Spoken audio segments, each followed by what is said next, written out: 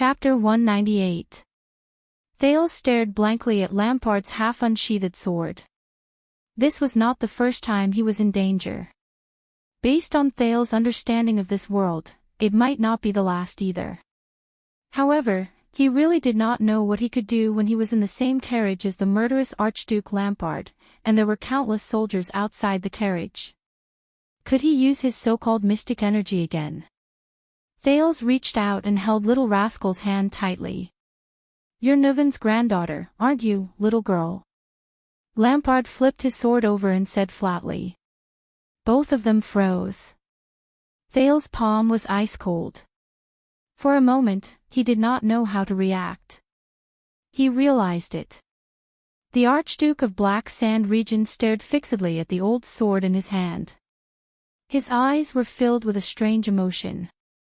When Nuven went to war against the Calamities, he brought you and her, the two most important bargaining chips, with him. "This is really unexpected," Lampard said to himself. Little Rascal was so frightened that she could not even speak. Thales took a deep breath. What should he do? No. Since it was already the end. He had to at least figure out some things. Thales slowly raised his head and stared straight into Lampard's eyes. "I think your actions are probably out of Nuven's expectations as well." The King's Slayer. Asterisk swoosh. Asterisk there was a crisp sound of metal scraping against metal. Little Rascal trembled slightly. Thales was also startled. Lampard turned his head. The sword in his hand had already returned to its sheath. "Don't you understand? Whether it's Nuven's death or the current chaotic situation." Archduke Lampard's gaze was very complicated, but Thales could not read much emotion from it. He only heard the Archduke say, "All of this was brought about by you." "Me?" Thales looked up in shock.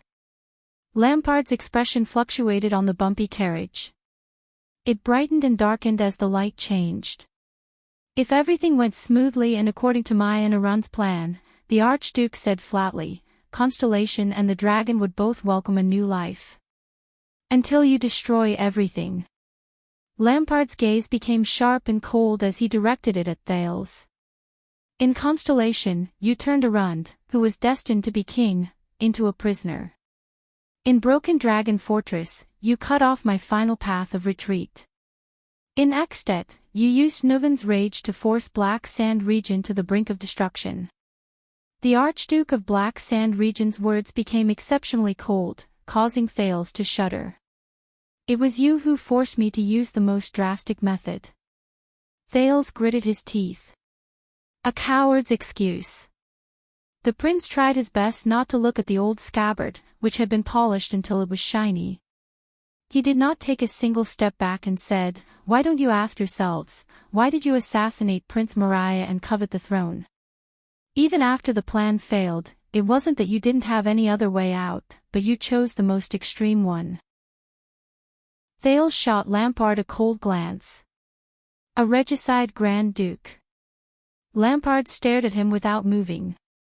Then, a rare sneer appeared on his face. "When I was your age, my mother brought Harold and I back to Dragon Cloud City. At the city gate, I saw a criminal being executed with my own eyes." Lampard's lips were slightly tilted to the side, and his eyes sparkled. "The moment before the execution, my grandfather's warrant arrived. He wanted to pardon the criminal." Thales frowned. He glanced out of the carriage with the corner of his eye. "No, there's still no chance." In the end, Lampard continued, before the warrant was read out and the king's order had yet to take effect, the executioner swung his axe and chopped off the criminal's head. Little Rascal was still terrified, but as she listened to Lampard's story, she subconsciously put on an attentive expression. The executioner was a valiant warrior. His methods were clean and efficient, without any hesitation. "Even now, I still remember the head that was raised high and the blood that spilled. I also remember the scene of him casually receiving the king's warrant with his bloodied hands." The Archduke paused for a moment. He lowered his head and looked at the sword in his hand. In the carriage, Harold kept comforting me, who was crying out of fear. Lampard seemed to be in a daze. He said quietly, "That was the first time I understood what death and slaughter meant." He raised his head and turned towards Thales. But this time, Lampard did not look at Thales. Instead, he looked behind him. At the little girl. Thales' heart clenched. He could not help but tighten his grip on little rascal's hand. Later, my mother told us that the executioner was her biological brother, our uncle, Prince Nuvan Walton. Lampard said expressionlessly, his sharp eyes fixed on little rascal. Nuvan Walton VII, your grandfather, my uncle, was born a murderer. He was ruthless, tenacious, and stubborn. He could not tolerate weakness and hesitation, especially after he was crowned. Little rascal only stared at Lampard blankly. She did not even dare to breathe loudly. He always liked to deal with his enemies in a simple, violent, and swift manner, Lampard said flatly. Thales' gaze shifted. The scene of King Nuvan killing Pofric, poisoning Alex, and banishing Merc without hesitation in the Hall of Heroes was still vivid in his mind. But the scene that left the deepest impression on him was when the old king took out Triumph and placed it in little rascal's hand. He did this to the glacial orcs, to White Mountain, to the Alliance of Freedom, and to Constellation. Lampard cast his gaze out of the window again.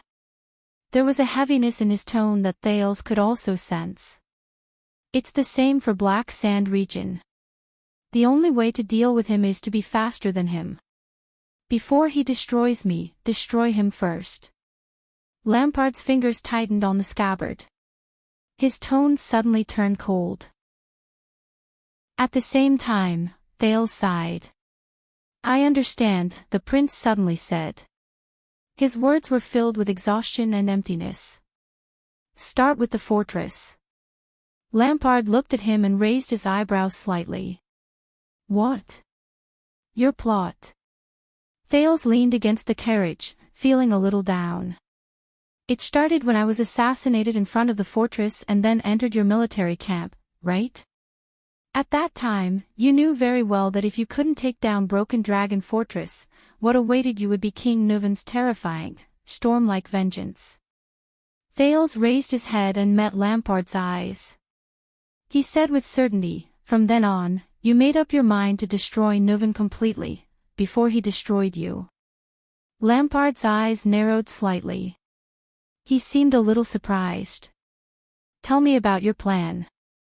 Thales raised his eyebrows and exhaled through his nose.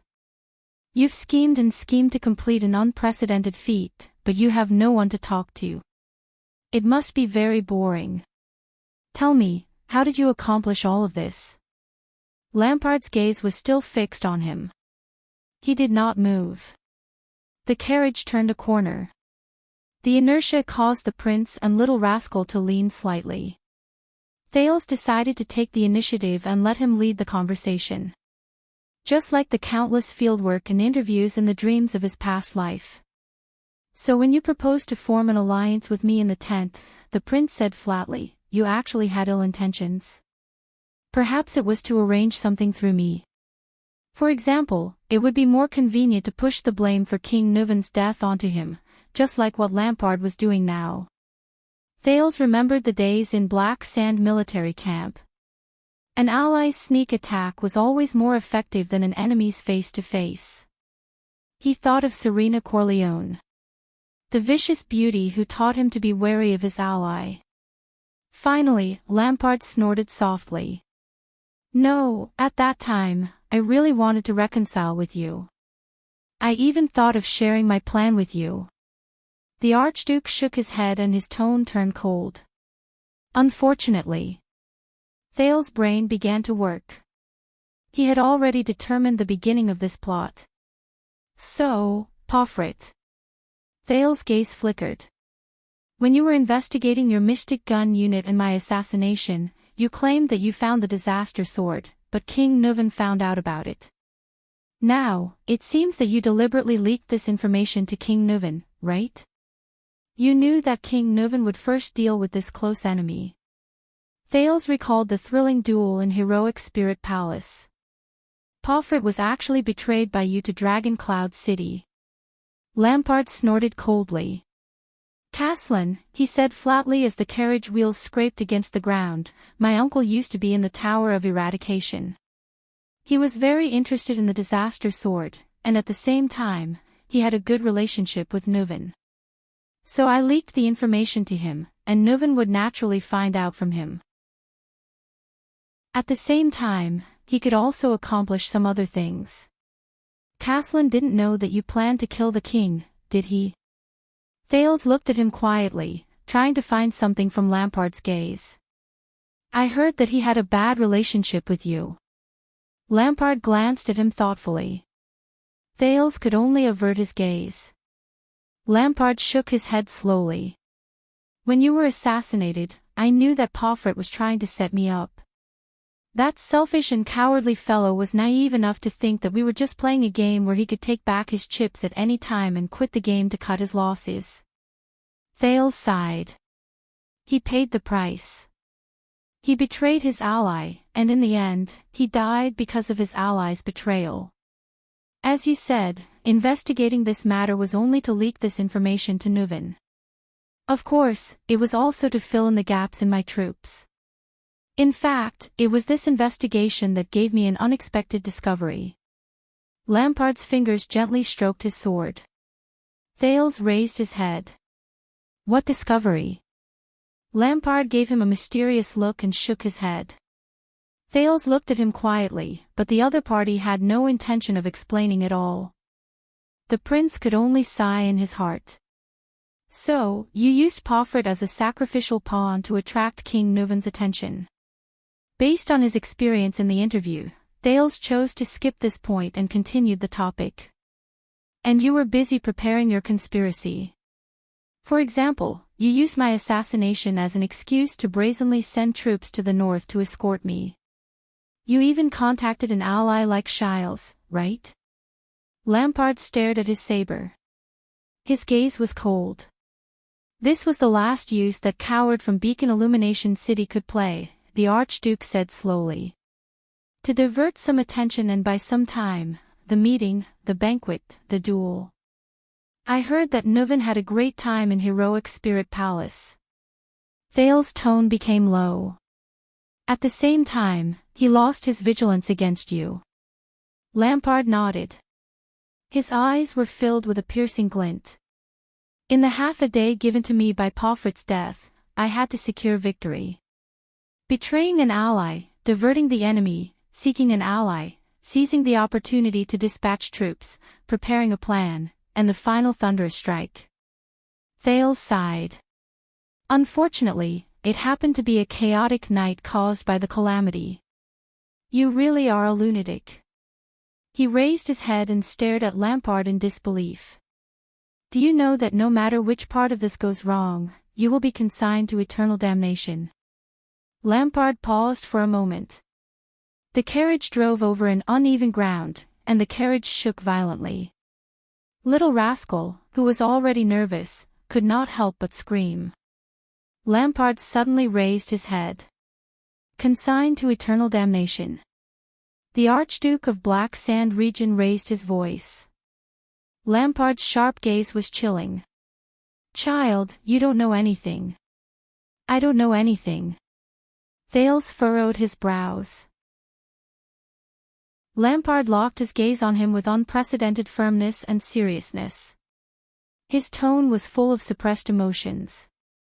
In order to complete that grand plan with Arund, we started preparing many years ago.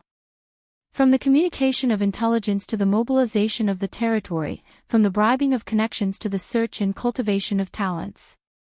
In order to take down the fortress, I issued a rarely seen draft law in the history of Axtet.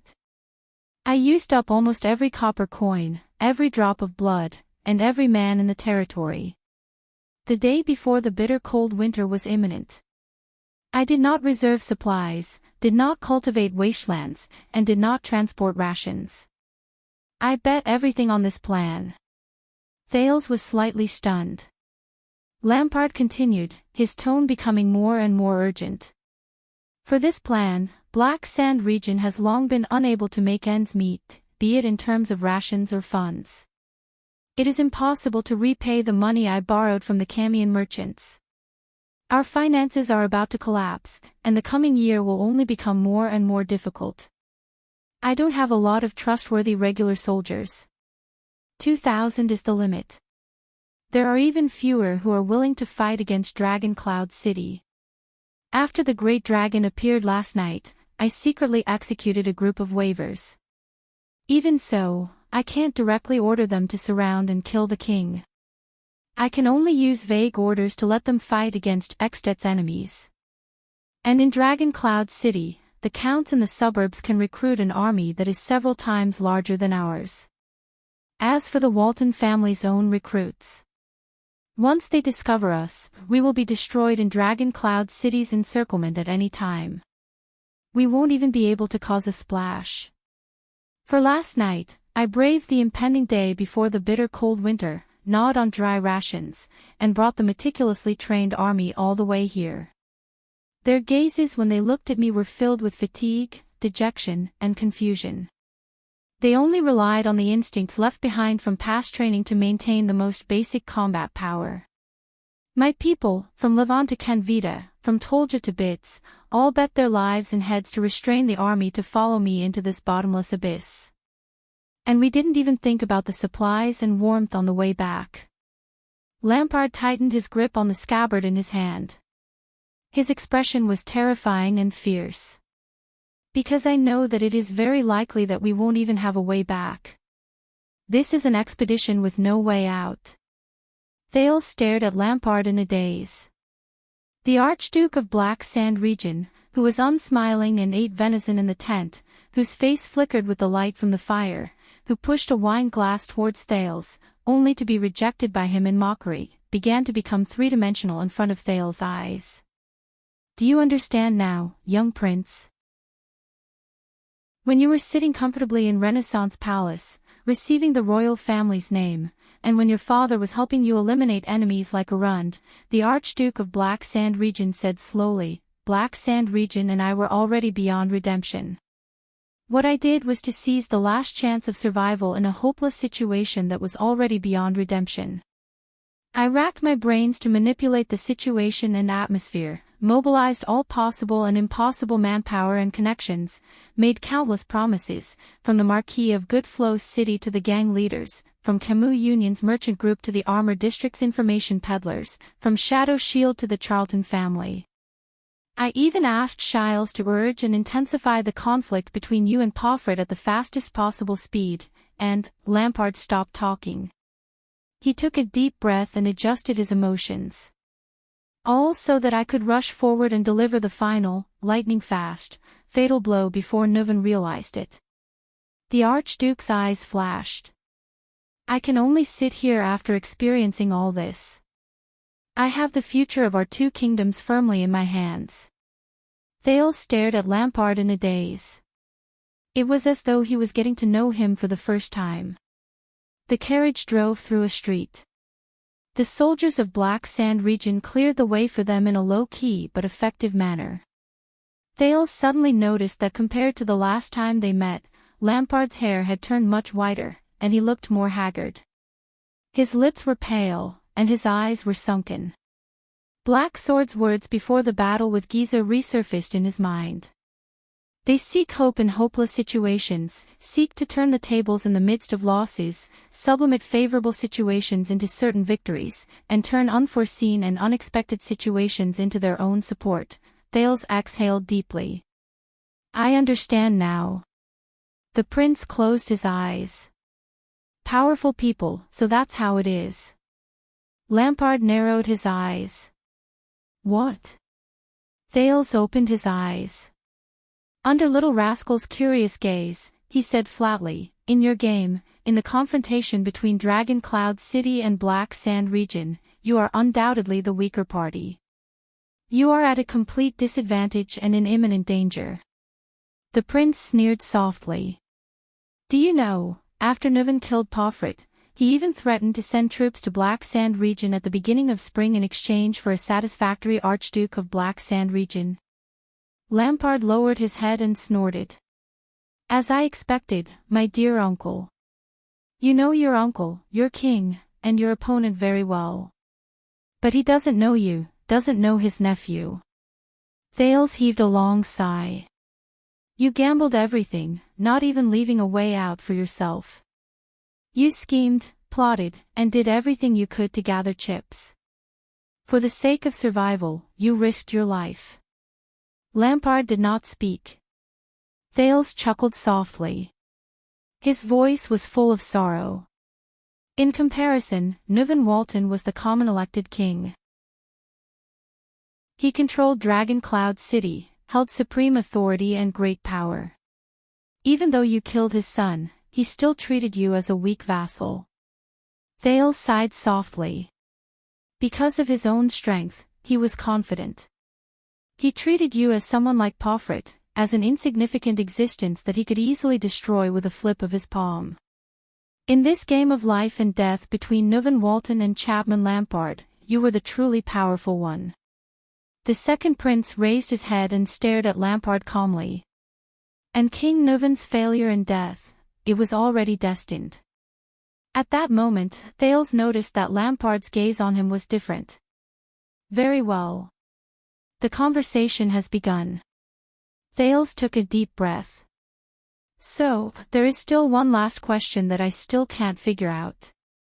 Under Lampard's complicated gaze, Thales slowly enunciated each word. Aside from being an assassin, why did you come to Dragon Cloud City personally? Anne. Chapter 199. How are we going to end this? In the moving carriage, Lampard lowered his head and absent-mindedly fiddled with his saber. His expression was subtle, but he did not answer. King Nuvan is dead, but Dragon Cloud City is still powerful.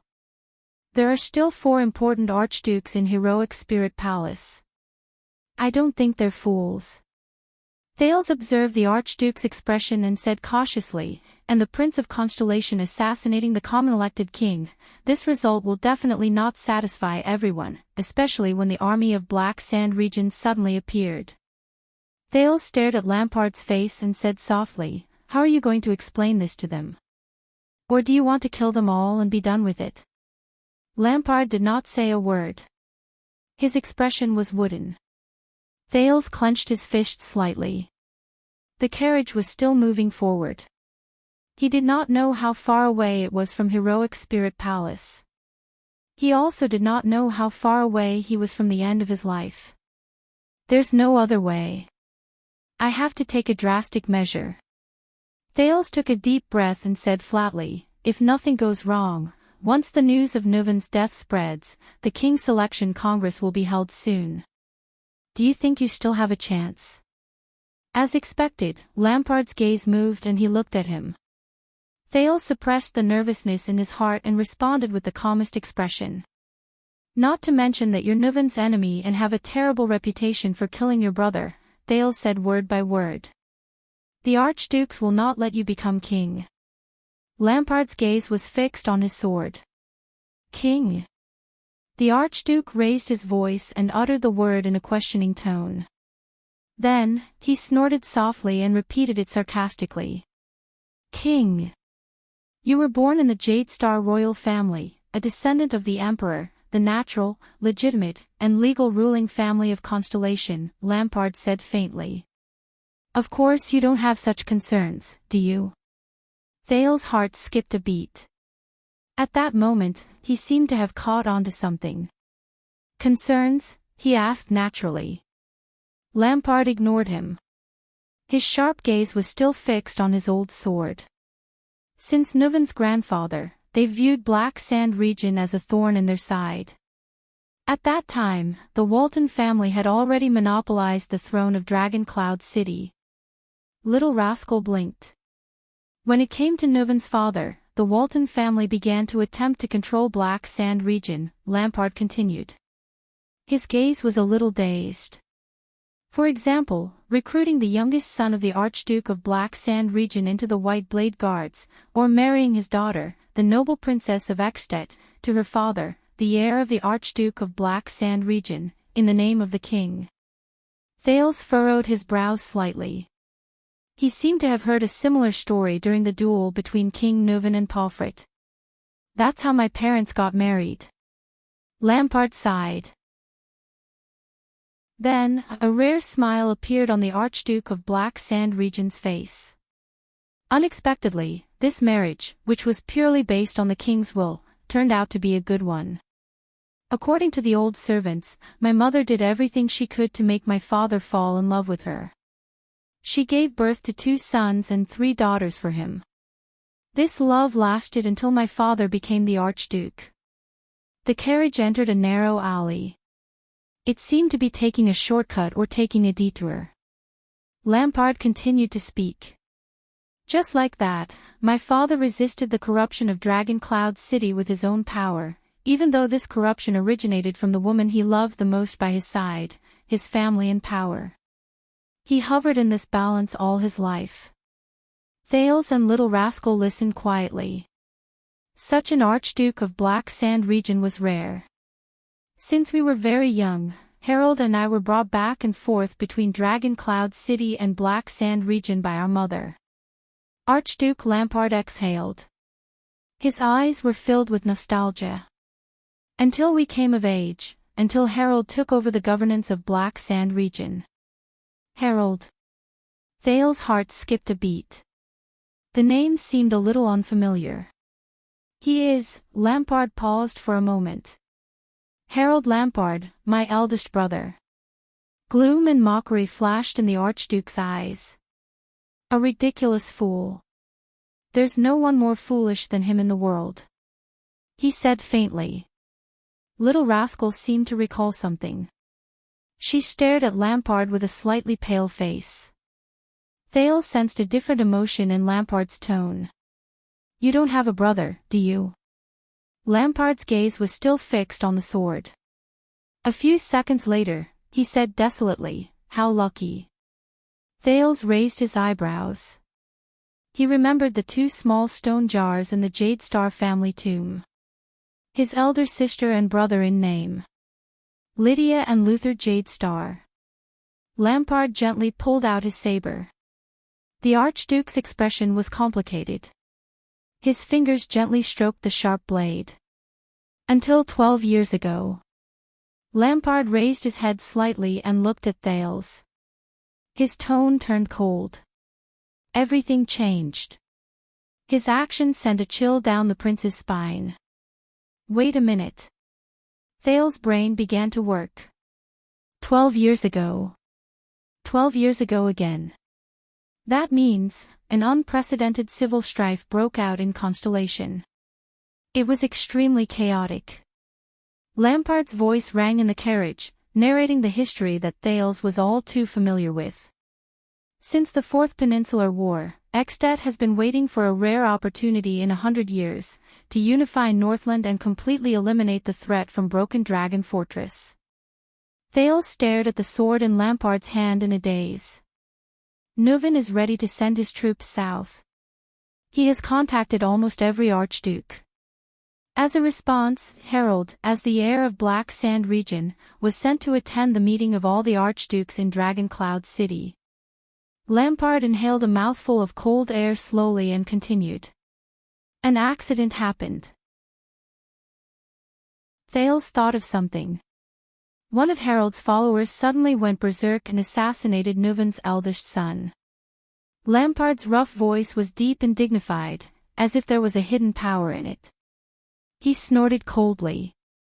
Prince Soria, who thought himself infallible, was cruel and bloodthirsty, and was practically carved from the same mold as his father, died in Harold's group. At that moment, Thales' heart skipped a beat. The second prince digested Lampard's story without moving. Little Rascal's grip on his hand grew tighter and tighter. He had heard this story before. Last night.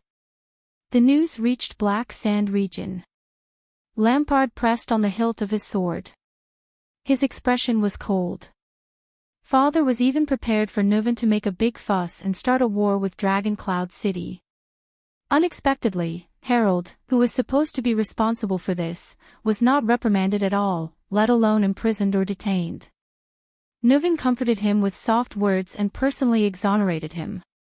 He even allowed him to participate in the conference and sent him back to Black Sand region with great courtesy. Lampard sneered.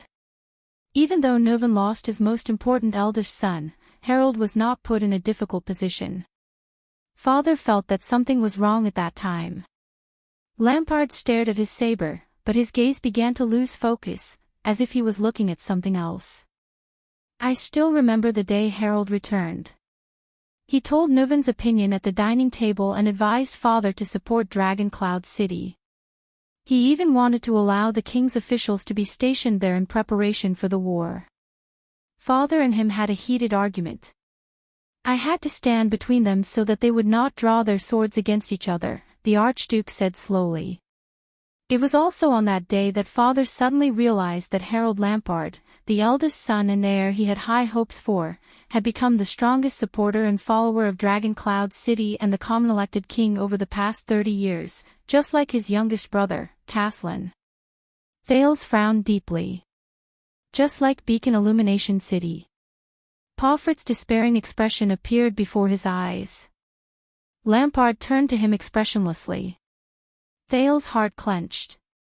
Just like Beacon Illumination City, he calmly confirmed Thales' words. Father could not accept this fact. Father felt that if this continued, when Harold inherited Black Sand region, it would only be a matter of time before we became the king's vassals. Lampard's expression was cold and threatening. Even the position of Archduke of Black Sand region would soon become a vassal matter that Dragon Cloud City could decide with just a word. Sincere talks, threats, scolding, lecturing, and even having me advise him from the side. Father tried everything to change Harold's mind. But it was all in vain. Little rascal shrank behind Thales with a pale face. The terrifying Archduke of Black Sand region lowered his head. His expression was rather gloomy. Finally, Father made up his mind to take back Harold's right of inheritance. Things became chaotic at that time. Lampard shook his head slowly. Father briefly mentioned this idea in front of the vassals, and he was immediately met with fierce opposition and admonishment. That's not all. From the day Father insisted on stripping Harold of his inheritance rights, the harvest decreased, the finances were in trouble, and the trade routes were blocked. Strangely, the troubles in Black Sand region increased. What happened in Beacon Illumination City is now happening in Black Sand region. Lampard sneered. There was a deep sarcasm in his tone. It was only when the entire Black Sand region was in an uproar that my father realized with a start that in the past 30 years, the Lampard family's bloodline was not the only thing that infiltrated Dragon Cloud City. Nuven did not just rope Harold to his side. Harold refused to yield, Father refused to compromise, and the situation in the territory worsened. The forces supporting Harold, both inside and outside the territory, had already exceeded the scope of Father's control. He became more and more desperate and haggard. Lampard's tone became deeper, and the emotions in his words became paler. Black Sand region was not Dragon Cloud City's match at all. Finally, on the day the king's messenger came again. Father, who was both mentally and physically exhausted, called me to his room. Thales felt a chill run down his spine. He could not help but think of Chapman Lampard's famous, or rather infamous, or even notorious deeds. Lampard raised his head and looked at the streets of Dragon Cloud City outside the window. I still remember Father's eyes. They were filled with determination and darkness. Thales could not help but tighten his grip on little rascal behind him. He talked to me for a very, very long time. The Archduke of Black Sand region's gaze became colder, and his tone became calmer. I hugged his thigh and cried. I begged him with all the words I could think of. I even pulled up my sleeves and showed him the wound I got when I was hunting when I was 14. Harold dragged me out of the mouth of a snow leopard. The Archduke's words became flatter. But Thale's heart became increasingly tense. Archduke Lampard narrated as if nothing had happened. "Child, we are Lampard, the bloodline of the rebellion king. Father said, our clan's motto is never yield, whether it's to the outside world or to the inside world, double quotes. Whether it's to the emperor or to the king." The Archduke exhaled. The darkness in his eyes was incomparably deep. His tone was firm and resolute. "We will never yield." Thales listened to Lampard's words in a daze. Little Rascal widened her eyes. Lampard snorted. He lowered his head and looked at the weapon in his hand. "In the end, he gave me this sword." It was an old weapon with a worn scabbard and a worn hilt. It was as if it was his most important treasure. A week later, I challenged Harold to a duel in front of everyone, and my father approved. Thales held his breath. He did not even dare to breathe loudly. Mother knelt in front of the study room and cried for the whole night. Father sat in the study room with the light on for the whole night. Lampard slowly turned his saber around and caressed the emblem of an iron fist on the hilt. Until Mother fainted and was sent away by the servants. There was a moment of silence in the carriage. For a time, there was only the sound of wheels scraping against the ground. "This is..." Thales opened his mouth with difficulty, but was interrupted by Lampard. "On the day of the duel, Harold had at least 3 chances to end my life and his brother's life," the Archduke said calmly, but his voice was a little hollow and trembling. "At least 3 times. Lampard's hand, which was caressing the hilt, stopped moving. His voice became ethereal, as if he was speaking from a very, very far away place. "In the end, when I pierced his heart, I saw his face clearly," the Archduke said flatly. He was smiling. Lampard took a deep breath. With his head lowered, his expression was hard to read. It was the same smile as the day he dragged me out of the snow leopard's mouth. Thales sighed. "This is simply..." Harold pulled my collar and whispered his last words into my ear. Lampard snorted softly, as though he was telling a story from someone else's dinner. "Remember, Chapman."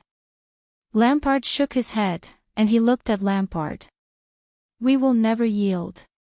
Lampard chuckled, unable to discern his emotions. Thales raised his head and stared at his sword in a daze. The sword that belonged to the Archduke of Black Sand region, the one that killed his brother. On the second day, Lampard's voice traveled into his ears. Mother jumped down from the highest lookout post in the castle. On the third day, Nuven ordered me to go to Eternal Star City and declare war on all of Constellation. Thales and Little Rascal did not move. A wordless sorrow permeated the carriage. The story of Lampard's family filled him with mixed feelings. A month later, at Raymond Pass, when the kingdom's wrath broke through the encirclement with the last of their courage and arrived in front of my father did not dodge or raise his sword. He allowed Mu to break his neck. Lampard chuckled softly. It was only later that I suddenly realized that my father was probably seeking death.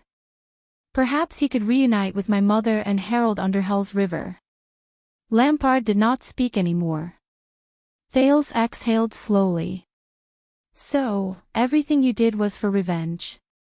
He frowned and asked in surprise and bewilderment, "Do you want Nuven to pay the price, or do you want Dragon Cloud City to be destroyed?" Lampard sneered mockingly. He slowly leaned back and revealed his face under the light again. "Hatred. That ridiculous thing. Don't compare me to a coward like Palfret." Thales furrowed his brows. "Then why are you telling me this story?" the prince asked, puzzled. "Don't tell me that you just want to talk to a dying man." The Archduke of Black Sand region's gaze slowly darkened. Lampard looked at him condescendingly and shook his head slowly. His voice was low and cold, and his words were chilling. "You are indeed very special, child, but your vision is still stuck at the level of those mediocre people. As for what I really want, compared to self-preservation, revenge, the death of a king, and the destruction of a territory, Lampard inhaled slowly and said in a firm tone, I want a little more than that. Thales stared at Lampard's face seriously, quickly trying to figure out what he was thinking. Of course. Lampard snorted softly. You were born in the Jade Star royal family, and lived in the era after the virtuous king. You will not understand this kind of sorrow. The Archduke's words ended there. Lampard closed his saber and said no more. Thales was slightly stunned. The virtuous king. It was not the first time he heard this title from the Northlanders. The last time he heard it was from King Nuvan. At that time, Thales did not react. But this time, Thales remembered. He subconsciously touched his chest. The virtuous king, Mindy's Jade Star III. One of the three kings of Constellation. A king is not respected by his bloodline, but his bloodline is glorious because of the king. Why? Why did King Nuvan and Archduke Lampard mention this supreme king of Constellation from more than 100 years ago? What did he do? And what did Lampard want? Thales lowered his head deeply. I don't understand. Thales panted rapidly, trying to sort out everything that was confusing. I thought everything that happened last night was just a desperate counterattack that you had no choice but to do to protect yourself. It was a quick move that you made to fight back with your life on the line. If Black Sand region did not do this, then Dragon Cloud City would. Lampard turned his gaze and looked at him thoughtfully. Thales bit his lower lip. You roped in other forces like Shiles, mobilized so many troops into the city, replaced them right under the secret room's nose, and even bribed assassins to assassinate the king. The second prince raised his head and said anxiously, your plan was not thorough at all. If it was not a coincidence like the invasion of the Calamities, which caused the king to leave the protection of the White Blade Guards, you would not have succeeded at all. At this moment, Lampard snorted coldly and interrupted Thales' words. Coincidence? The Archduke of Black Sand region's gaze sharpened again. Indeed. Normally, my flawed plan would not have stood a chance at all, Lampard said calmly. The common elected king, heavily protected by the White Blade Guards, sits in the tallest building in the city, Heroic Spirit Palace, controls the indestructible Dragon Cloud City, controls the most abundant and valiant soldiers, enjoys the best supplies and weapons, and even has eyes and ears like the secret room. Even if all 2,000 of my men are supreme-class warriors, it is impossible to kill him under these circumstances. Thales was slightly stunned. So, you're right. If there were no accidents brought by the Calamities, chaos in Dragon Cloud City, negligence in the city gates and gatehouse, the king's enlistment ban, the White Blade Guard's mistakes, the emptiness of Heroic Spirit Palace, and martial law in Shield District, Lampard said softly. Then it would have been impossible to accomplish this with just the cooperation between me, Shiles, Vlad, or other allies. Thales' gaze froze. He heard another hint in Lampard's words. Thales' expression slowly changed. What do you mean by this? The second prince asked slowly and with great difficulty, using his most cautious, careful, and light-hearted tone. No, impossible. Lampard sneered faintly. They didn't tell you anything, did they? The Archduke of Black Sand region's tone was as if he was mocking an ignorant child.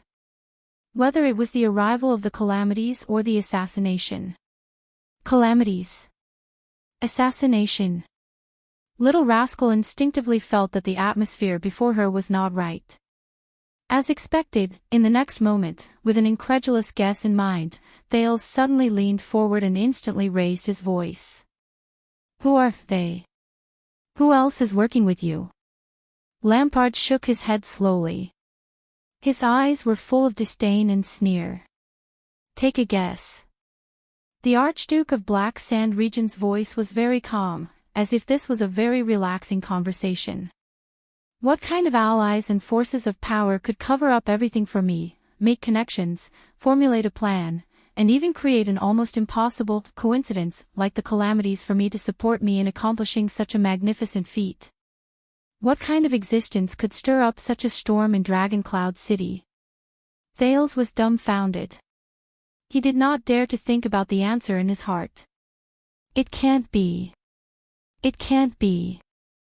At this moment, the carriage stopped. Thales snapped out of his daze and glanced outside the carriage. This isn't Heroic Spirit Palace. The second prince was stunned for a moment. What do you want? Lampard exhaled slowly. One of my collaborators wants you alive. Thales widened his eyes. Why don't we take a look? The Archduke of Black Sand Region opened the carriage door and said coldly, What price can you sell me for? Constellation, Eternal Star City, an unknown underground area. The torches were gradually extinguished. The first ray of sunlight freely passed through the iron window, which was smaller than a palm, and cast a shadow in the shape of a hashtag on the ground. At this moment, a rough voice came from the sealed prison cell. It's sunrise. Outside the prison cell, the strong figure sitting on the chair paused for a moment before he slowly raised his head. Yes, the strong figure wearing the crown said flatly, It's sunrise. I guess you're not the kind of person who can sit across a prison cell door for half a night with a traitor in between you and him. The Duke of Northern Territory in the cell asked in a mocking tone through the sluice on the cell door, What happened? The figure on the chair said in a heavy and imposing voice, You noticed. Whenever you have something on your mind, you sit alone in a daze. Valarun snorted softly. I still remember when you were sent to Western City Police Station for an internship because you caused a ruckus in Red Street Market. On your first day on duty, you came back with a bloody nose and a swollen face. That's how you look. The muscular figure trembled slightly. At that moment, his voice was mixed with a hint of liveliness and laughter. You know, Gines is very strong. The Duke of the Northern Region replied with a disdainful snort. Silence. After a while, the well-built figure rubbed the Jade Star badge on his hand. Will you miss them? The prisoner behind the small gate seemed to be slightly stunned. Who? The Duke asked in a low voice. The muscular figure revealed a pair of tired blue eyes, which were filled with unknown emotions. Family, he said calmly. His voice was still deep. The people we are used to, but only remember after we lose them. The person in the cell did not speak.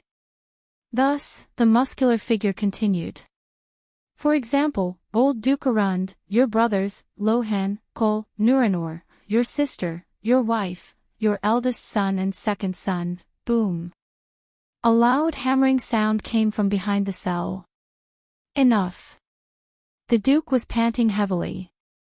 He had been suppressing his anger for a long time. What's the point of saying all this now? There were a few seconds of silence. No, this is meaningful. The muscular figure slowly stood up. It's about time, he said faintly. The prisoner behind the cell did not answer. I came here to tell you, the visitor outside the cell slowly said, the culprit who caused the Northern Territory to turn into a river of blood 12 years ago, the King of Extet who gathered his army and invaded the south. The Duke of the Northern Territory behind the cell door paused for a moment. His face reappeared at the opening of the gate. His breathing became heavier. Over there, he looked outside the prison cell at the Supreme King of Constellation, Kessel V.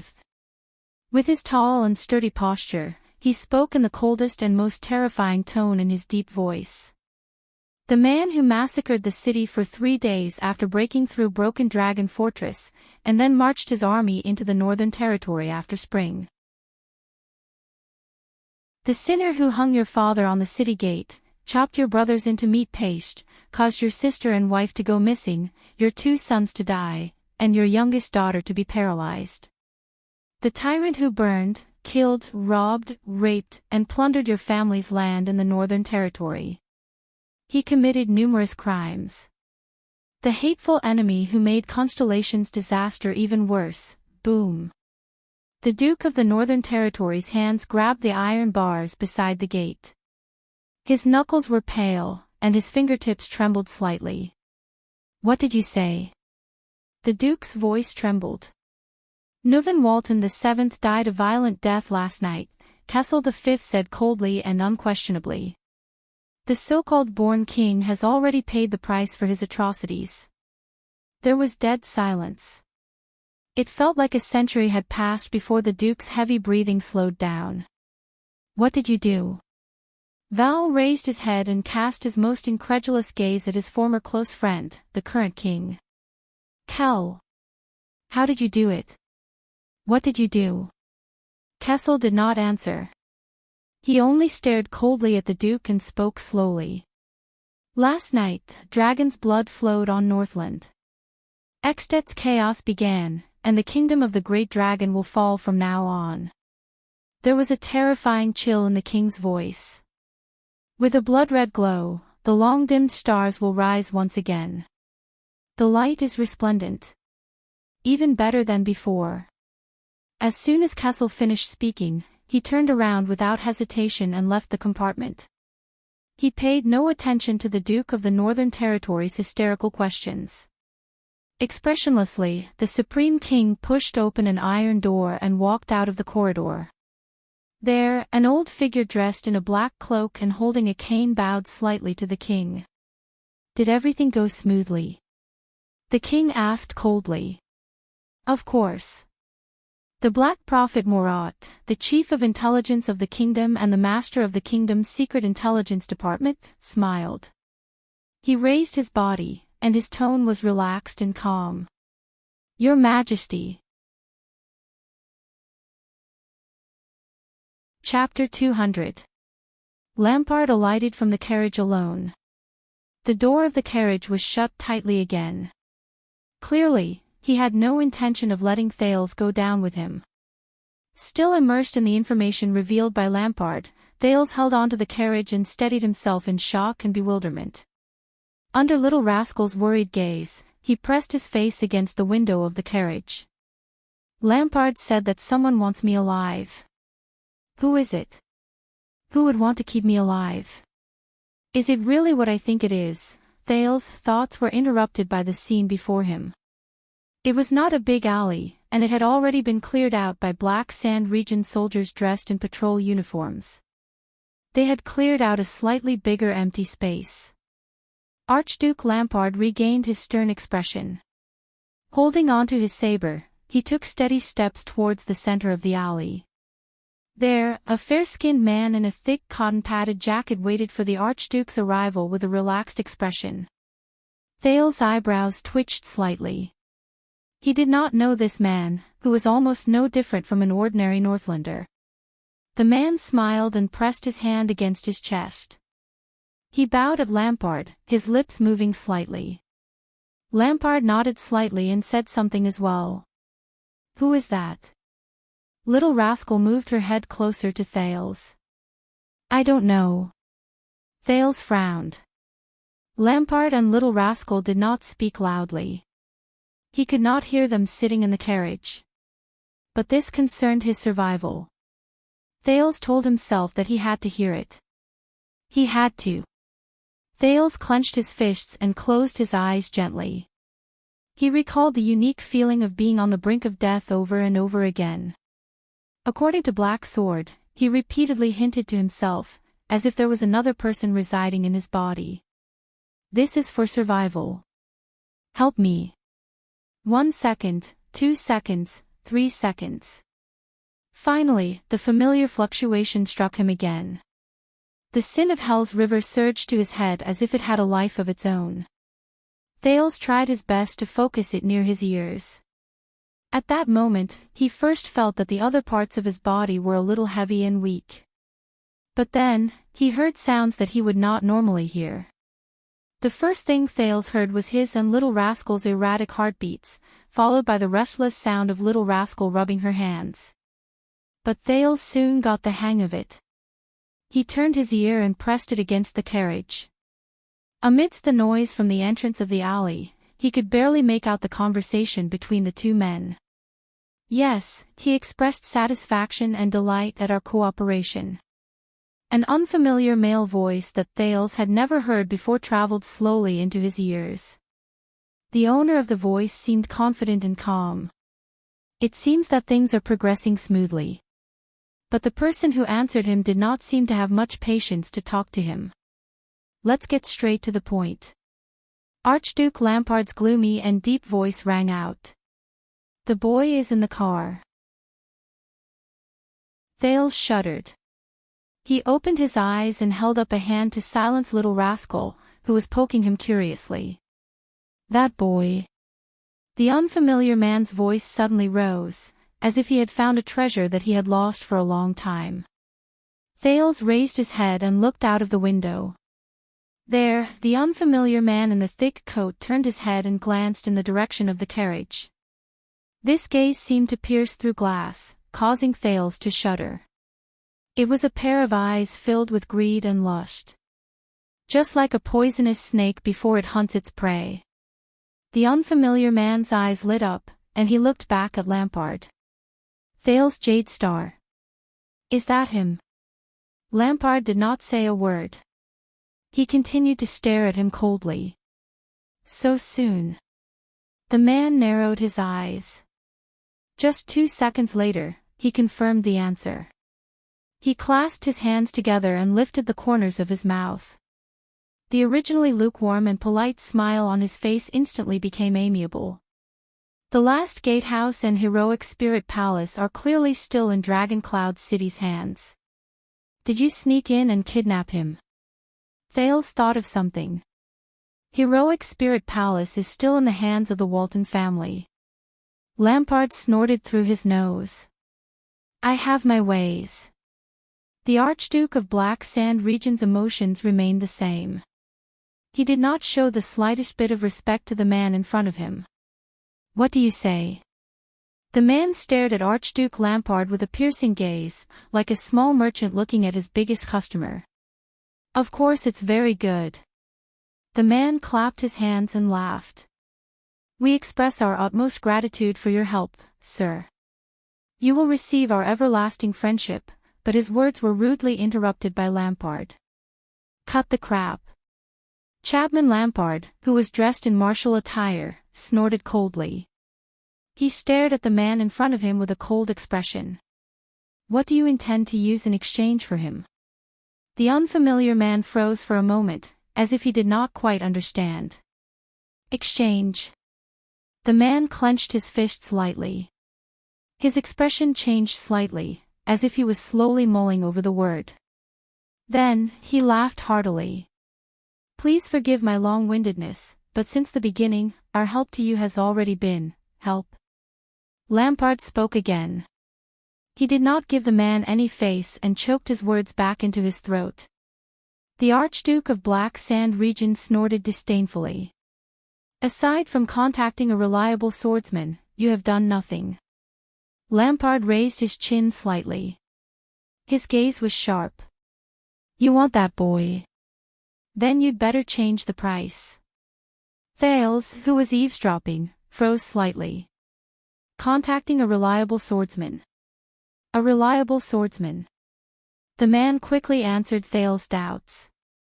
He frowned slightly, and with an aggrieved smile, he explained, how is this possible? We are talking about the assassin's flower, and I guarantee that you will not find a better assassin than them in this world, especially when you are aiming at the most difficult target. Lampard did not speak. And with all due respect, due to a mistake in your intelligence, the flying locust wasted too much time searching for the target in Heroic Spirit Palace. The man shook his head and sighed. If it were not for our men discovering the target's whereabouts in time, the flying locust would not have been able to complete the mission, and you would not have been able to. The man stopped himself. He frowned and saw Lampard shaking his head slowly. As far as I know, Bennett Charlton is not one of you. He relies on his own sword to make a living, so I will discuss the reward with him alone. Lampard's voice was not loud, but there was an unquestionable tone to it. As for you, don't bargain with other people's bargaining chips if you still want to take that boy, that prince. In the carriage, Thales listened to the two conversations in which he was the main character. Suddenly, he figured out something in his mind. Bennett Charlton descended from the cliff of the sky and assassinated King Nuvan in Shield District. But according to that man, in other words, the reason why Lampard appeared in front of me with an army, the man did not speak again. He just looked at Lampard quietly, and there was a complicated look in his eyes. Lampard continued to stare back at him expressionlessly. In the end, the man was defeated by Lampard's gaze. He sighed. You are really greedy. We are not talking, Lampard shook his head and said coldly. He then turned around and left.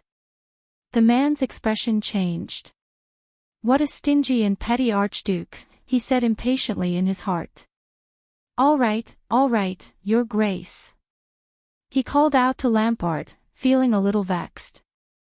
The unfamiliar man shrugged, as if there was nothing he could do, but there was a strange light in his eyes. As long as you are willing to hand over that boy to us, the man exhaled slowly, and his expression returned to the strange smile from before. We have a wide range of resources and manpower, from Anlenzo Dukedom to Valir Gang, from Crystal Jade City to the Three Devil Islands, and even in Extet. The man chuckled. I bet that the new Extet will need us in many areas. After all, not everyone will serve a fierce suzerain who is suspected of regicide. We can help you to pacify the situation in the country. If there is any blind vassal who is difficult for you to deal with, resources. Manpower. Difficult to deal with. Thales' heart skipped a beat. At that moment, he suddenly knew the identity of the man in front of him. However, Lampard's reply was only two cold words, not enough. The man was slightly stunned. He frowned, as if he was thinking carefully. After a while, he unfurrowed his brows and said cautiously, which was rare for him, if this does not satisfy you, we still have a lot of information, be it political scandals or national secrets. With some operations or even adjustments, it will be enough to cause a huge uproar in some small countries. The man's tone was no longer as relaxed as before. In Thales' ears, he was speaking faster and faster. As far as I know, Extet has always been paying close attention to the situation in the west and the front line of the Golden Passage. We can make the Alliance of Freedom fall into internal strife for a few years, and we can also make White Mountain suffer. If your ambition is more than that, Thales clenched his fists and gulped softly. Not good. This sounds, not enough. Out of Thales' expectations, Lampard's reply was still only two cold words. This time, the man's expression finally stiffened like never before. He scrutinized Archduke Lampard for a few seconds. The man closed his eyes and exhaled a breath of hot air through his nose. When he opened his eyes again, apart from the seriousness in them, there was also a murderous coldness in them. Then, what do you want? There was already a hint of impatience in the man's words. His tone began to calm down. Power. We can be your eyes, ears, and feet. We can use swords, shields, and horses to serve your ambition. Wealth. Although our inventory can't compare to that of a country, some rare treasures are rare even for the royal families of various countries. Beauty. We can. No, I believe that you are not such a low-class person. So, Your Grace, what is the price you have in mind? The man took a deep breath. The smile on his face had already disappeared without a trace. As long as you say it, we can discuss it. Lampard fixed his gaze on him. At some point in time, a mocking smile had already appeared on the corners of his lips. My price. The Archduke of Black Sand Region snorted coldly. This caused a hint of displeasure to flash across the man's eyes. As the organization's signature assassins, and even the intelligent secrets that you rely on for a living, just for that boy, you are willing to pay such a price without hesitation. Lampard suddenly took a step forward and slowly approached the unfamiliar man. His gaze was like a ferocious beast that had been lying dormant for a long time. This only proves one thing. The man's heart trembled. Feeling Lampard's extremely oppressive gaze, he subconsciously took a step back. In the carriage, Thales heard Lampard say word by word, "This boy's value is much more than all of the above combined." With his extraordinary hearing, Thales heard his own breathing speed up. "My value? What is that? What does it have to do with us?" The man's expression changed again. He widened his eyes and watched as Lampard slowly placed his hand on the saber at his waist. The Archduke's military uniform let out a scraping sound.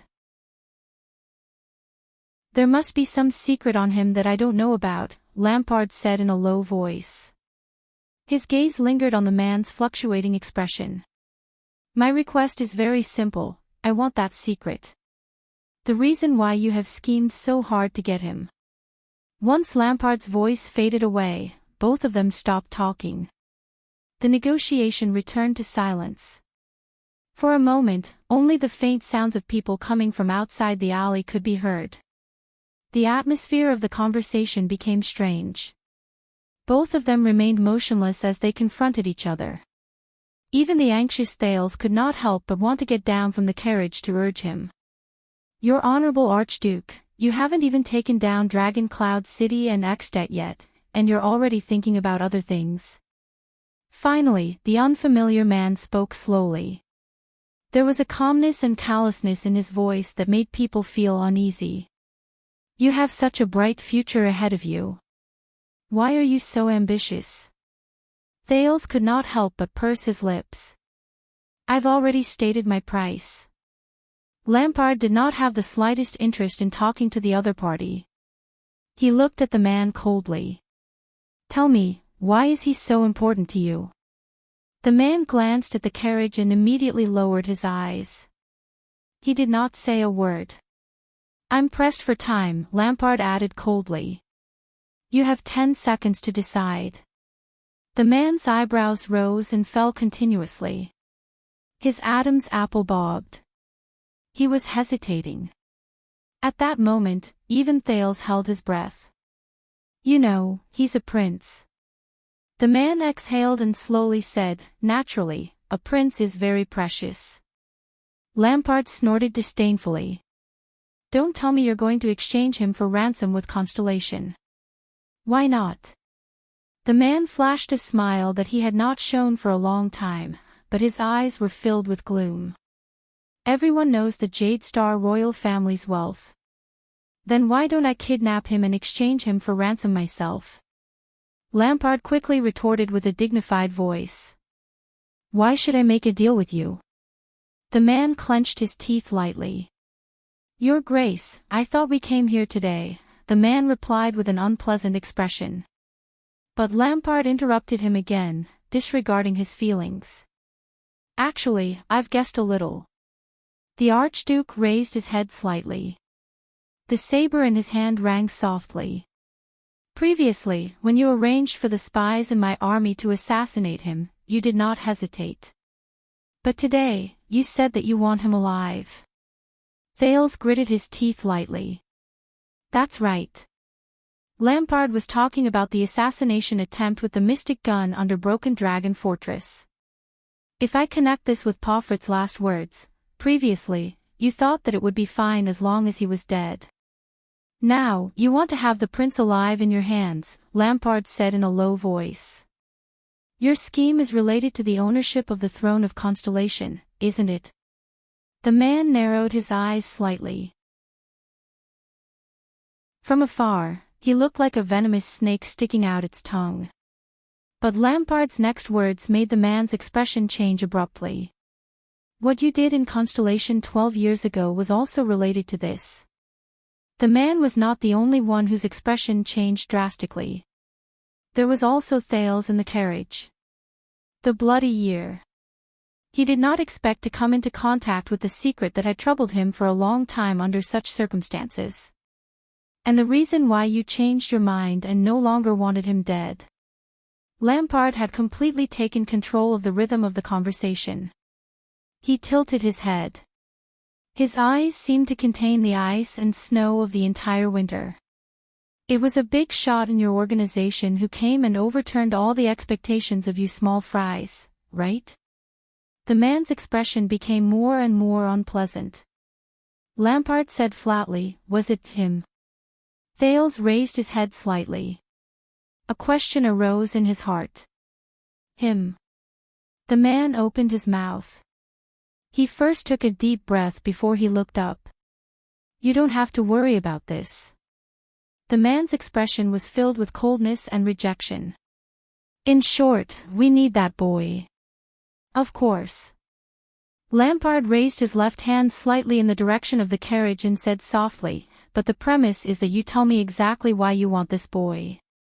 The man stared at Lampard quietly, as if trying to find something from this face that was full of vicissitudes of life.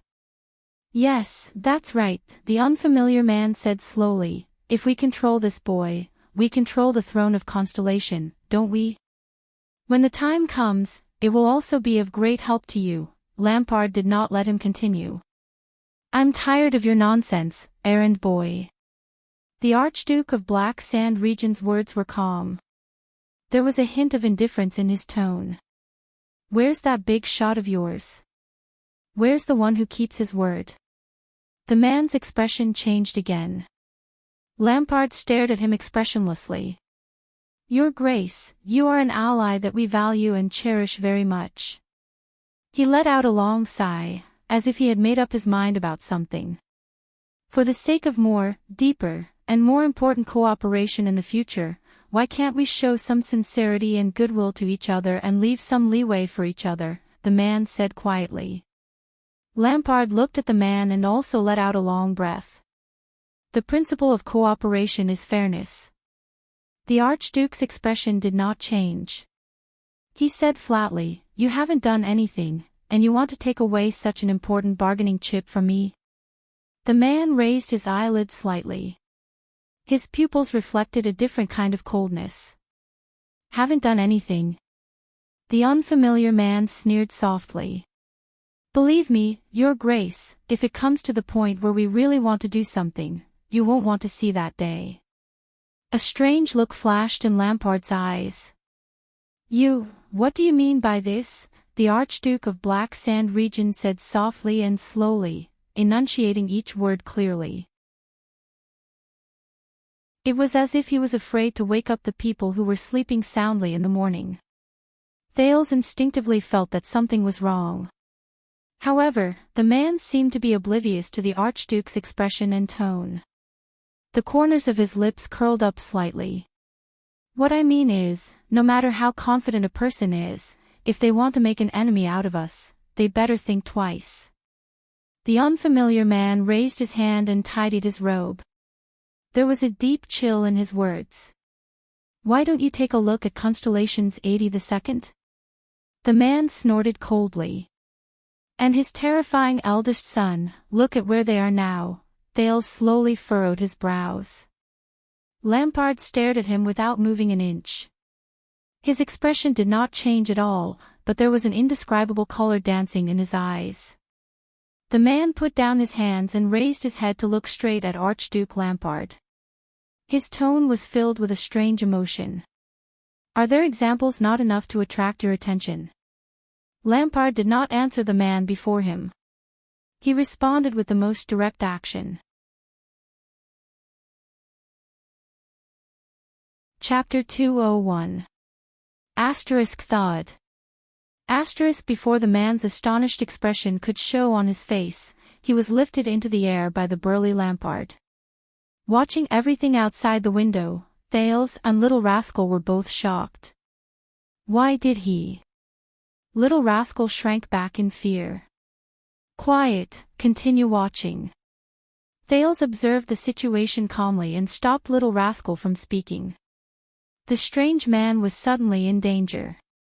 He reacted quickly and extended both his hands. A dagger and an awl appeared in his hands in an instant, and he thrust them towards Lampard. However, his arms were only extended halfway before they were firmly clamped by another person from behind. One of the 5 war generals of Axted who had escorted Thales all the way to Dragon Cloud City, Black Sand Region's Fire Knight, Lord Tolja, appeared behind the strange man. With a cold expression, he held the man's struggling arms. Lampard continued to choke him, his face expressionless. "You!" The man, who was having difficulty breathing, widened his eyes. He wanted to say something, but he could not. In the next second, Tolja twisted his hands. Asterisk crack. Asterisk the sound of muscles dislocating was heard. The man shuddered violently, closed his eyes, and moaned in pain. Tolja loosened his grip. The man's arms hung limply behind him, and the dagger and awl fell to the ground simultaneously. Asterisk clang. Asterisk, I gave you a chance, Lampard said coldly. What? The man broke out in a cold sweat and uttered with difficulty. Have you ever heard of this saying? Lampard said coldly, if you treat others like fools, you must be prepared to be treated like fools. The man mumbled desperately. Lampard loosened his grip slightly. Traitor. Getting a hard-won breath of air, the man gritted his teeth and said with a ferocious expression, We've arranged so much for you, but before he could continue, Lampard tightened his grip on his neck again.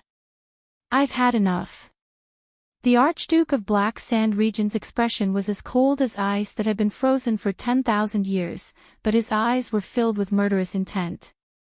Charlton was the one who made the move, Camus Union was the one who pulled the strings, the gangs contributed their strength, Black Sand Region was the one who gambled everything, and my troops were the ones who controlled the situation. The top secret information and cover, including the most crucial calamity, were all thanks to those people from the south. Other than moving your lips, you bastards haven't done anything at all. Calamity. The group of people in the south. When he heard the key words, Thales sucked in a breath in a daze. Outside the carriage, everything was still going on. Lampard strangled the man's neck while Lord Tolja stood behind the man, watching with cold eyes. You're clearly unwilling to pay anything, but you're fanning the flames and adding fuel to the fire, yet you still want to sit back and enjoy the fruits of others' labor.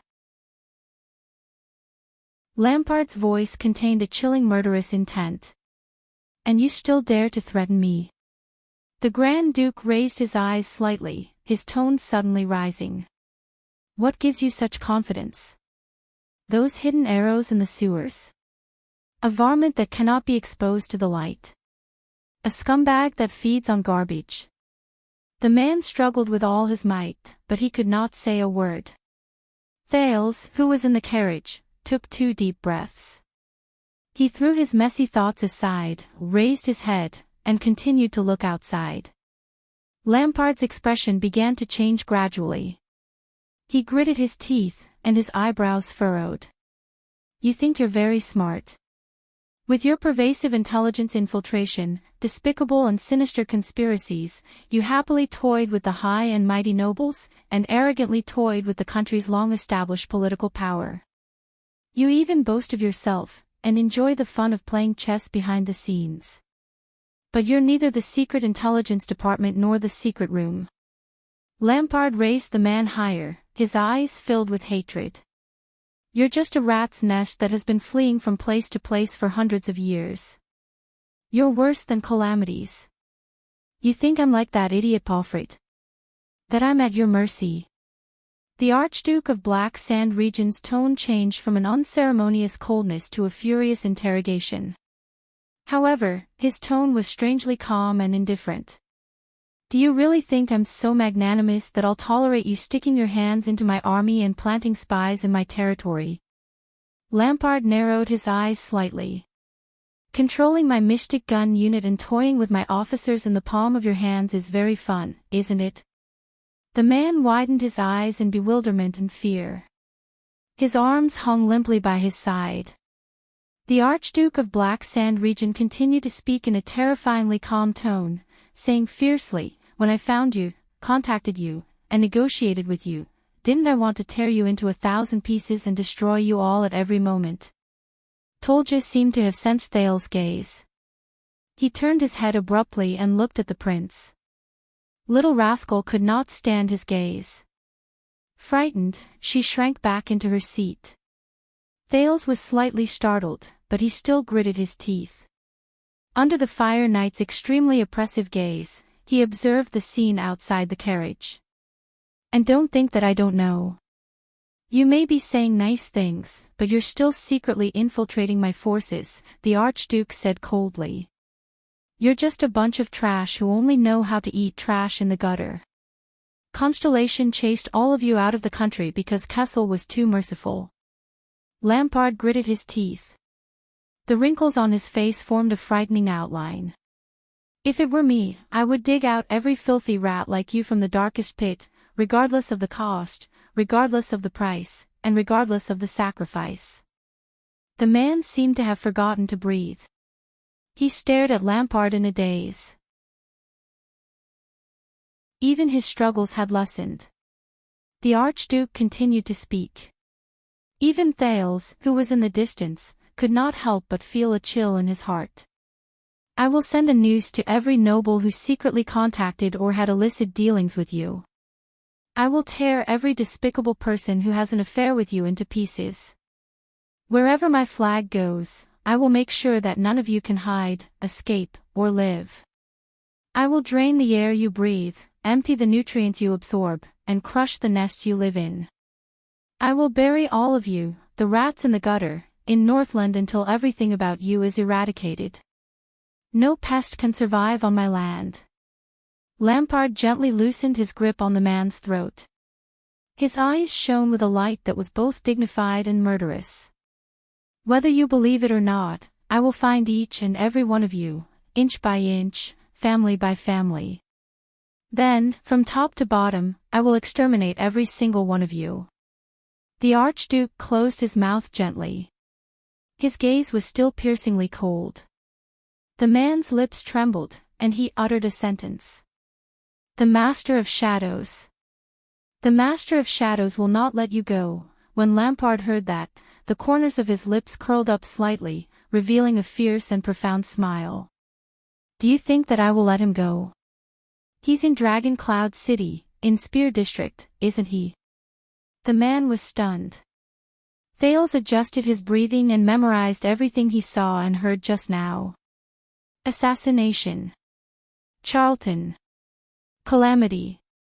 The group of people in the south. Palfret, Mystic Gun. And, the Master of Shadows. Lampard suddenly let go of the man who was lifted in midair. The man fell to the ground, panting non-stop. "And you?" The Archduke slowly squatted down. Under the man's wary gaze, he revealed a smile that was almost non-existent. "Hey, do it, we all have our wills." The man closed his eyes as if he had resigned himself to his fate, revealing an expression that showed that he was unafraid of death. "Shadow does not die, forever follows the form." When he heard this strange sentence, Thales exhaled softly and confirmed his thoughts. But in the next second, there was a dramatic change in the scene. Lampard suddenly stretched out his hand and grabbed the man's dislocated left arm. Then, he pressed the man's shoulder firmly. Asterisk crack. Asterisk as the man screamed, Lampard let out a low chuckle. Thales widened his eyes. 1 second. 2 seconds. The man, who was drenched in cold sweat, opened his eyes. He realized that he was still alive. He was stunned. The man breathed in a daze. He exercised his left arm, which had just been reattached. Then, he looked stunned. "Don't be too nervous, Stake." The Archduke patted the man's shoulder and said softly in a calm and flat voice, "I was just joking with you just now. After all, we are partners, aren't we?" The man named Stake widened his eyes in disbelief. He turned around and glanced at Lord Tolja behind him. However, the latter was still expressionless. You should look at your face. Lampard laughed. You'll laugh at yourself. Stake turned his head abruptly and stared at Lampard in disbelief. You, just now, why? He gasped in surprise. It's okay. Report all this to your master. Archduke Lampard patted his face again. His face was filled with a chilling smile. Then, he will understand my attitude. The man stared at Lampard in a daze, as if he no longer recognized this suzerain. Be a good boy and reattach your right arm. Archduke Lampard stood up and looked down at him. I'll be taking the boy with me. When your master comes around, the man did not move. He seemed to be stunned. Also, don't hold a grudge against me. Lampard turned around and said calmly, I joke too much. Lampard turned around and lowered his head slightly. His eyes shone with a strange light. There will always be a time when I take it seriously. The man clenched his teeth and lowered his head. In the next second, Lampard strode away without looking back. Tolja followed him without a word. The man panted slightly behind him. It was as if the dangerous conversation just now had never happened. Thales watched the scene in shock and bewilderment. He watched Lampard and Tolja walk towards the carriage. The conversation between the Archduke and his subordinate traveled into his ears again. With the help from that side, we successfully took down the last gatehouse in front of Heroic Spirit Palace. The Fire Knight's voice was steady and simple. Heroic Spirit Palace has been isolated by us. Lampard nodded faintly. Our rumors are very effective. The garrison officer and the people from the Public Order Office have already sent troops into Shield District. Prime Minister Leesban has also begun to work hard to control the spread of the news. This will help us a lot before we are exposed, Tolja said faintly. According to your plan, we still have 3 hours. Very good. The Archduke's expression did not change. He quietly expressed his approval. But your expression is not right. Is there anything else I need to know? There was an accident. Lord Tolja nodded slightly and said in a low voice, we took down Gleeward, but Nicholas escaped. Lampard furrowed his brows. When he heard the news, Thales was also stunned. The Star Killer, Nicholas. He's still alive. I remember that you brought the Rising Sun saber, the Archduke asked in a low voice without stopping. Yes, but someone accidentally broke into the battlefield. Tolja's voice did not change, as if he was not troubled by the failure of the mission. Although we tried our best to kill him and left him a lot of souvenirs, the intruder still broke out of the encirclement with Nicholas. Years of tacit understanding made Lampard stop asking questions. He only asked one simple word. Who? Tolja's answer stunned Thales once again. An ordinary-looking man with great skills, the Fire Knight said softly, with a strange black sword. Thales' gaze froze on the carriage door. The sin of Hell's river flowed away like a receding tide. While it took away his extraordinary hearing, it also left him exhausted. The next moment, Archduke Lampard opened the carriage door and boarded the carriage under Little Rascal's fearful gaze. Thales rubbed his aching head to ease the after-effects of the sin of Hell's river. He adjusted his thoughts, which had become increasingly chaotic due to the information he had just eavesdropped on. He exhaled and whispered to Lampard, who was sitting in the carriage with a cold expression on his face. I thought you wanted to sell me. Lampard turned his head and looked straight at Thales. You're more valuable than I thought, the Archduke said calmly. The buyer has to go back and discuss the price. Thales sneered in a mocking manner. Those who brought disaster to you, the second prince asked deliberately, do they know how you plan to deal with me? In the face of Thales' probing, Lampard only snorted softly, turned his head back, and did not answer. All right. Looking at Lampard, who did not reveal anything, Thales sighed. What are you going to do next? Hearing this, Lampard narrowed his eyes. Next. The Archduke sighed softly. His eyes seemed to be burning. I'm going to save this country. Thales was stunned. The carriage moved again.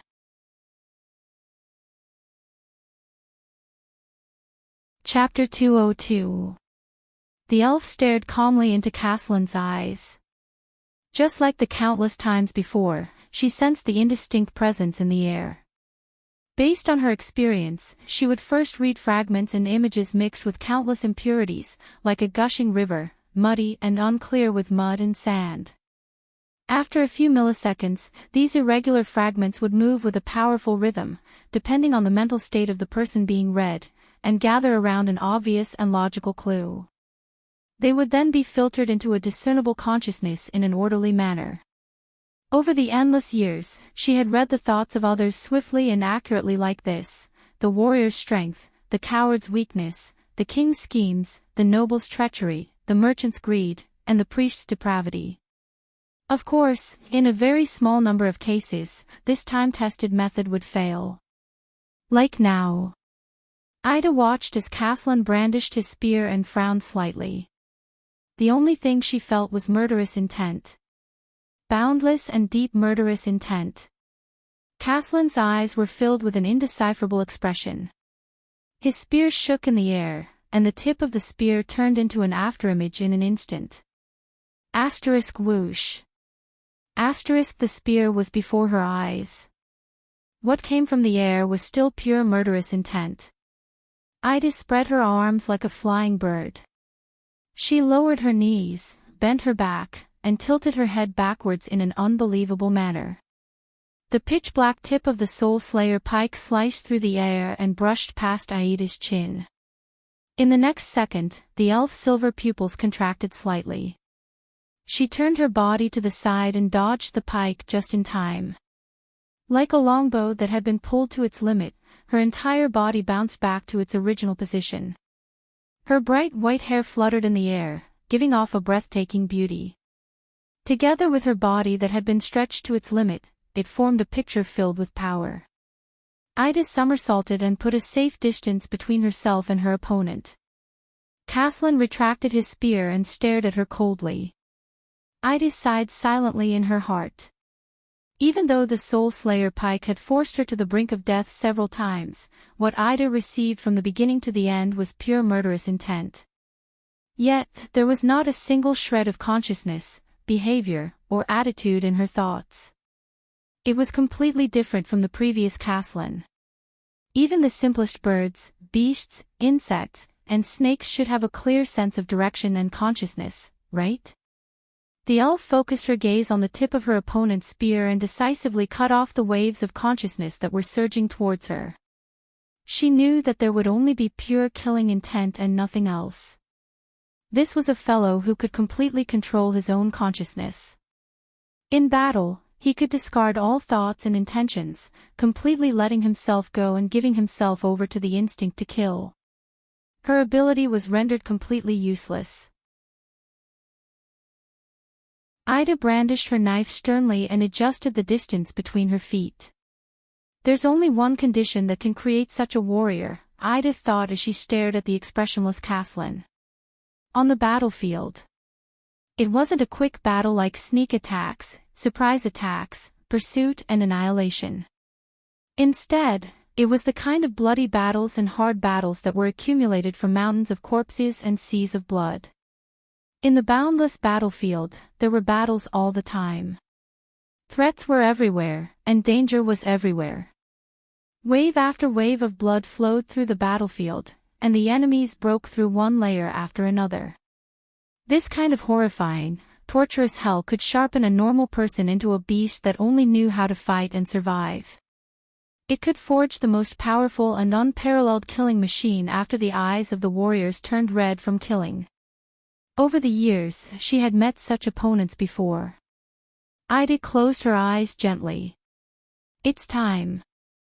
Abandon all unnecessary abilities and burdens, and face the most primitive battle. Just like her ancestors and seniors. When she was young, the teachings of her elder sister on the training field reappeared in her ears, as clear as ever. Ida, you must remember that as elves, we love beauty and nature. Under the dazzling white sacred tree, her elder sister's words were unusually serious and carried a father's authority. Even though Ida had only sensed her father's consciousness in the 100 years before she was born, she had never heard his voice with her own ears. But elves are never weak and easily bullied. Her elder sister clasped her hands behind her back and faced the trembling Ida. She said flatly, "We are the heretics of the ancient elven kingdom, but we are also their most powerful descendant branch. Among all the remaining elven bloodlines in this world, we are the most warlike and the best at fighting, holy elves." Her elder sister's expression became solemn. She turned around and made way. She made way for the 3 captives behind her, who were tied up. They were 3 round-eared, shivering, and extremely anxious humans. One of them had his hair shaved in the middle, making him look like a rooster, one had his hair smeared with thick grease, and the last one had a bald head. All 3 of them were babbling at them in the human language. The rooster was ugly, the grease was not so ugly, and the bald one looked. God, it made her feel sick. Ida still remembered her elder sister's words, remembered the expressions of the 3 humans struggling for their lives, and remembered the cold smile on her elder sister's lips. Ida, according to tradition, raise your blade. Cut off their heads. Complete your coming-of-age ceremony. Ida opened her eyes. An elf's extraordinary memory allowed her to recall every single detail in her memories clearly. The battle moves that she had once practiced but gradually became rusty after relying on psionic abilities returned to her body. She gripped the scimitar in her hand tightly and rushed towards Caslin. He was very thirsty. His throat was burning. His dry tongue rubbed against his teeth, giving him a strange chafing sensation, like a coarse cloth rubbing against a log. He panted and lay down on the scorching sand. Using the large sand dune as cover, he avoided the deadly dangers, the sun, the wild sand, and the enemies. He could not help but tighten his grip on the sword hilt in his right hand. Even his family heirloom sword was covered in dust and blood. So tired. So painful. He moved his sore and swollen wrist. Feeling the burning pain in his shoulder, he gritted his teeth and persevered. Damn it, that grey bastard's chain hammer still has barbs on it. Of course, compared to his Captain Walter, whose abilities were above superclass, he was already very lucky. A part of the captain's brain was probably still on the head of the chain hammer. But I pity Captain Walter's sweetheart who was still waiting for him in Wing Fort. I heard that the captain had once risked everything to save her from the bandits. What a pity. He sighed in his heart. The pain came again. He loosened the armor on his body, which was burning hot, and pulled open his sweaty, blood-stained, sticky collar. No matter what, I have to take care of my wounds, he thought. A canteen flew from the air and fell on the sand beside him, creating a dent. He turned his head, puzzled. Use this low-quality Chaco wine that even hyenas don't drink. I bribed the military quartermaster. A veteran with a bandage over his left eye casually leaned against the sand dune. With his unbandaged hand, he struggled to take out a flint and skillfully lit the homemade cigarette in his mouth.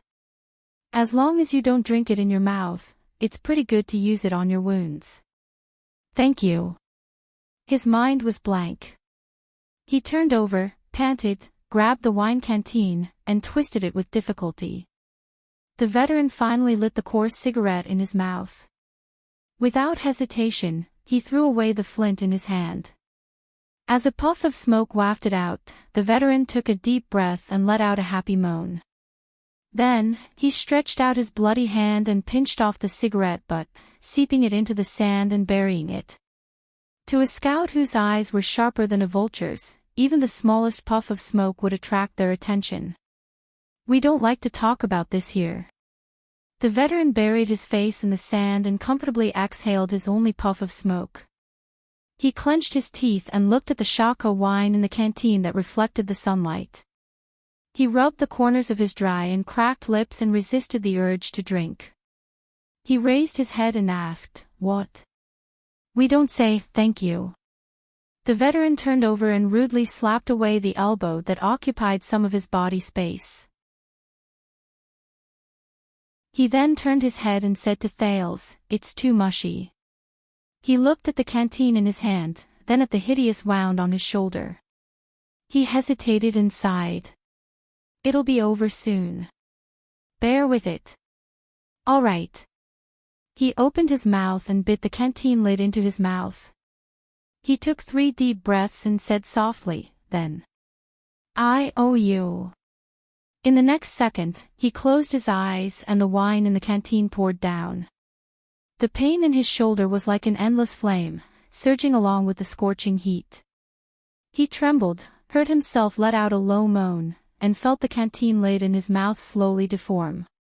Finally, the pain was over. He spat out the canteen lid while sweating profusely. With trembling hands, he tore off his clothes and bandaged himself using the method the captain taught him. The veteran who watched by the side sneered.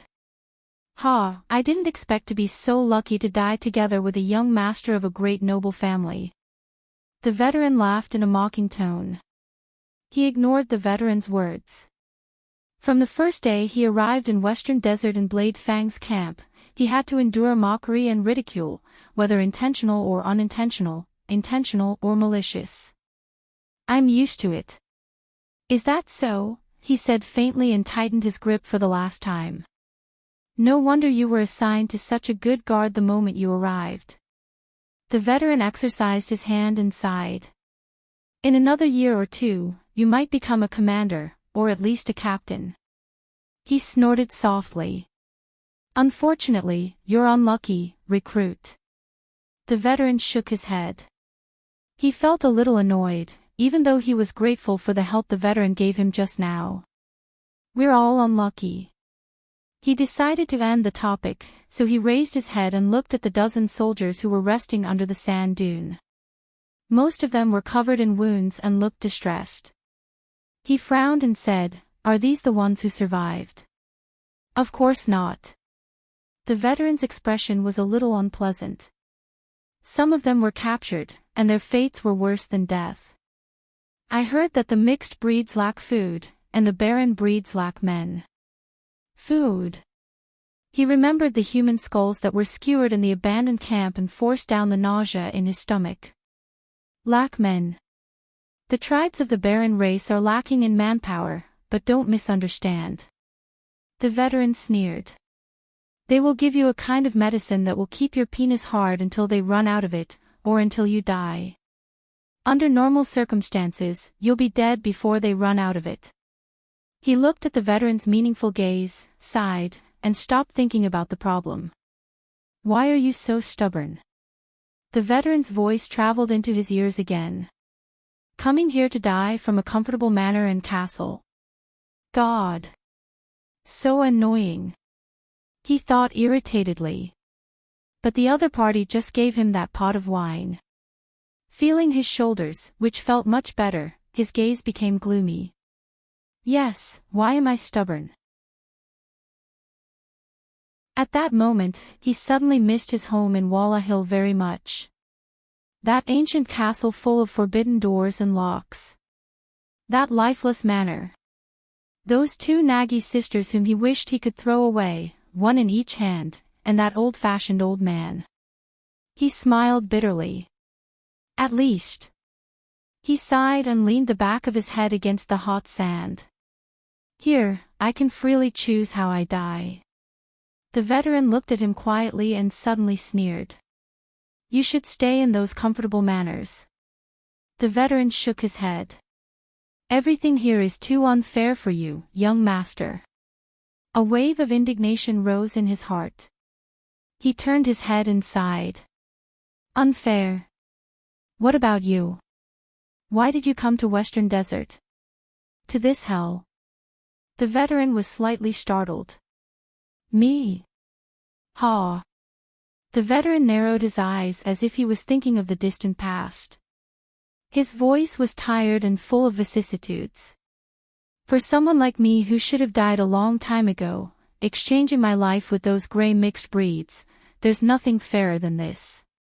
He listened to the veteran's words and did not speak. After a long time, he sighed. Hey, new recruit, the veteran looked at the sky and said faintly, remember. There is no glory on the battlefield. The veteran slowly exhaled. There is only life and death. Glory does not belong to chess pieces. He saw the nostalgia in the veteran's eyes and listened to him murmur. It belongs only to chess players. He tightened his grip on the saber in his hand. That was the glory that belonged to Caribbean. At least, it was once the glory. It was already past 3:00. But the reinforcements had not arrived.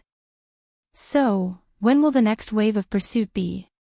He looked at the sky and could not help but feel despair.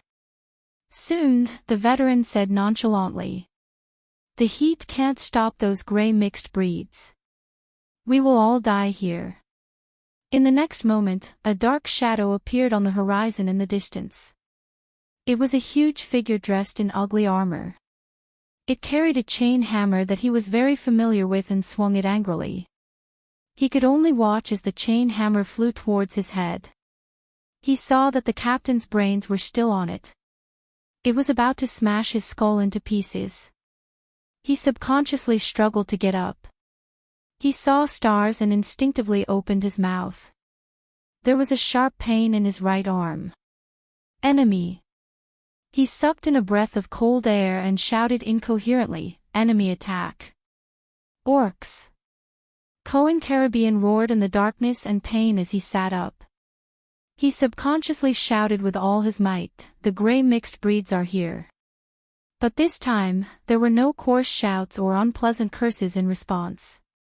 There was only the sound of cold chains rubbing against each other and his own echoes. There was also the incessant pain in his right arm. Cohen, who had woken up from his nightmare, smelled the thick smell of lamp oil instead of the dry smell that was unique to the desert. He then realized that he was not at the dangerous front line of the Western Desert. The police officer shook his heavy head with all his might. He panted a few times and pulled his consciousness back to his body. Wake up, Cohen. Be careful of your right arm, it was Miranda's voice. It sounded weak and feeble. Enduring the pain, Cohen, who was drenched in cold sweat, was shocked to find that his upper body was tightly bound by a circle of chains. Even his fingers were bound tightly. He could not move. Where are we? Cohen turned his head and was not surprised to see Miranda, who was also chained up in the dark cell opposite him. He exclaimed, Where's Caslin? I don't know. The swordswoman revealed half of her haggard and disheveled face. I think we're very close to Heroic Spirit Palace. Shut up, citizen of the Empire. Outside the cell, a soldier who looked like a patrol turned his head and said coldly to Cohen, If you say another word, I'll dislocate your jaw as well. Cohen and Miranda exchanged glances. The latter shook her head slightly at him. In the cell alone, there were at least 6 people guarding it. The police officer moved his ankle, which was also chained up, and came to the conclusion that he had no chance. Cohen heaved a sigh and fell back to the ground. At this moment, a thick iron door in the distance was opened. Light leaked in through the open door. Cohen raised his head and squinted his eyes to adapt to the sudden change in light. Another group of soldiers escorted 2 small figures into the cell. Keep an eye on them. The leader was a tall armored knight. He coldly ordered the soldiers in the cell, This is one of the Archduke's most important captives. Cohen furrowed his brows. Most important captive. At this moment, a young voice came from the cell next to Cohen's. It's you. Under Cohen's astonished gaze, the boy who was suspected to be a disaster sword struggled desperately to the cell door. He cried out in agitation and pain at the two equally astonished small figures. Prince Thales. Under Cohen's almost lifeless gaze, the second Prince of Constellation, Thales Jadestar, whom he met once in the Hall of Stars, had his hands tied behind his back. He was being escorted into the cell together with a little girl. The prince looked disheveled and surprised as he raised his head to look at the person who spoke.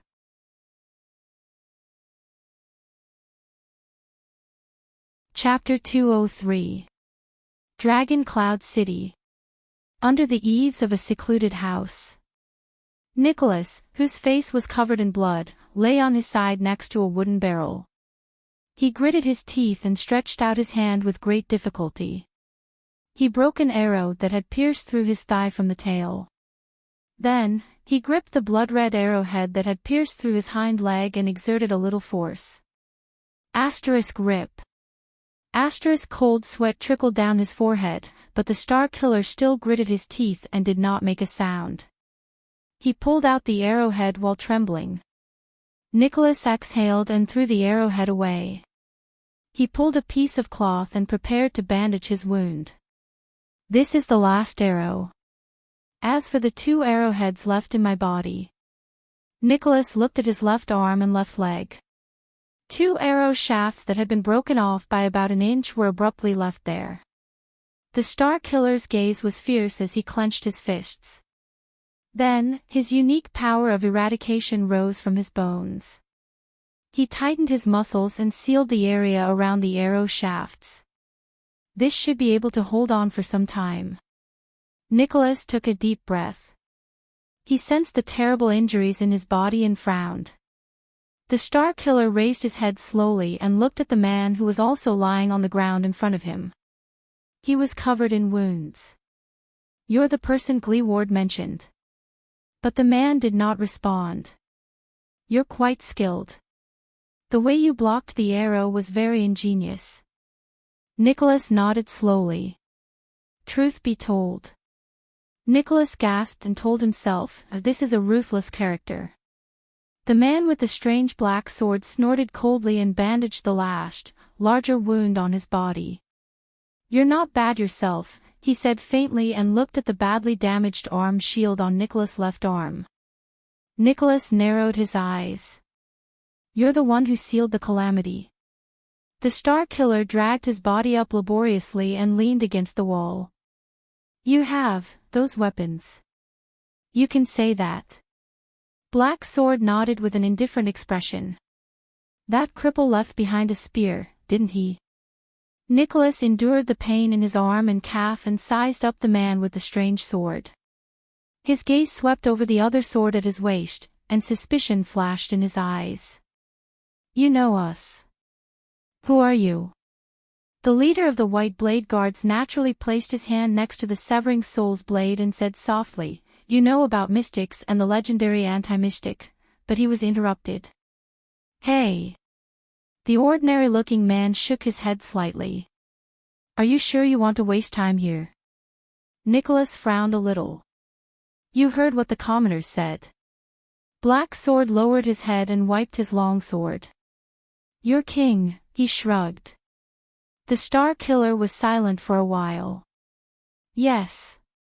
Nicholas picked up the arrowhead of an arrow. His expression was unpleasant and his gaze was gloomy. "I have a feeling that the worst has happened. The shame of White Blade." Perhaps, Nicholas' gaze became colder and colder. He slowly clenched his fists. Black Sword, who was wiping his weapon, glanced at Nicholas and observed his expression. "You don't plan to do anything. Shouldn't you at least send a message?" Nicholas' gaze was focused on the arrow in his hand. He clenched his left fist tightly and trembled slightly. No matter who started this rebellion, Black Sand region or whoever it was, they've been plotting this for a long time, and their plan is meticulous. The Star Killer gritted his teeth and uttered these words. The contrast between his pale face and bloodstains was especially strong. Now, aside from my sworn brothers, I can't trust anyone else. Black Sword snorted softly and hung his weapon back at his waist. He struggled to stand up while holding on to the wall. Then I wish you good luck. Nicholas raised his head and looked at the man who was about to leave. Hey! The Star Killer stopped the strange man and tapped his chin at him. You're not a Northlander. Why did you save me? Black Sword turned around and cast a meaningful glance at Nicholas. At that moment, Nicholas felt a strange emotion flow through the man's eyes. I can't stand despicable people who use crossbows to fight against others with numbers, Black Sword said flatly. He continued to turn around.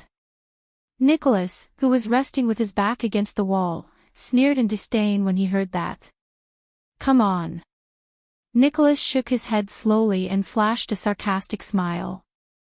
As a white blade guard, the king's sharpest blade, I've fought in many battles. I've been in his reserves, heralds, military judges, executioners, suicide squad, elites at the front lines, palace guards. All the positions you can think of. Black Sword did not turn around, but his voice traveled into Nicholas' ears. So. Nicholas sat up a few inches laboriously and took a deep breath. So, I've interrogated many prisoners of war, spies, traitors, and enemies.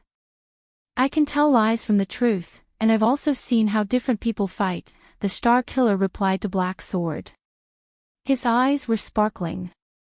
I saw how you beat up Tolja, kicking up the snow and dust under your feet.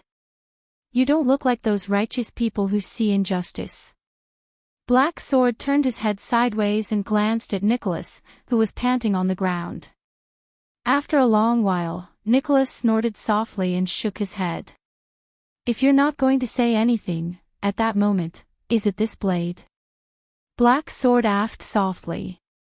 Nicholas furrowed his brows. What? In the next moment, the Star Killer immediately noticed that the man's gaze fell on the severing soul's blade beside his hand. Nicholas' breathing began to quicken, slightly aggravating the injuries on his body. He subconsciously touched the hilt of the blade. Fortunately, Black Sword only asked in his deep voice, "This is the blade that killed Horus Jadestar." Nicholas' eyes widened slightly. What? The two men stared at each other for 2 seconds under the eaves. Yes, the severing soul's blade. Nicholas' gaze did not leave Black Sword's eyes. He nodded slowly and raised his guard to the highest. He adjusted his body to a position where he could attack or defend himself in time. Only then did he calmly say, 12 years ago, the Sword of Reversing Light died under this blade. Black Sword breathed slowly. His eyes flashed with an indescribable emotion. Horus, he said slowly, was he in pain before he died? Nicholas sucked in a deep cold breath. Holding onto the wooden barrel, he stood up shakily and gripped the severing soul's blade tightly in his right hand. Now I know why you saved me. The Star Killer clenched his teeth. His gaze became fiercer. But Black Sword only stared at him quietly without saying a word. If you want to avenge the Sword of Reversing Light, now is a good time.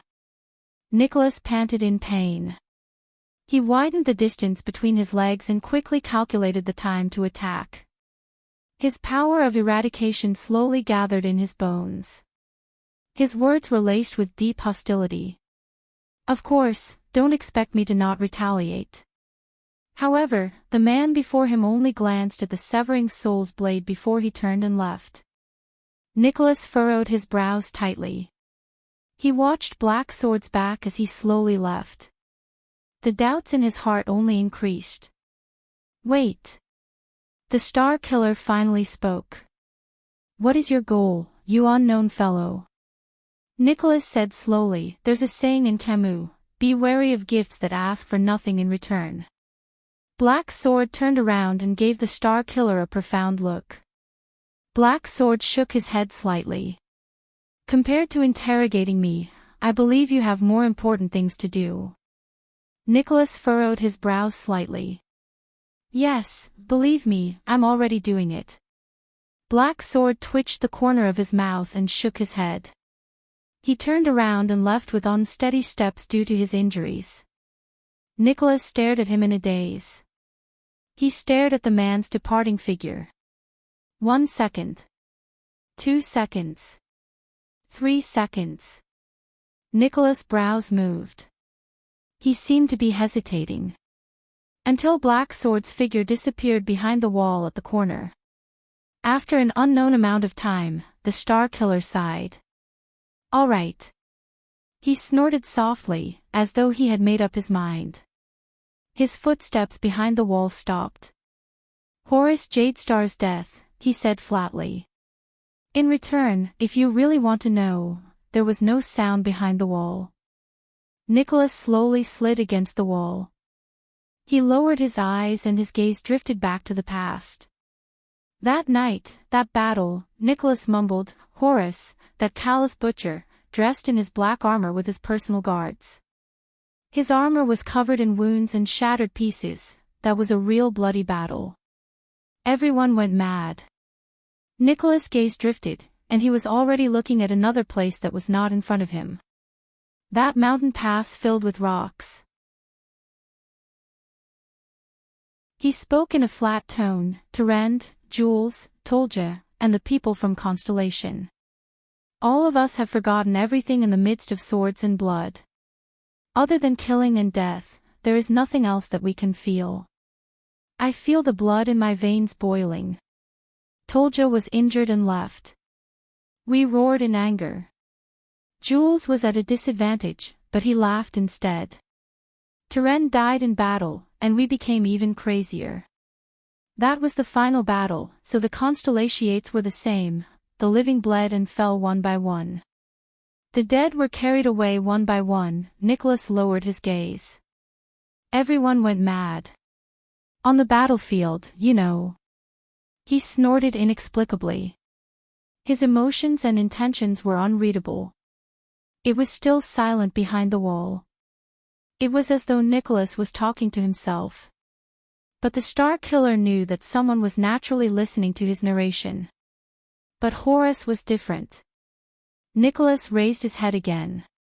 He changed the topic, and a subtle change appeared on his face. When all of us went mad like wild beasts, he did not have any expression on his face. It was as though he did not care about the battle in front of him at all. Nicholas lowered his head and said softly, he died peacefully. He died peacefully. As soon as he finished speaking, a second later, a low but messy breathing sound came from behind the wall. Peacefully. Black Sword's trembling voice came. Nicholas nodded and let out a sneer that was either sarcastic or helpless. When he fell into my arms, his expression was as though he was finally freed. Behind the wall, Black Sword did not speak. The sound of his breathing gradually disappeared. Nicholas lowered his head, sighed, and said, killing Horus was not satisfying. Because it was not like a battle at all. There was still no movement behind the wall. But Nicholas was still talking. His expression was cold, and he smiled sadly. That feeling, it's as if he's looking for relief, Nicholas said quietly. His voice was desolate. Have you ever seen a person on the battlefield who is seriously injured beyond cure, but does not die for a while? It was that feeling, that gaze of his that was looking for relief. The sound of fingers rubbing against the hilt of a sword came from behind the wall. Although it was very soft, Nicholas heard it. That breathing sound became coarse again. Relief? Black Sword's voice came. His voice trembled slightly, and he seemed to be struggling to speak. Why? The Star Killer sighed. I don't know. And I don't want to know either. Nicholas shook his head. His gaze was absent-minded. I guess, before people die, they will have this or that kind of thought that they don't usually have. The prince is no exception. Perhaps. Especially the prince. When he thought of King Nuvan and Prince Soria, Nicholas' gaze darkened. He took a deep breath and braced himself. The breathing sound behind the wall disappeared again. Nicholas' gaze drifted into the distance. In his absent-minded state, he chuckled softly. His words were filled with ridicule. Star killer. Star killer. Ha, ha, ha. Under the eaves, the two men on both sides of the corner did not move. They were speechless. After a long while, thank you. Black Sword's voice came from the other side of the wall. Nicholas snapped out of his daze. He shook his head and snorted coldly. It's just to repay you for saving me. There's no need to thank me, but he was interrupted. No, it's not for me, the man behind the wall said flatly. It's for Horace. Nicholas was slightly taken aback. Why? He really wanted to ask. But a few seconds later, Nicholas shut his mouth. He seemed to have understood something. He nodded as if he understood something. There was no sound behind the wall. The Star Killer leaned against the wall behind him.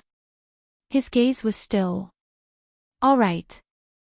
I wish you good luck, Nicholas said in a low voice. The man who uses Black Sword. On the other side of the wall, Black Sword did not reply. The desolate-looking man raised his head and cast a profound glance at the Northland sky.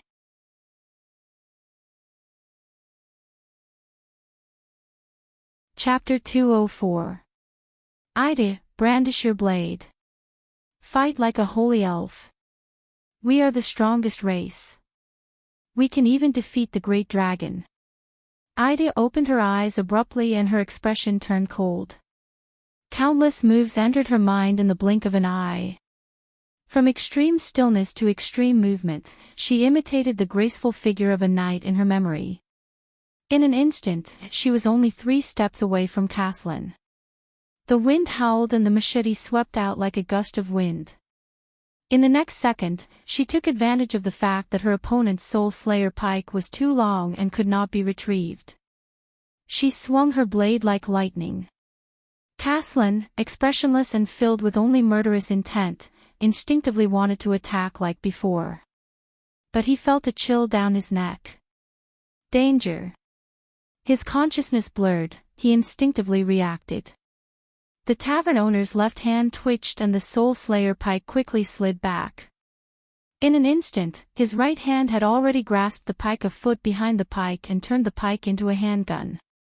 Caslin completed his defense in an instant. The pitch-black pike blade faced the machete. Aida's heart trembled. She had held back a portion of her strength from the lightning attack just now so that she could unleash it again at any time.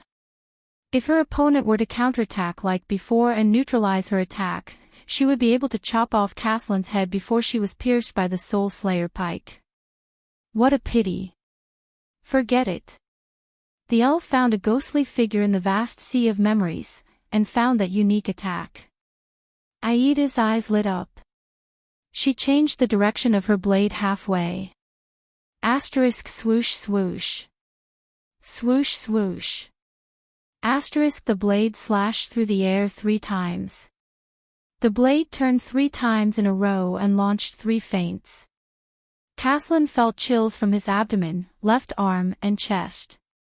However, to Aida's surprise, Caslin stood still in the face of the dazzling attack. His eyes were red and the pike tip stopped in its original spot. Every slash can turn into a killing move in an instant. But he's so calm. Or is it because he has abandoned his consciousness and is fighting purely based on instinct? Ida clenched her teeth. The last feints turned into a killing move. The blade finally slid strangely towards Caslin's right shoulder. It was about to chop off his right arm. At this moment, Caslin suddenly moved again. His feet and hands moved quickly. The pike tip was positioned in front of the blade. The tip of the spear once again met the scimitar. Ida frowned fiercely and withdrew her machete. Her fear of the Soul Slayer pike forced her to avoid its blade. Ida sighed inwardly. This round of attacks had been completely broken by him, so he could only look for another opportunity. This old man was actually able to accurately grasp the location of her attack. The first sneak attack did not work, and the 3 feints of the hidden killer moves also did not work.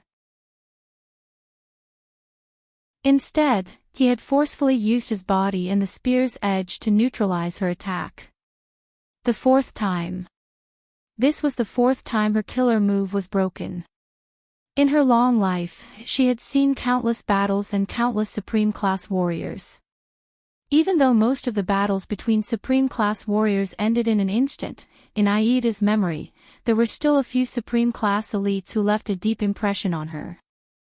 Her elder sister's terrifying aura and oppressive force during battle could practically drive her opponent crazy. Chara, who always smiled, was a mysterious existence whose movements were so exquisite that he could carve flowers with an axe. The taciturn Midir was known for his continuous and terrifying killer moves that did not care about sacrificing himself. Old Scarback liked to use faintly discernible lurking and stalking to torture his enemy's mind. The fickle and frivolous Kira was best at turning the tide of a battle between life and death. The pedantic Stokian excelled at maintaining a steady rhythm and an impregnable iron wall defense. The ill-intentioned knight Lorson excelled at the explosive assault that was like a thunderbolt descending from the heavens. The vampire Pariel was used to endless feints that were difficult to distinguish between real and fake, elusive, and hidden. Heart of the Rain's twin swords could launch an attack that was faster than the speed of sound in the blink of an eye. Lazybones Zacriel, on the other hand, was an all-round genius knight. He was skilled in probing and observing the enemy's every flaw. However, this earth-shaker Caslin in front of her was able to neutralize her attacks at the very last moment. Every time, it was a miracle, as if he had escaped from death's door.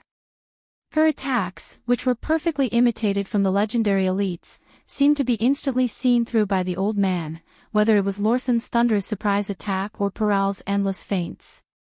And this was under the condition that he had sealed off his consciousness and was purely relying on his instincts on the battlefield. The undefeated legend of the battlefield, Ida, who had repeatedly failed in her attacks, sighed. How did Zacriel face this monster all those years ago? But the battle was not over yet. Ida, who was about to continue attacking with the advantage of her weapon's agility, was shocked to find that the enemy's counterattack came earlier than she expected. Clang. The spearhead spun rapidly. Caslin's eyes were bloodshot. The Soul Slayer pike in his hand shot out again.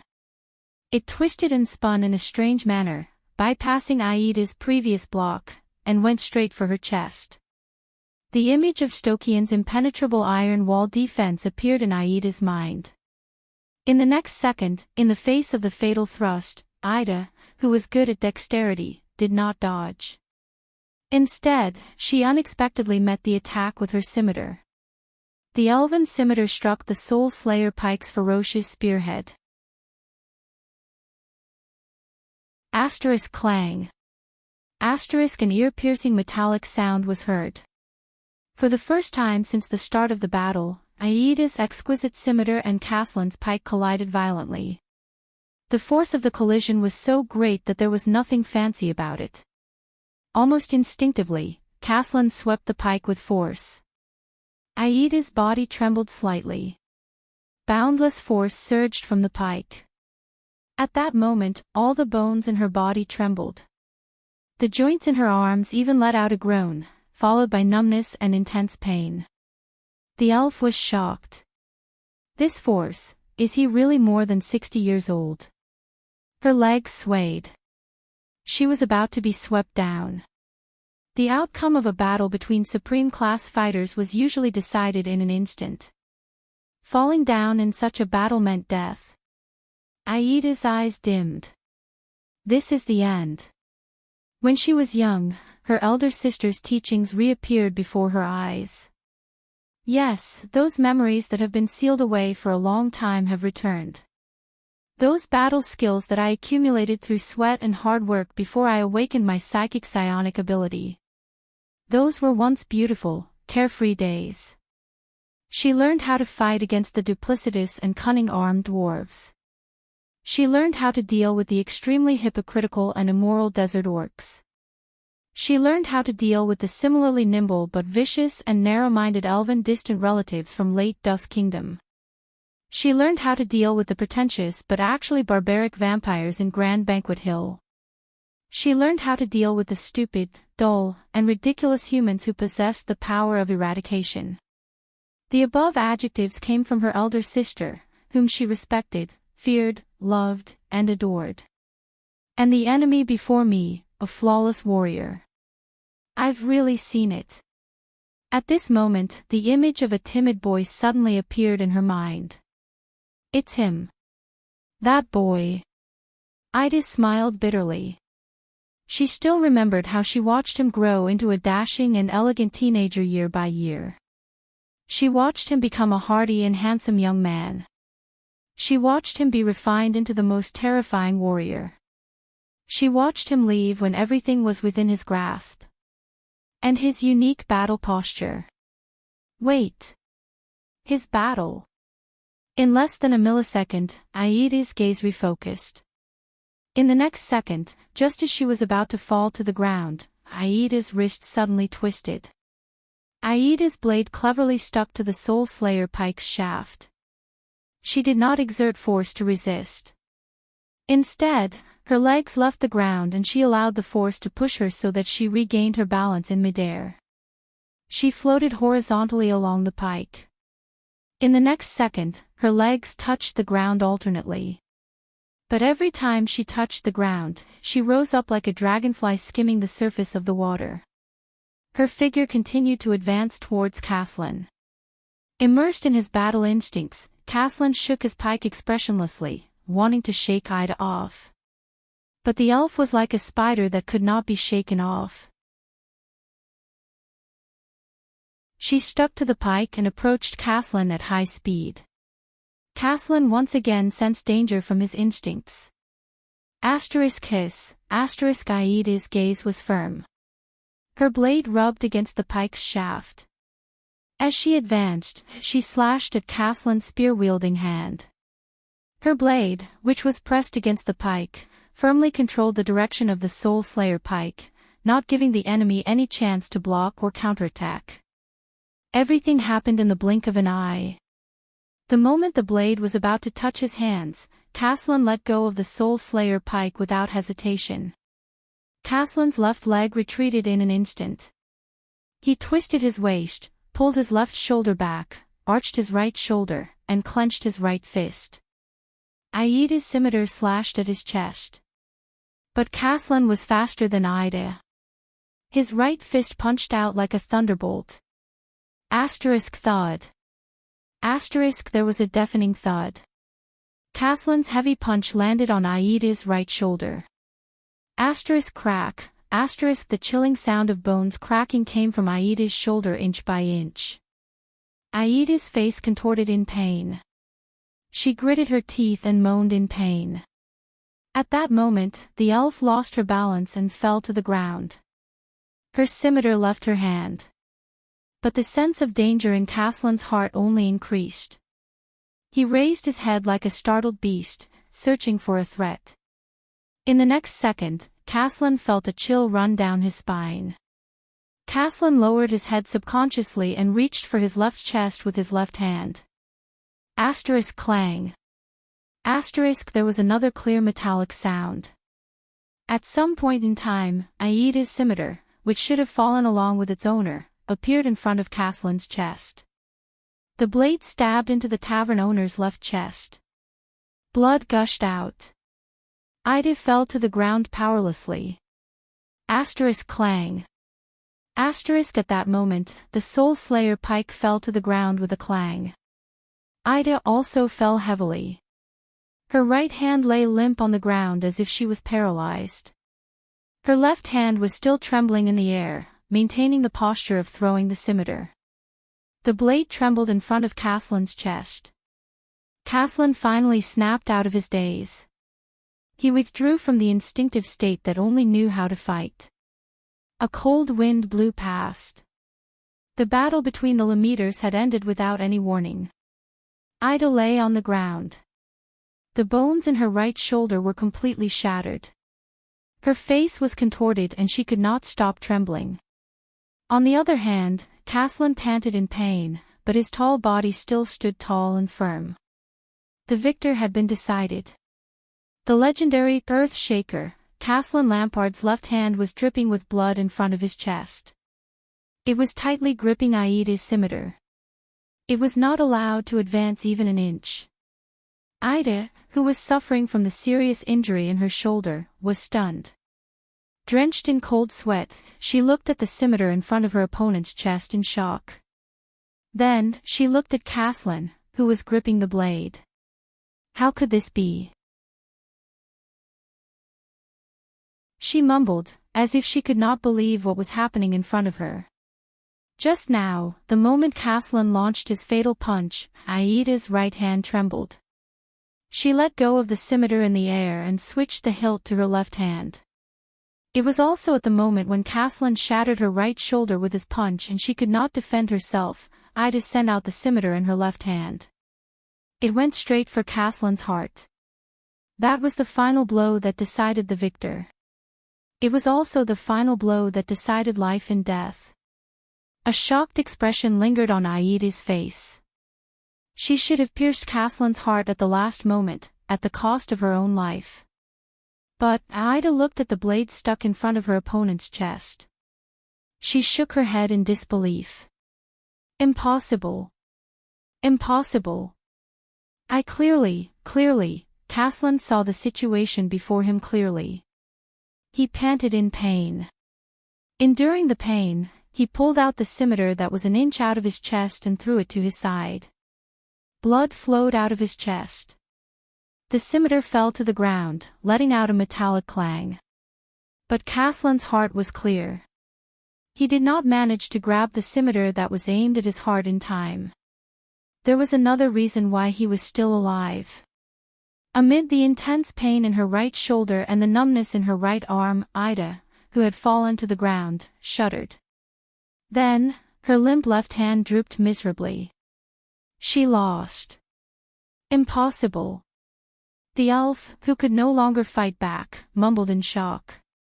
You weren't wearing armor, and you didn't block. Aida's face was gloomy.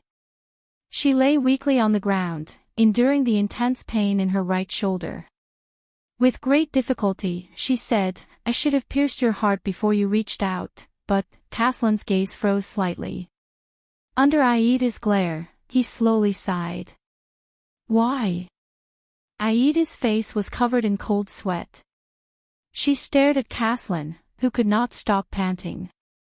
Struggling, she hissed, Why can't I kill you? Caslin fell to the ground on his butt. He was panting, but he revealed a relieved smile. The sun shone on the street. The north wind whistled and blew past the two opponents, one lying on the ground and the other sitting. Instructor Aida. Cough, cough. You. Caslin coughed violently and said with difficulty, I'm sorry.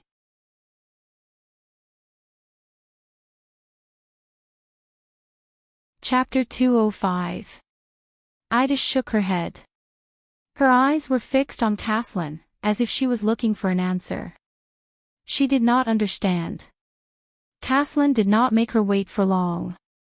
Many years ago. The white-haired old man said slowly, answering Aida's doubts. I killed Sira Dark Thunder at the 38th century ground, but he punched me in the left side of my chest. Caslin stroked his left chest. With a complicated gaze, he looked at the machete beside him, then at the Soul Slayer pike. He sighed and said, I don't know how many ribs were broken. At that time, I was already wailing and waiting for death. Aida's expression changed. At that time, a mad military doctor named Ramon and a dwarf craftsman with a very long name, with a little luck, some tricks, and some creativity that I don't know whether it was from a genius or a lunatic, they snatched me back from the hands of the ferryman in Hell's River. Caslin laughed bitterly and knocked his chest. Asterisk clang. Clang. Asterisk a strange sound came from his chest. It did not sound like a human tissue. This sound, Ida was stunned. Her eyes slowly widened. Caslin sighed and told the truth.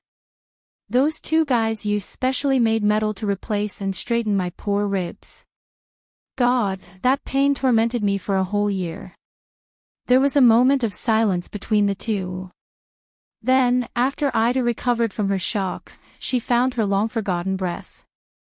The elf's astonishment was written on her face. Her pupils slowly narrowed. Metal, ribs? How did they do it? Impossible. The human body is fragile. It's impossible for it to withstand the pain, be it controlling bleeding or dealing with broken bones. Caslin inhaled in pain. His lungs were like broken bellows, emitting terrifying gusts of wind. I don't know. Cough, cough. Caslin coughed violently and spat out a mouthful of blood. I heard from the mad military doctor that they used some forbidden methods. Anyway, after that, they were taken away by the people from the secret room and disappeared without a trace. Ida closed her eyes and frowned fiercely. So. She shook her head regretfully in cold sweat. My machete had clearly cut into your chest, but it was stuck in those metals. That's why I couldn't kill you just now. Caslin let out a desolate laugh. Yes. If you had used a narrower dagger, you would only need to pierce my blood vessels, and I would be dead. But you just had to use such an exaggerated curved machete. The old man shook his head, his eyes filled with subtle emotions. Ida did not say a word. She lay on the ground, unable to move. She only exhaled helplessly. It was also because of that accident that my lungs were severely injured. It's still torturing my breathing to this day. I don't know how much longer I can live. Caslin breathed painfully and coughed up blood. I won't be able to hold on for much longer if I fight for a few more minutes. Aida's expression changed again. Her mouth formed an O shape. What? She endured the pain and tried to straighten her body. She widened her eyes in an exaggerated manner. If I had known, Caslin gave her a wry smile and nodded. Ida did not seem to have any self-awareness as a loser. She exhaled regretfully and fell back to the ground with a thud. She looked aggrieved. Mom. Yes. If he had known earlier, he would have continued to drag it out. Why did he have to put all his eggs in one basket? And your psionic ability really broadened my horizons. Caslin patted his chest. After coughing for a while, he sneered. Fortunately, when we met just now, I didn't think about this past. Otherwise, you would definitely be prepared. Ida looked as if she had nothing left to live for. She shook her head subconsciously. You're also very smart, little brat, she said listlessly. You only left two thoughts in your mind, live and kill him. Then, you left everything to your instincts, so that my telepathy could not read anything. Caslin's smile froze. He lowered his head, his white hair fluttering behind his head. That's not smart, he said flatly. His eyes were dim and his tone was downcast. Caslin closed his eyes and said slowly, in the cruelest battlefield, you will only have these two thoughts. Ida raised her eyebrows. Is that so? The elf seemed to be looking for something to ignore the sharp pain in her shoulder. She puffed up one side of her cheeks and exhaled out of boredom. Then, she said quietly, although you're young, only in your 60s, but, you seem to have a lot of battlefield experience. Battlefield? This time, Caslin's voice was firm. That's hell. It's a boundless hell that turns normal people into monsters. There are only two types of people there. Dead people, and people who are about to die. On the ground, Ida rolled her eyes. Caslin seemed to have improved a lot. He said in a low voice, thank you. Even though I don't remember it very clearly, that feeling just now was like returning to those hells. I had to face 4 to 5 different and terrifying opponents in the blink of an eye. It forced out all of my potential once again.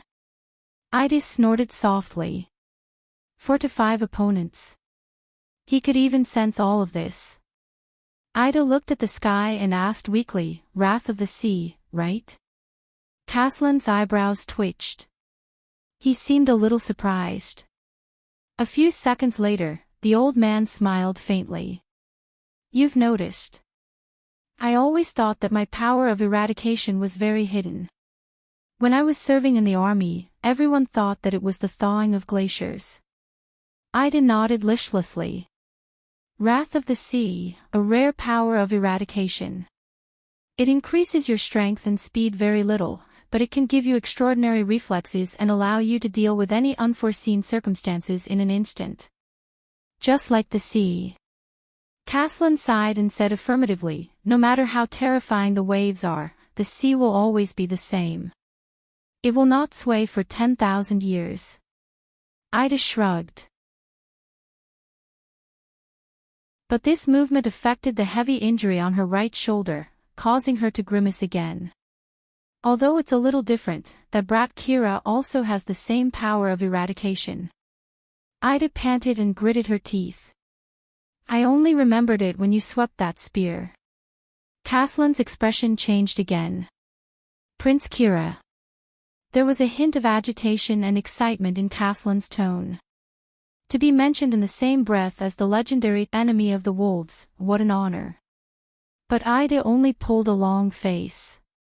Like a child who refused to admit defeat, she lay on the ground and shook her head desperately. "Damn it. If I didn't recognize it, I wouldn't have decided to take the risk and cut him." She stopped shaking her head. With a pitiful expression, she said mournfully, "Exchanging injuries for lives and breaking out of a deadlock, this is the best way to face Kira and the wrath of the sea." Caslan smiled faintly and nodded slowly. As expected, the sacred elves who rose to power through war and slaughter are different from the conservative white elves. Even if you give up your psionic abilities, you're still a terrifying warrior. Caslan glanced at Ida and sighed. "After all, you're not a bunch of people who only know how to shoot arrows." "I'll accept your compliment, brat." Ida exhaled in boredom. The two of them were silent for a few seconds. "And you actually know the enemy of the wolves from 100 years ago?" The so-called immortals' experiences of hundreds and thousands of years are indeed no joke, Caslan said slowly. "Instructor Ida, may I be so bold as to ask your age?" "Age?" Aida's eyes widened. Her eyeballs darted around. "Wait, let me do the conversion." In that instant, Aida's gaze suddenly became profound.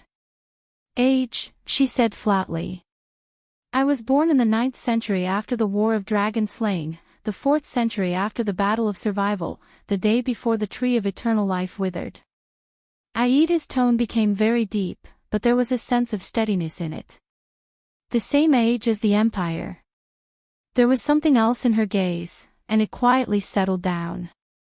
Caslan was stunned. In that instant, the elf gave him the feeling of an innocent child suddenly becoming a mature adult. "The War of Dragon Slaying?" Caslan asked tentatively. "The last large-scale war between the elves and the dragons," Ida said flatly. "Humans also participated in the war as the servants of the elves. And at the end of the war, the part where all of you fought against the ancient orcs was called the Holiness Exorcism Campaign." Caslan was suddenly shocked. "The Holiness Exorcism Campaign, then isn't that?" But in the next second, Ida shook her head. "But I came of age very late." Her tone immediately softened, returning to her previous nonchalance. "It took me a total of 1,800 years, and I only came of age on the eve of the Third Peninsular War." Ida wailed in her heart and sighed. "Unlike my elder sister, that freak who came of age 3 hours after she was born. I can't let her know about this unspoken criticism." Forget, quickly forget." Caslan furrowed his brows. The same age as the ancient empire. So, an elf over 2,000 years old. Even counting from the time of adulthood, she's already more than 300 years old. Caslin quietly stared at the elf lying on the ground and sighed. The supreme class of the elves, a monster built with time and experience. A loss is a loss. Ida snorted indifferently. Besides, among those humans who lack experience and can only rely on reflexes and wits to make up for their disadvantages, you're considered very outstanding. You're just unlucky, that's all. Caslin smiled amiably and tapped his chest. Yes, my luck was really bad. First, I met a warrior who could seal his consciousness and thoughts, which restrained my greatest advantage. Ida spread her hands and said with a helpless expression, then, he actually had a steel rib. Caslin laughed out loud. His laughter aggravated the old injury in his lungs, and the old man immediately coughed violently. Fighting with you. Cough, cough, is the honor of my later years. Caslin's expression was pained. Amidst his heart-wrenching coughs, he grabbed his Soul Slayer pike and said forcefully, after retiring, being able to fight with Instructor Zacriel is simply unimaginable. Ida twitched the corner of her mouth. In the next second, her expression changed. Caslin reached out and picked up the Soul Slayer pike. Aida's heart sank. The old man let out a long sigh and turned the famous legendary anti-mystic weapon in his hand. The pike's tip slowly aimed at the elf on the ground. Looking at the black and ferocious pike blade, Aida's heart skipped a beat. The elf bared her 8 beautiful teeth and let out an ugly smile. I say, can we talk this over? It was unknown whether it was out of pain or frustration, but Ida was seen crying as she whispered to the owner of the Soul Slayer pike, legendary anti-mystic weapons should not be abused, right, but in the next moment, Caslin's action stunned her. The old man smiled faintly, propped the pike on the ground, and slowly stood up. Leaning on the pike for support, Caslin turned around and stepped past Ida. I'm leaving, Instructor Ida. He limped away, turned around, and said with a smile, take care. Aida's expression froze. Ha! Ida held her right shoulder, and a puzzled look appeared on her pained expression. You're not going to kill me. Nor are you going to capture me. Caslin exhaled and shook his head with a smile. I've already achieved my goal of getting rid of that supreme class elite, the tavern owner said with a sigh. And you've already lost your ability to fight and can't affect the situation. That's enough. Aida's eyes widened, then she heaved a sigh of relief. She pursed her lips and rolled her eyes. The next moment, the elf grinned. Is that so? Then will your boss agree? Hearing that, Caslin could not help but be slightly stunned. What? He immediately smiled and said helplessly, that's true. Since you've said so, it's not easy to explain. Caslin pulled out the Soul Slayer pike that was propped on the ground. Then I'll do as you say. Aida's expression changed instantly. Hey, I was just saying. Aida's face changed into a mournful expression in a second. Look at me, Caslin laughed out loud. But after a few seconds, Caslin's smile faded. His expression slowly darkened, and his eyebrows were twisted in pain. What I'm doing is unforgivable. Caslin lowered his head and looked at the machete on the ground. His eyes were filled with complicated and profound emotions. His tone was heavy, and his words were desolate. Aida's gaze froze slightly. But I can no longer turn back. Caslin's gaze was dazed. He subconsciously whispered, at least, at the last moment, I'll do some insignificant things to make up for it and comfort myself. Ida stared at him in a daze. Caslin raised his head, supported himself on the Soul Slayer pike, and left the messy street. A few seconds later, Ida struggled to sit up. Her face was pale from the pain in her right shoulder, and she was drenched in cold sweat. Hey, brat. Looking at Caslin's back, Ida hesitated for a moment, but she still panted and spat out a few words. "We'll meet again someday." Caslin's back paused slightly. With his back facing Ida, he suddenly laughed. His laughter was long and desolate. "No," Caslin said flatly without turning his head. "Instructor Ida, I have a hunch." The old man raised his head and looked at Heroic Spirit Palace in the distance. His white hair fluttered in the wind, looking extremely messy. "I'm afraid that Caslin sighed and shook his head.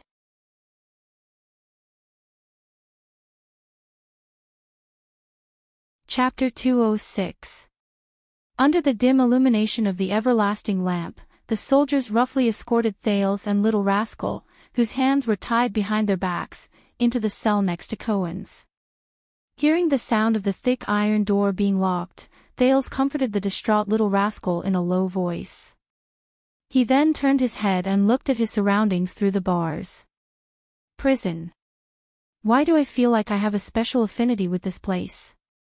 There were only 3 bound prisoners, and a man and a woman hidden in the dark. All of them stared at Thales in disbelief. However, there were 6 guards. They stared fixedly at the prisoners in the cell, their expressions fierce and vigilant. Thales clenched his fists behind his back. He felt dejected. His dagger had been taken away. He gave the only dry corner in the cell to Little Rascal. He leaned against the wall and sat on the damp, dirty floor. "Why are you here, Wyatt?" Thales looked cautiously at the young man in the cell opposite him and asked solemnly, "Where are Putre, Ralph, and the rest of the diplomat group? Could they all be?" Wyatt's face darkened. "The mute, Lady Ida, and some soldiers were sent to search for you, Your Highness." The prince's attendant's face was covered in scratches and bruises. His clothes were also torn. As for Mr. Putre, he should still be waiting for our news in Heroic Spirit Palace. Thales frowned and began to think. No talking. A tall guard who seemed to be the leader walked to their cell with his hand on his saber. His tone was unpleasant. "Do you want me to teach you how to shut up?" Wyo looked at him resentfully and clenched his teeth. Thales ignored him. The second prince raised his head and continued to ask, "Then how were you captured?" Wyo was about to answer, but he was interrupted. Asterisk clang. Asterisk amidst the piercing sound of metal scraping against metal, the guard had already unceremoniously pulled out a section of his sword. He held the hilt at his waist and coldly interrupted Thales, "Brat, I warned you, no talking." Little Rascal was so frightened that her face turned pale. She moved behind Thales and pushed the prince's back with her shoulder, signaling him to stop talking. Thales sighed. He slowly stood up from the wall and looked straight at the guard. Extension. The tall guard was slightly stunned. "What?" Thales looked at the guard who seemed to be the leader with a calm expression, as if he wanted to see through the guard's thoughts from his eyes. "I am asking you," the second prince said flatly, "are you an extension, soldier?" The guard in the patrol uniform frowned. "You were sent to guard me." Thales shook his head slowly. He looked around at the soldiers around him. "So, you are insiders. Including trekking all the way from Black Sand region without leaving any way out, regardless of the sacrifices, and regardless of the cost, to follow Lampard to kill your king?" When the other 5 guards heard this, they couldn't help but turn their heads over with different expressions on their faces. The expression of the guard who seemed to be the leader of the group immediately turned ugly. "Kill the king." The prisoner in the cell next door, a blond young man, gaped in shock. So what Croce said was true. "Shut up, Cohen," a young girl in the opposite cell interrupted coldly. Thales heard a familiar female voice. His heart skipped a beat, and he looked at the young girl. "She is..." The atmosphere in the cell became solemn. "You." The leader of the guards had a gloomy expression. His eyes were filled with complicated emotions, and his eyebrows twitched. You know nothing, brat. But you know it yourself. Thales stared straight into his eyes without flinching. When you picked up your weapons and walked into Dragon Cloud City, when you saw the king's body, did you feel at ease and without any obstacles? Thales stared straight into his eyes without flinching. The two guards looked displeased. They turned their heads one after another and no longer looked at Thales. Enough, conceded Prince. The leader of the guards noticed his subordinate's actions. His expression changed, and he looked like he was struggling. If you think that by doing this, I am not asking anything of you. Thales shook his head slightly and sighed. Perhaps all of you were forced to obey orders, but you are, after all, Northlanders. And Northland shouldn't be like this.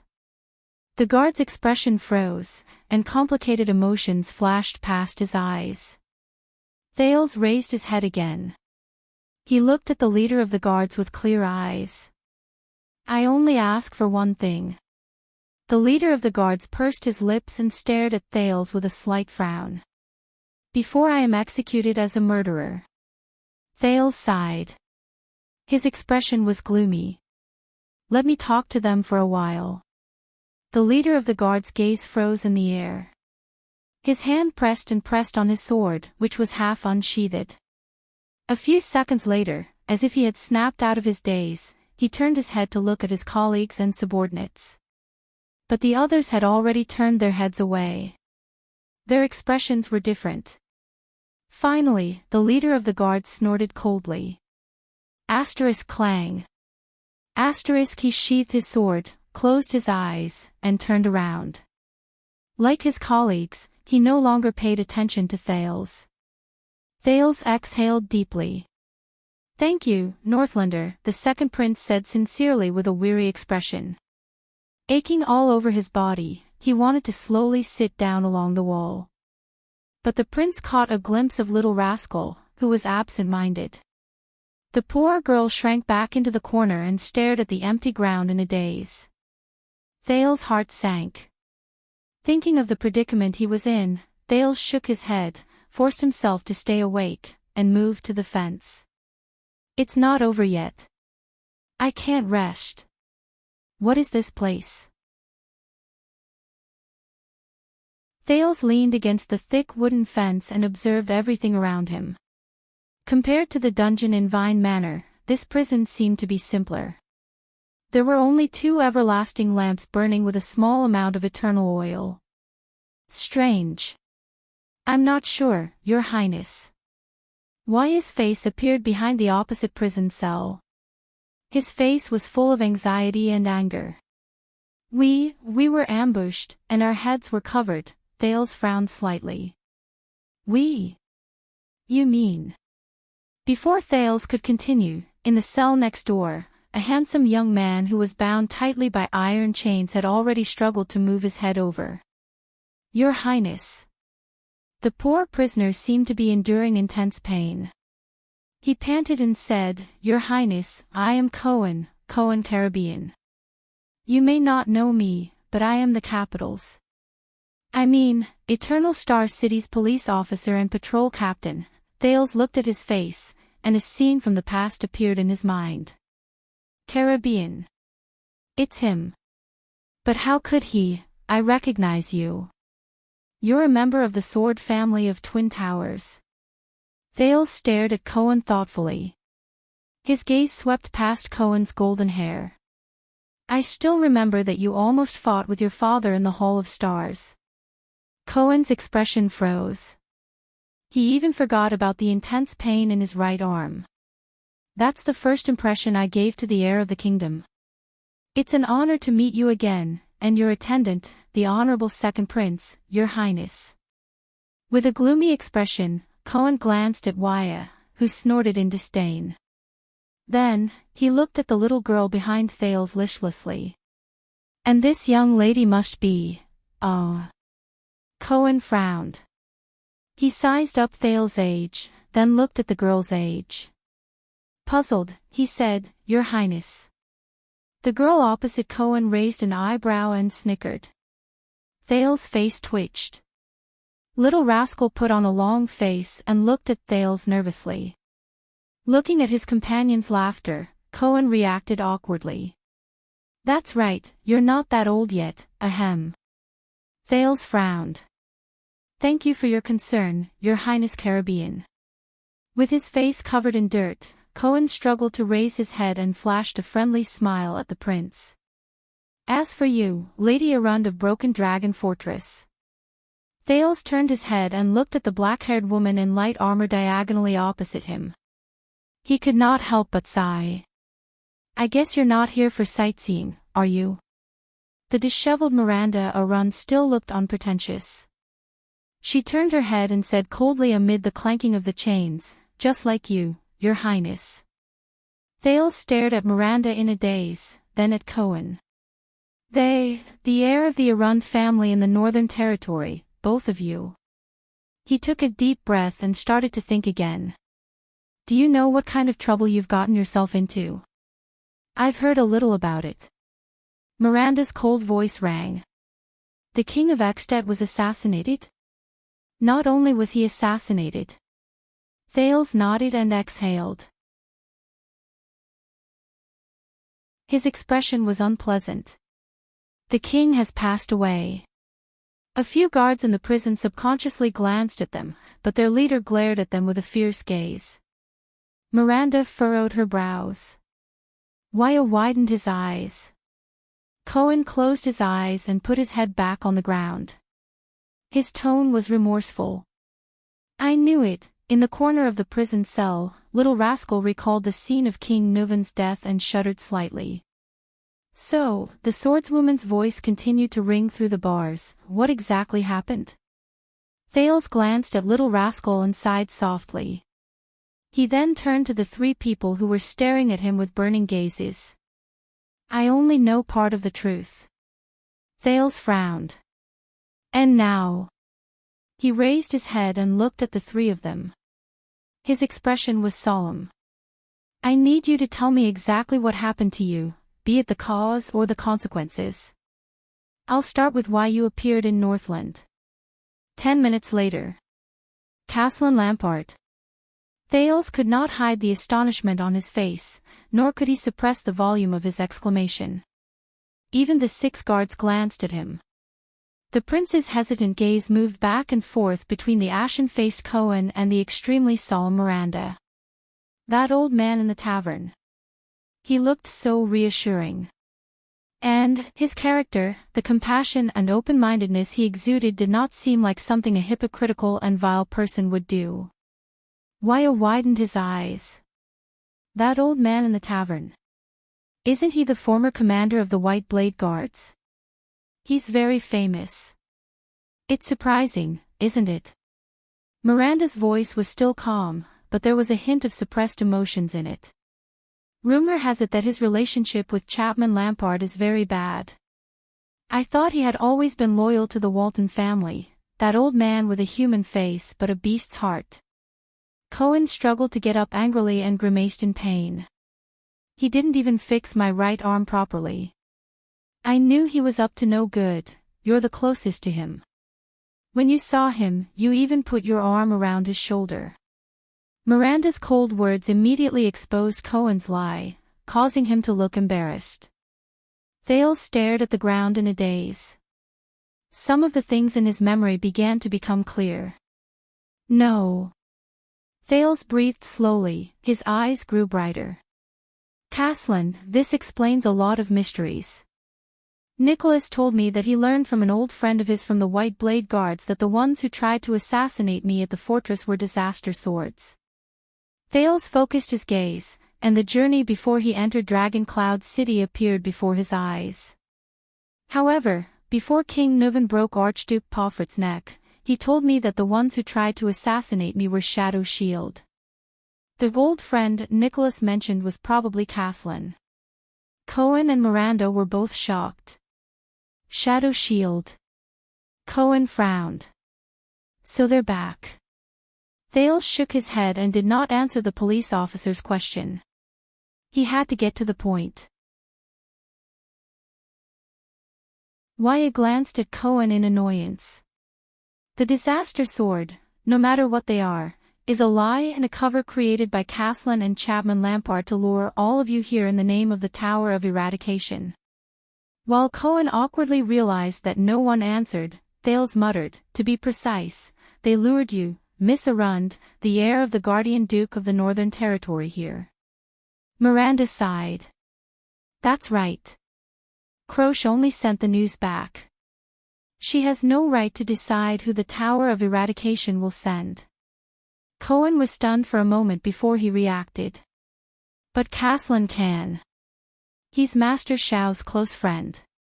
He can totally suggest and even specify who he wants. The nobles of Constellation's Northern Territory secretly entered Dragon Cloud City. If it were any other time, it would be fine, Waya muttered and continued, but when the king was being assassinated, they caught a suspicious Constellation and the heir of the Duke of the Northern Territory who secretly sneaked into Dragon Cloud City. The nature of the matter is, a perfect scapegoat, Miranda whispered. Compared to a weak young prince plotting to assassinate the king, this is much more convincing. Not only that. Thales took a deep breath. The picture in his eyes became clearer. Waya is right. You are also the heir of the Northern Territory. The second prince narrowed his eyes and recalled Val Arund's hysteria in Renaissance Palace. South of Broken Dragon Fortress, the Northern Territory of Constellation that Lampard dreamed of. When Lampard conspired with Duke Val, he was determined to get the Northern Territory of Constellation. The few of them fell silent. Cohen blinked, as if he was still trying to sort out the clues. Miranda stared at the chains on her body in a daze. Waya bit his lip tightly. Chapman Lampard never gave up on his desire for the Northern Territory. I am the scapegoat, but you, Miss Arund. Thales sighed slowly. As the rightful heir of the Northern Territory after Duke Val was imprisoned, you are not just the scapegoat. You might not even be the scapegoat. Not the scapegoat. Cohen was horrified. He struggled to get up amidst the pain. What do you mean? Thales raised his head. The picture in his mind became clearer. Think about it. The highly respected Duke Val Arund was framed and imprisoned by Constellation's fatuous King Tessel, the prince said softly. And his daughter went to Axted to ask for help in an attempt to uphold justice and take back everything that belonged to Arund. Coincidentally, the Prince of Constellation assassinated the King of Axted. Chapman Lampard really kept his promise. Thales sighed slowly. His face was full of resignation. It seems that the cooperation agreement between him and Val Arund, it is still valid. And you, Miss Arund. Thales sighed. You are the one who will affect the ownership of the Northern Territory in the upcoming negotiation or war between Constellation and the Dragon.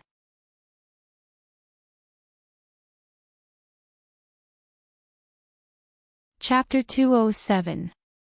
In his long-awaited dream, he felt as if he had returned to that strange and dazzling world. Anti-theft, anti-theft. It will be switched over in a while. Everyone, please come and support the original. Anti-theft, anti-theft. It will be switched over in a while. Everyone, please come and support the original. There, the girl with a blurry face but a gentle voice hugged him from behind, which was a rare sight. She said softly, "Why? Are you sad?" He closed the laptop and smiled bitterly. No, this result was expected. Maybe I'm not good enough. He lowered his head, feeling a little dejected. You know, they have high expectations, it's okay. The gentle voice breathed into his ear. I have a way to make this less sad. He raised his eyebrows and shrugged. Oh. Because there's something even sadder waiting for you. He blinked, feeling a little confused. She said gently, "Let's break up." He shuddered. The girl behind him did not say anything. He turned his head stiffly. What? Yes, you heard me right. Because you're a failure now, she said flatly, so, I want to break up with you. His brain stopped working. He just stared blankly at her blurry face, feeling lost. WH. Why? The voice behind him sighed. Okay, it's a deal. He breathed in a daze. He could not accept it. He wanted to explain, but he felt that it was unnecessary. She, at this moment, okay. The voice snickered and rang happily. Now, 10 seconds after we broke up, I announced that we're back together. Ta-da! Let me introduce you to my new boyfriend, Woo Chirin. He could not think straight. What? But a few seconds later, his heart started beating again. He panted and looked at her in surprise. You, how is it? Compared to the pain of being dumped just now, is it less sad now? When you encounter setbacks, you have to cherish your crotch. The voice giggled and blew into his ear, making him feel a little itchy. My name is Lei Feng. You don't have to thank me. He was a little speechless. The voice said happily, very good. If you have another tragedy in the future, I will continue to comfort you like this. He took a deep breath and shouted angrily, damn woman. Can you not break up and get back together in such a serious manner? Break up and get back together as a joke. I'll take it seriously, okay? He felt as if someone's chin was smashing into his back. Oh, this is nothing, the owner of the voice poked Zhang Heng's back with his chin and said loudly, you don't know this, but there's a serial author on the internet. Every time the plot reaches its climax, he would write that the book is over and say that he's done with the book. Then, he would update the next chapter without saying a word, insisting that he's writing a new book. That's the peak of perfection. Then don't learn from him, okay? In his memory, that voice laughed happily. His voice was full of exasperation and relief. Finally, the noise stopped. She lay lazily on his back and wrapped her arms around his chest. Hey, Chirin, don't be afraid, she said in a low voice, no matter what happens. I'm here to protect you. He lowered his head and closed his eyes. Ah, I know. You're here to protect me. The voice did not speak. She only wrapped her arms around him a little tighter. But in the next second, everything in the dream was like a reflection on the surface of the water, shattered by a sudden wave. The girl disappeared before his eyes. While he was puzzled, he heard a cold and displeased female voice. The tone was low and contained an inexplicable emotion, making his hair stand on end. I'm watching you. I warned you. In the next moment, Thales woke up with a start. He gasped for air. That voice. That voice. At this moment, a hand was placed on his shoulder. Thales turned his head, still in a state of shock. It was Gu. The man who had just shaken him up from his sleep. The Far Easterner squatted beside him and looked at him with a displeased expression. Little Rascal stood beside him with a sleepy face. Wake up, Prince of Constellation, the butcher said flatly, the person you're looking for is here. So soon.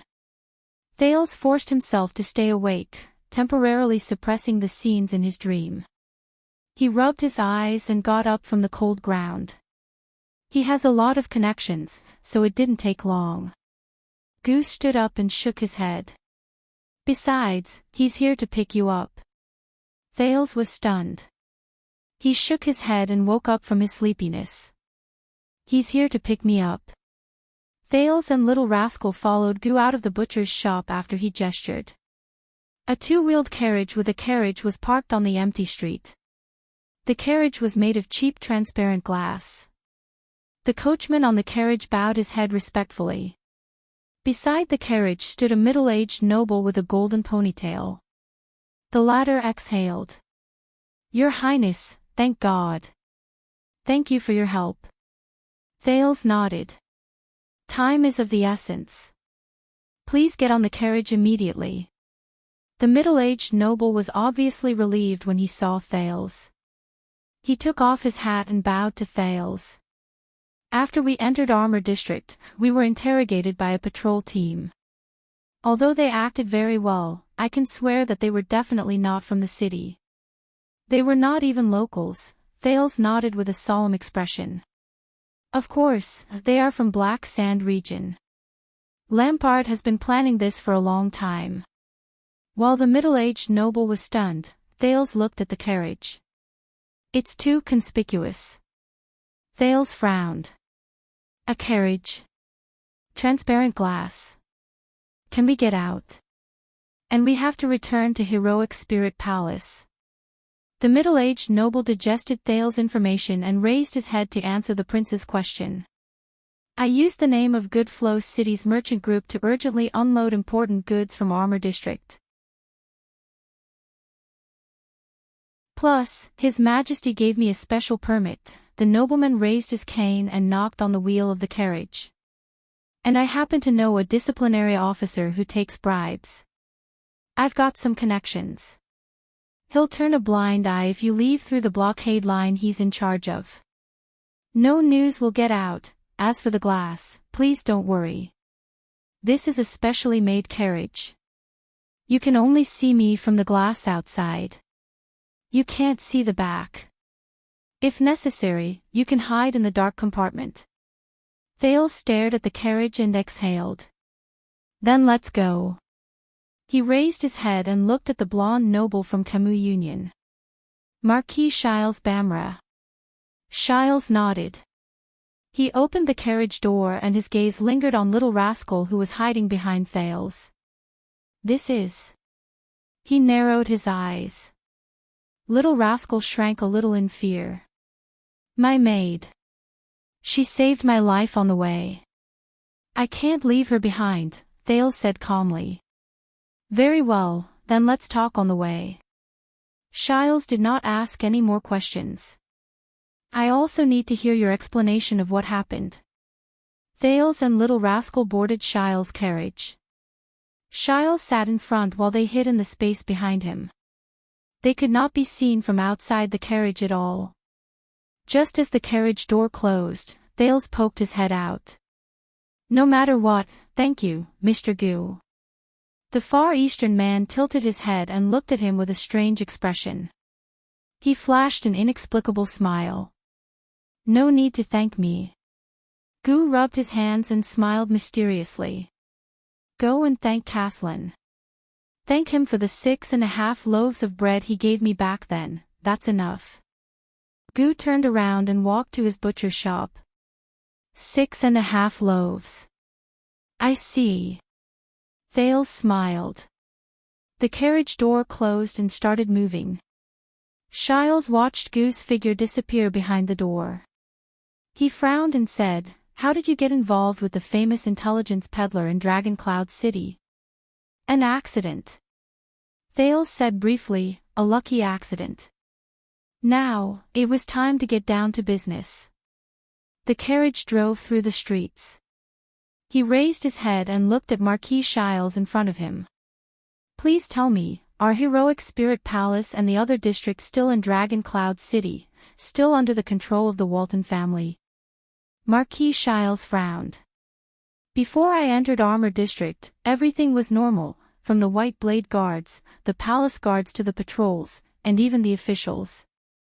Of course, when the king left the palace with his team, the calamities wreaking havoc and the great dragon descending again, some of the guests, including the archdukes, became emotionally unstable. But Prime Minister Leespan tried his best to calm them down. But, he changed the topic and said in a low voice, My informants in the disciplinary hall and the channels of my peers told me that His Majesty has not shown up, nor has he given any orders.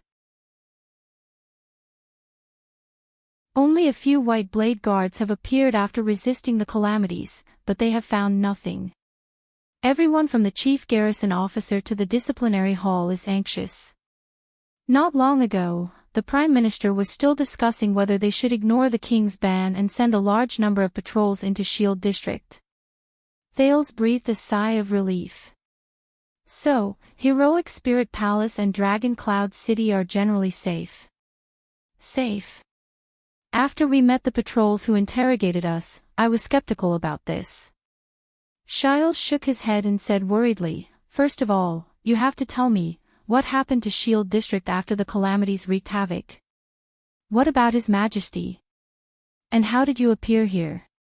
Thales took a deep breath. He looked at Marquis Shiles, who had turned his head around, and enunciated each word clearly. King Nuvan was assassinated. He died. Shiles froze on the spot. His expression changed subtly, rising and falling along with the bumpy carriage. "The murderer is a man with the surname Charlton, and the person who hired him is Lampard." Thales finished his sentence quietly. Little Rascal looked at them timidly. "So, it seems that this is true." After a while, Shiles came back to his senses. He stroked his gloves and cane and said subconsciously, "The king is dead. Extet is going to be in chaos. The Crystal Drop mine contract." Marquis Shiles stared at his cane in a daze, as if he was urgently calculating the gains and losses. Thales remained silent and did not speak. Soon, the carriage drove out of the boundaries of Armor District. In the winding streets of Dragon Cloud City, they entered a roadblock formed by soldiers from the patrols and barricades. They had arrived at the cordon of martial law. Thales watched nervously as the coachman conversed with the disciplinary officer who was the leader. The coachman stuffed a letter and a bag of money into the disciplinary officer's hand. The disciplinary officer glanced at the window of the carriage. Marquis Shiles waved at him in a friendly manner. The carriage was let through without a hitch.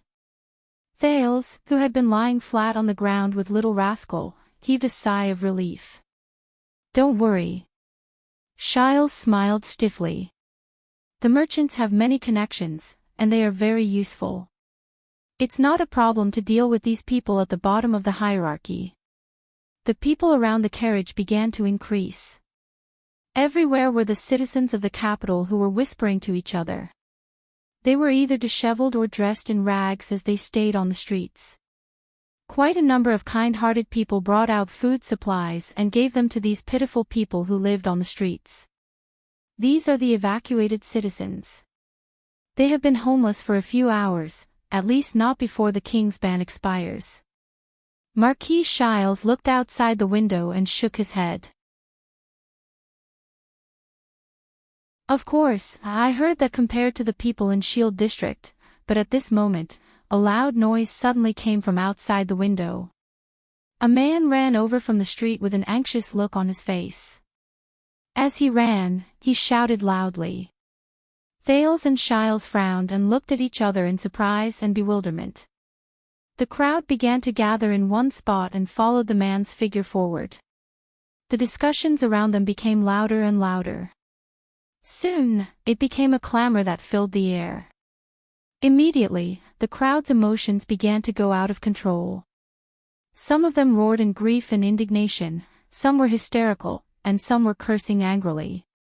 Their carriage had no choice but to slow down. Soon, the man disappeared into the crowd. But the people did not disperse. They still gathered in circles and discussed enthusiastically in twos and threes with their loud voices. There was no lack of people who were so excited that they even started fighting. The Northlanders' personalities could be seen clearly. What's wrong? An ominous feeling rose in Thales' heart.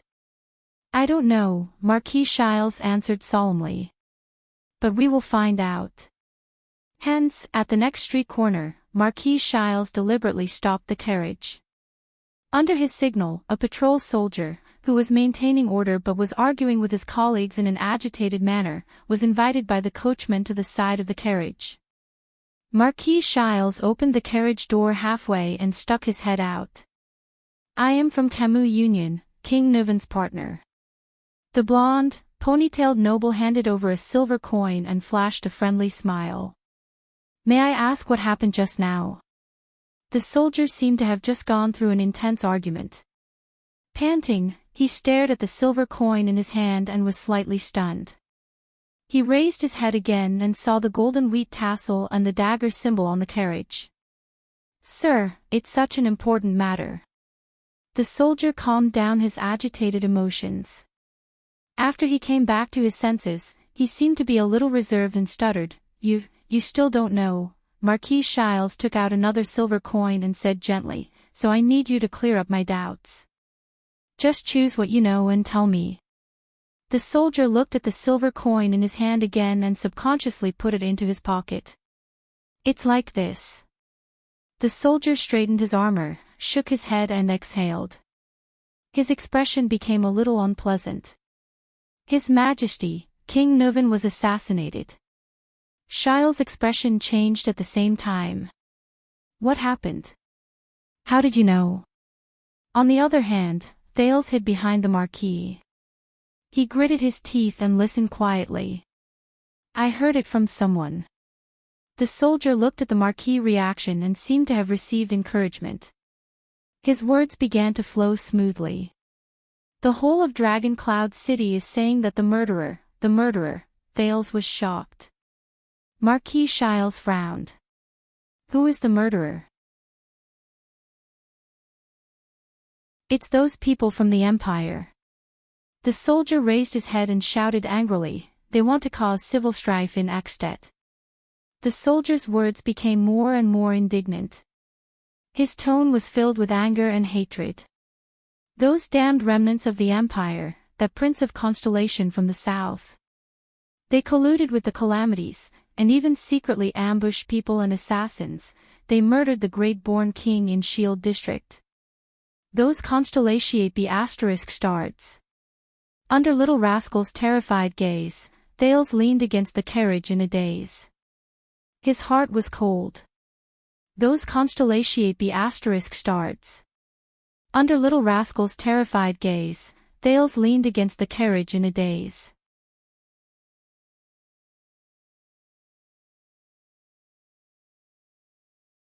Chapter 208. In the alley of Armor District in Dragon Cloud City, the three old friends finally drew their swords and started fighting. "Theft! Theft! Please respect the author's hard work.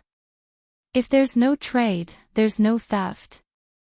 Under the moonlight, Cohen covered his innocent nose in pain as he looked at the man and woman in front of him who started fighting at the slightest disagreement. He knew that in this special battle, there was no room for him to intervene. Miranda probably wouldn't allow him to intervene either. His nose was the proof. Fortunately, compared to before, Miranda's hands were now able to control their strength. Cohen turned his attention back to the battlefield and saw that Miranda was the first to swing her sword. The tip of her sword was aimed at Raphael's chest. Raphael's thin sword instantly appeared in his left hand. Using offense as defense, he slashed at Miranda's throat with a speed that was faster than his opponent's. However, it was as if Miranda had predicted her opponent's next move. The blade of her sword naturally changed direction, and as it spun, it slashed at Raphael's left hand. From afar, it looked as if Raphael had taken the initiative to extend his left hand to meet her blade. Cohen was amazed. This was Miranda's instinct after years of practicing the Pegasus music. She actively listened to and even controlled the rhythm of the battle, manipulating her opponent's every move. Raphael frowned. He quickly pulled his sword back and was forced to retreat. He knew how terrifying his former lover was and tried to quickly break away from her rhythm. But Miranda's gaze was as cold as ice. She followed up with a timely slash. When Raphael retracted his right leg, she slashed at his left leg, which was his center of gravity. Raphael was forced into a difficult position by this slash. He was forced to stop retreating and face the sword. Just like before, Miranda seemed to have predicted Raphael's movements. She pulled her forearm, and the wind howled. Cohen's pupils shrank as he watched the battle. In the 10 seconds, the swords of both parties did not touch, exchange, or clash. They only moved back and forth in the air, causing ripples in the air. But Cohen knew that this was an extremely dangerous battle. His teacher, Zadie Tafner, once told Cohen, who was not yet a police officer at that time, that this kind of silent and rapid battle was more often seen in battles between supreme-class fighters. The next moment, Cohen saw Miranda's blade instantly swing at Raphael's head at the most appropriate time, avoiding her opponent's block, dodge, and counterattack. Hiss, the sound of a sword tearing through the air could be heard. In that instant, Raphael's dark red eyes flashed with a different expression. His left arm trembled visibly. Then, the thin sword danced in the moonlight, leaving an afterimage. Ding! The blades of the two finally clashed for the first time, and the air vibrated with a sharp sound that tortured the ears. Cohen frowned and resisted the urge to cover his ears. Raphael gritted his teeth and quickly took 3 steps back. Miranda, on the other hand, stood in place and swayed. For a moment, the entire area fell silent. Miranda expressionlessly flicked her wrist, and a few strands of hair floated down from her blade. Raphael panted slightly and touched the right side of his forehead. A bloody scar had already appeared on his temple. As expected, Cohen sighed. True enough. Miranda was still the strongest. Raphael rubbed off the blood on his hands. With a resigned smile, he shook his head and sighed. When it comes to sharp observation, seizing the timing and rhythm of battle, you're still as good as ever, Miranda. Cohen coughed and carefully observed Miranda's expression. So, Raphael, let's call it a day. It's been a long time. Miranda still did not know about Raphael's power of eradication. However, if they continued to fight, the observant Miranda, they had to stop the fight. But at this moment, a voice that made the 2 men tremble came from the field. Raphael, where's your sword of death? Cohen was slightly startled. Raphael lowered his head. Miranda's voice trembled slightly in disbelief. That power of eradication that replaces defense with offense and counterattacks in a desperate situation.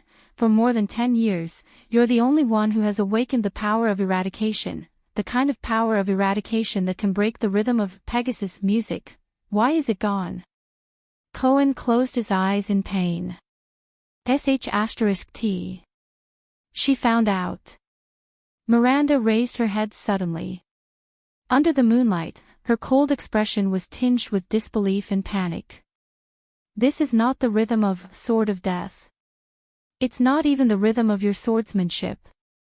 The swordswoman said slowly, although my hands. I can feel that cold temperature. It was hidden in your hands just now. It's another force. What is that, Raphael Lindbergh? Miranda's gaze was like 2 blades that pierced Raphael, who did not say a word. Cohen slapped himself on the forehead in frustration. The 3 of them were silent for a few seconds, until Raphael spoke in a gentle and relaxed manner. This is Prayer of the Dead. To be honest, it's not much different from Sword of Death. The young man in white sneered. His voice was still light. Fighting for a chance of survival in a hair's breadth, seeking victory in a dangerous situation to the limit. The style is very similar. I thought that you would not be able to feel it with your hands. Just like how Touch of Greed is the Disaster Sword's version of A Glory of the Stars. Miranda furrowed her brows tightly. With a hint of anxiety, she keenly asked, is the so-called Prayer of the Dead also another version of A Sword of Death? Her gaze was filled with indescribably complicated emotions. She fixed her gaze on Raphael. The Disaster Swords, Ruthless Power of Eradication. Cohen was truly stunned. It seems that Miranda has already gathered a lot of information about the Disaster Sword in a short period of time. As for me, Cohen thought of the young man who ran away, and he immediately blushed. It seems that Klein has told you too much. Raphael narrowed his eyes as if he was deep in thought. Even if it's an unrestricted inheritance from outside the tower, he is still a swordsman who is close to supreme class. Why would he talk so much? To their surprise, Miranda suddenly smiled. Cohen was stunned, while Raphael furrowed his brows. Is this why you hid it from me, Cohen? As she laughed, Miranda used her slightly hoarse voice to speak to Cohen without turning her head. The seed of the Tower of Eradication who is chosen once every 5 years, one of the candidates to inherit supreme class. Raphael Lindbergh. You actually sided with the disaster sword? Cohen, who was questioned, shut his eyes tightly. Raphael, on the other hand, was silent. The police opened his mouth to speak, but when the words were at the tip of his tongue, he hesitated. He opened and closed his mouth. In the end, he still lowered his head and turned his words into a sigh. In the next second, Miranda's figure flashed, and her sword struck out once again in a graceful manner. This time, her sword was not aimed at Raphael's vital points. Instead, it went straight for the blade in Raphael's left hand. Cohen revealed a puzzled expression. Attacking the enemy's weapon was not a normal battle strategy. But what surprised him even more was that Raphael, who had been smiling all this while, actually had a drastic change in expression because of this seemingly harmless strike. Asterisk clang. Asterisk the two swords collided for the second time, but there was no follow-up. Miranda's sword retreated upon contact. Miranda stared straight at Raphael, as if she had forgotten everything around her. Raphael, on the other hand, stared at Miranda with a pale face, as if he had been struck in his most vital spot. Only Cohen scratched his head and looked at the scene in confusion. Strange, this strike didn't cause any damage, right? Why are the two of them reacting so strangely? Then, Miranda's voice came leisurely. The reason why the Sword of Death disappeared is because of this. Arun's daughter's voice trembled unexpectedly. 3 years. 3 years. It's him. That's the reason. Him. The young man in white, Raphael, stared blankly at Miranda. His expression was complicated. Mira. She still found out. Their first meeting after 3 years. She found out. He lowered his eyes. In the next second, the swordswoman raised her head abruptly and yelled agitatedly, Raphael, you arrogant idiot. Raphael didn't say anything. He just looked at her calmly. Cohen stared in shock at Miranda, who seemed to have lost control of her emotions. What's wrong? Wasn't she a strong and independent, strong woman just a moment ago? How did she become a grief-stricken ex-girlfriend? In the next moment, the swordswoman turned around and stabbed her sword into the wall beside her. Swoosh! Raphael let out a long sigh. With a gloomy expression, Miranda loosened her grip, letting the hilt of her sword tremble in the air. I curse him. Miranda turned her head and gritted her teeth. Her expression was filled with grief and indignation as she sneered angrily. He deserves it. He deserves it. The swordswoman roared. Raphael gently sheathed his sword. Don't be like this, Mira. The young man in white shook his head and said softly, it's not worth it. Cohen's mouth fell open. He was about to go crazy from the situation in front of him. What's going on with these two? After a round of fighting, they stopped. Start crying and talking in riddles. Sword of Death. Arrogant idiot. Deserves it. Not worth it. He was Cohen Caribbean, a level 2 police officer of Eternal Star City's Western Police Station and the captain of the City Defense Patrol team. I can't understand it at all. I say, Cohen scratched his head in pain. As he walked closer to the two, he interrupted, can someone explain to me what's going on? Miranda, even though Raphael has the disaster sword on him, you don't have to be so agitated. In the next moment, Miranda and Raphael raised their heads at the same time and shouted angrily.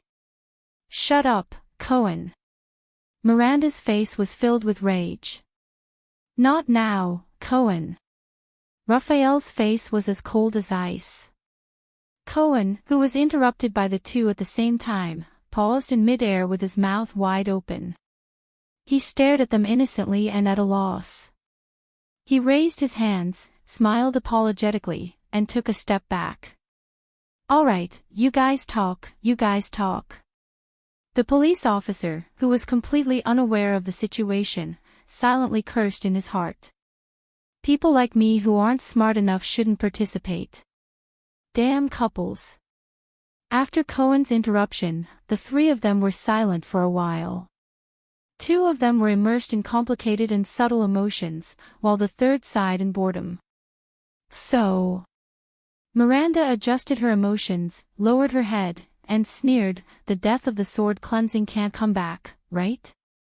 Just like you. Raphael understood what she meant. He sighed softly, and his gaze was complicated.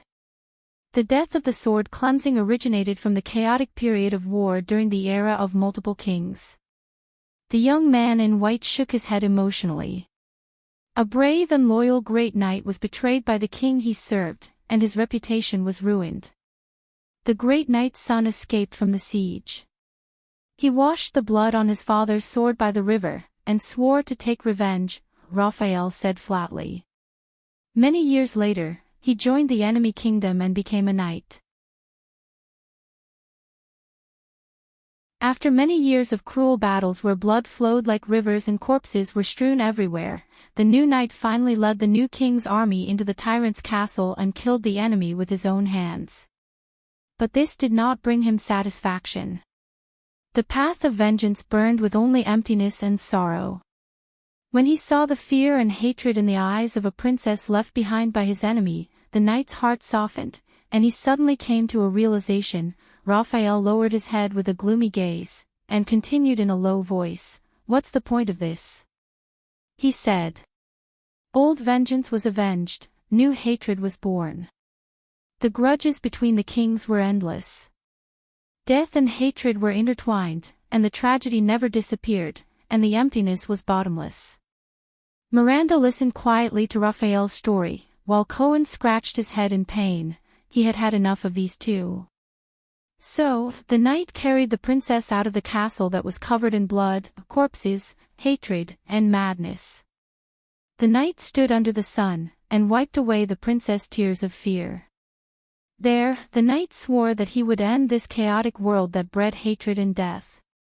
From then on, his extraordinary power was called, the death of the sword cleansing. Raphael's story was finished. Miranda stood where she was in silence. Ha! Cohen laughed dryly, wanting to push the progress of the mission. It sounds like a third-rate knight's novel. A tragic life, a noble birth, a powerful enemy, slowly becoming stronger, and when he sees a woman, his legs go weak. Then, he swore to dominate this chaotic world. Shut up, Cohen. This time, the man and the woman interrupted Cohen. Surprisingly, they were of the same caliber and speed. Once again, Cohen shut up, feeling wronged. Look. Raphael turned to Miranda, and with an obscure smile on his face, he said, compared to a greater goal, these things are not worth caring about. Do you understand? Miranda looked at Raphael, her eyes full of hatred and sorrow. So, the Secret Intelligence Department. Raphael twitched the corner of his mouth and nodded. The two stared at each other in silence. It seemed that only the other could understand each other. Until Miranda looked away with a pained expression. I wasn't joking just now. This concerns the future of the two kingdoms. Dragon Cloud City will not be peaceful tonight. Raphael straightened his clothes, raised his head, and looked at heroic Spirit Palace in the distance under the moonlight. He put on a smile again.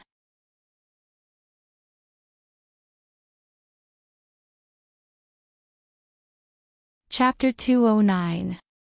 Somewhere in Eternal Star City. It was in pain. This is an anti-theft stamp. I'll change it back later. PC readers can just refresh the page. Mobile readers can just long press on the table of contents to download again. Pirated readers can just open the Chidian or Genesis book page and start subscribing. I don't know how many people will listen. The air here was cold and moist. Its skin was wrinkled, its 6 limbs were weak, its abdomen was shriveled, its lips trembled, and its teeth were blunt. Only the darkness around it made it feel at ease. It raised its right hand and wanted to change its position, but it accidentally hit the metal cage. A sharp pain came from the surface of its skin that had just touched the metal. It opened its mouth and let out a meaningless howl of pain. This damned cage. The magic seal on it was rigorous, meticulous, comprehensive, perfect, and flawless. It was the standard product of the Alchemy Tower. It did not know if it was the work of the Confinement Research Institute or the Spell Laboratory. It was probably the former. In the extinct Alchemy Tower, this kind of magic cage with a single function was only studied by this faction that had been in decline for a long time. For example, the cage that was currently trapping him here. It had endured such days for an unknown period of time, and even its sense of time had become numb. It even suspected that if it continued like this, then one day, it would even completely forget its own name. It was fed once a month, given a fixed electric shock every month, and had to complete work all the time. Under such circumstances, it began to miss its main body. It still remembered the pain when it was cut off from the main body, and the heart-wrenching wails and screams that came from the main body's mind. Even many days and nights after that, even when it was its turn to be cut off, the pain was not comparable to the excruciating pain of being separated from the main body. It really wanted to return to its main body. If it remembered correctly, the main body should be locked up in the City of Triumph, the damn capital of the human empire. The country had obviously been torn apart, leaving only a small piece of territory. It was so weak, but that group of humans still shamelessly called themselves an empire. Did the weak not deserve to die? Thinking of this, its mind that was a little muddled because it did not know how long it had been locked up suddenly moved. By the way, has the main body not sent anything from the City of Triumph for some time? Whether it was letters or items, there was nothing. The mental connection between the main body and the main body seemed to have been broken for some time. Humans no longer used it. Impossible. It did not believe that those evil humans would let it or its host take a break. They would only endlessly squeeze out its value without knowing the bottom line. Did something happen to the main body? This thought flashed through its mind. No. Although the main body was also imprisoned, at least it was intact in the City of Triumph. The Empire knew its value, and the Imperial Prince had even tried to communicate with the main body, but how could the prideful main body respond to a lowly human's request for a trade? So they were still using itself to communicate. Although the Empire wasn't as powerful as it was in the past, the humans would definitely protect the main body. As long as Victorious Return wasn't destroyed overnight, the main body would be safe. One day, it would definitely return to its main body. At that time, it would once again be as powerful as it was in the past. Then, it had to carefully hide itself and strengthen itself. Most importantly, it had to find a way to restrain those mystics. It did not want to experience the humiliation of being captured and imprisoned as a slave a second time. Especially that damned mystic. Giza Streelman. If the human outside the cage had not mentioned this name recently, it would have almost forgotten about it. It gritted its teeth with hatred. In front of that mystic, the feeling of its flesh boiling and blood exploding, the feeling of groveling at the other person's feet was something it would never forget. At this moment, a familiar swelling sensation came from its abdomen. It's here. It thought. The humiliation of being a slave and being forced to work as a slave surged into its heart once again. It did not know which severed limb it would be this time. At the top of the metal cage, the bell rang violently and urgently. Asterisk clack. Asterisk the metal cage door opened. It used all its strength to roar at the cage door, trying to express its hatred and malice. The sharp pain of being pricked attacked it again. It knew that it had to leave the cage to complete the task, or else the pain would only become more intense. Just like hundreds and thousands of times in the past, it reluctantly climbed out of the cage with great difficulty. The sharp pain slowly subsided. Its abdomen wriggled, and the contents inside surged up its throat and reached its oral cavity. The swelling sensation gradually disappeared. It opened its mouth full of fangs and spat out a piece of paper in the darkness. Another piece of paper. It thought in annoyance, these stupid humans, can't they send something interesting over next time? The piece of paper was grabbed by a young man in a white robe and violently pulled out of its oral cavity. Rude humans. The sharp pain appeared again. It howled in pain, and at the same time, it knew that it should return to the cage. With a heart full of humiliation and pain, it climbed back into the cage. The pain disappeared. The young man lit a lamp. The dazzling light made it grimace, and it raised its claws to cover its 8 pairs of eyes. Light. The thing it hated the most. Fortunately, after the young man saw the piece of paper clearly, he immediately extinguished the lamp. In the darkness, in its field of vision, the young man in a white robe put down the piece of paper in his hand and spoke in a much more solemn voice than usual. Things are somewhat beyond our imagination. Oh. An old and hoarse voice rang. It remembered this voice. During the years when it was brought away from the City of Triumph, many humans were in charge of managing its cage, but this old voice seemed to have been in charge for a longer time. First, the prince was intercepted by Lampard at the border, but it seemed to be a daunting experience without any real danger. Now, the diplomat group is heading to Dragon Cloud City under Lampard's escort. You know that I don't care about this, the old and hoarse voice said faintly. What about that homicidal maniac? Giza Streelman did not follow our plan to surround Ramon with Blood Bottle Gang, even though we used various channels and hinted to them countless times about Ramon's importance to the Brotherhood, the young man said quietly. Giza Streelman. The nerves all over its body were stimulated by that familiar name again. My enemy. The mystic.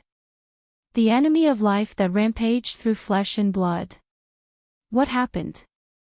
The old and hoarse voice rang again. It made its public appearance. According to our informants in Broken Dragon Fortress, Giza seemed to have endangered Prince Thal's safety on the way, the young man said.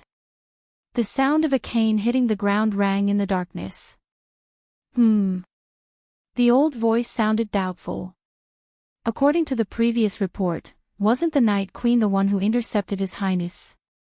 Is that why she requested help from Broken Dragon Fortress? Yes, but the information has been updated. It seems that things have become a little more complicated. The young man raised his head and revealed a smile that no one could see clearly in the darkness. The blood mystic appeared for the Dark Knight black coffin in the hands of the Blood Clansman. It opened its eyes abruptly.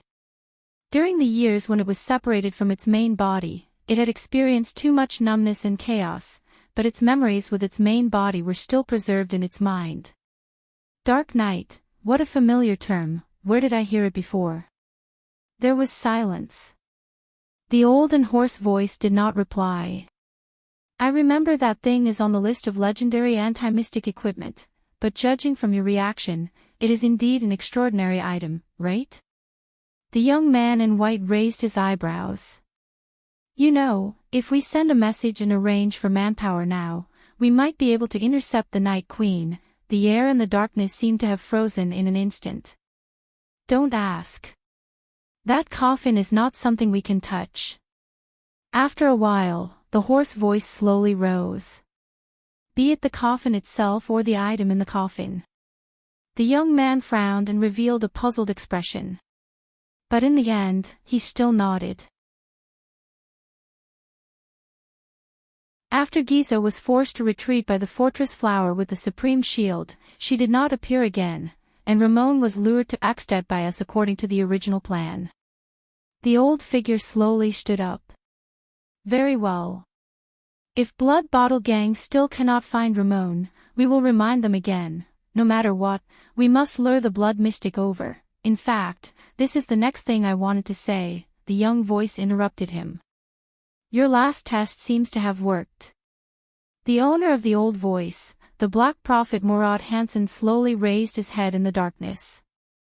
Although the Brotherhood's headquarters did not make any moves under our surveillance, Black Sword appeared at the border between the two countries.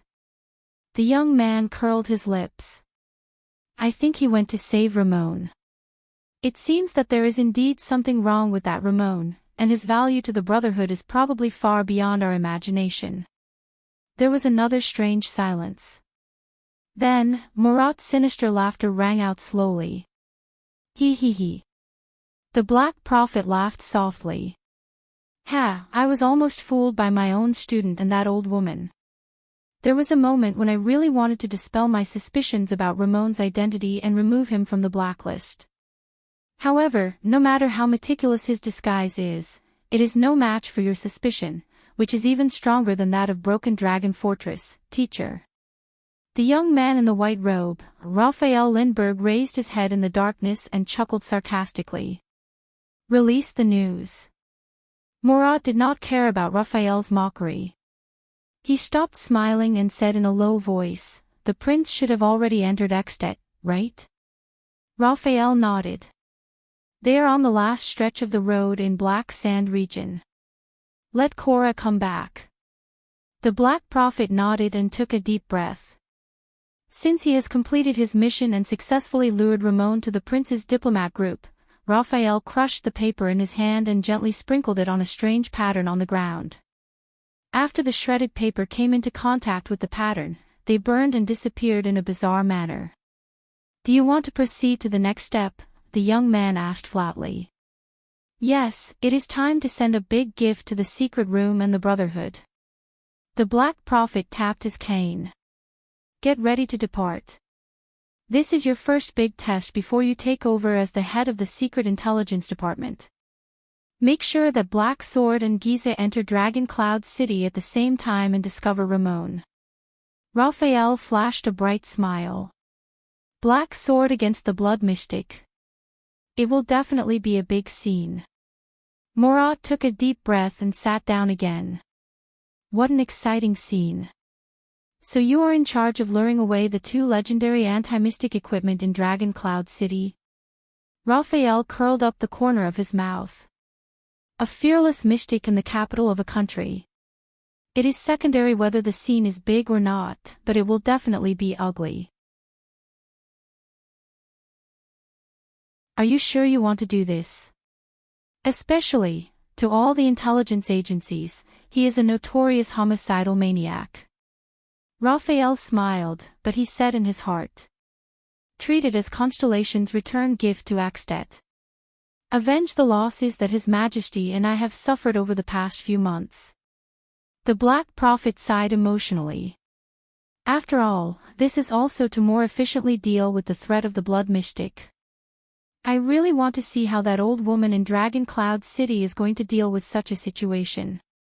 Also, with the tacit approval of the Kingdom's Secret Intelligence Department, Black Street Brotherhood has been in the limelight for too many years, Murad thought. Since Blood Bottle Gang has been dealt a heavy blow, Asda and Giza have been forced to appear. It is time for the Brotherhood and the hand behind it to pay the price. Everything is for the stability of Constellation, is it not? Raphael flashed a bright smile. Black Sword against the Blood Mystic. It will definitely be a big scene. Murad took a deep breath and sat down again. What an exciting scene. So you are in charge of luring away the two legendary anti-mystic equipment in Dragon Cloud City? Raphael curled up the corner of his mouth. A fearless mystic in the capital of a country. It is secondary whether the scene is big or not, but it will definitely be ugly. Are you sure you want to do this? Especially, to all the intelligence agencies, he is a notorious homicidal maniac. Raphael smiled, but he said in his heart, treat it as Constellation's return gift to Axtet. Avenge the losses that His Majesty and I have suffered over the past few months. The Black Prophet sighed emotionally. After all, this is also to more efficiently deal with the threat of the Blood Mystic. I really want to see how that old woman in Dragon Cloud City is going to deal with such a situation. Also, with the tacit approval of the Kingdom's Secret Intelligence Department, Black Street Brotherhood has been in the limelight for too many years, Morat thought. Since Blood Bottle Gang has been dealt a heavy blow, Asda and Giza have been forced to appear. It is time for the Brotherhood and the hand behind it to pay the price. Everything is for the stability of Constellation, is it not? Raphael flashed a bright smile. Black sword against the Blood Mystic. It will definitely be a big scene. Morat took a deep breath and sat down again. What an exciting scene. So you are in charge of luring away the two legendary anti-mystic equipment in Dragon Cloud City? Raphael curled up the corner of his mouth. A fearless mystic in the capital of a country. The scene is secondary, but it will definitely be ugly. Are you sure you want to do this? Especially, to all the intelligence agencies, he is a notorious homicidal maniac. Raphael smiled, but he said in his heart, treat it as Constellation's return gift to Axtet. Avenge the losses that His Majesty and I have suffered over the past few months. The Black Prophet sighed. After all, this is also to more efficiently deal with the threat of the Blood Mystic. I really want to see how that old woman in Dragon Cloud City is going to deal with such a situation. Also, with the tacit approval of the Kingdom's Secret Intelligence Department, Black Street Brotherhood has been in the limelight for too many years, Morat thought.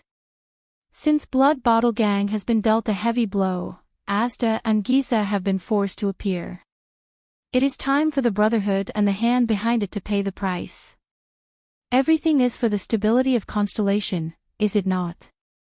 Raphael flashed a bright smile. Black sword against the Blood Mystic. It will definitely be a big scene. Morat took a deep breath and sat down again. What an exciting scene. So you are responsible for luring away the two legendary anti-mystic equipment in Dragon Cloud City? Raphael curled up the corner of his mouth. A fearless mystic in the capital of a country. The scene is secondary, but it will definitely be ugly. Are you sure you want to do this? Especially, to all the intelligence agencies, he is a notorious homicidal maniac. Raphael smiled, but he said in his heart, treat it as Constellation's return gift to Axtet. Avenge the losses that His Majesty and I have suffered over the past few months. The Black Prophet sighed. After all, this is also to more efficiently deal with the threat of the Blood Mystic. I really want to see how that old woman in Dragon Cloud City is going to deal with such a situation. Also, with the tacit approval of the Kingdom's Secret Intelligence Department, Black Street Brotherhood has been in the limelight for too many years, Morat thought. Since Blood Bottle Gang has been dealt a heavy blow, Asda and Giza have been forced to show up. It's time for the Brotherhood and the hand behind it to pay the price. Everything is for the stability of Constellation, is it not? Raphael flashed a bright smile. Black sword against the Blood Mystic. It will definitely be a big scene. Morat took a deep breath and sat down again. What an exciting scene.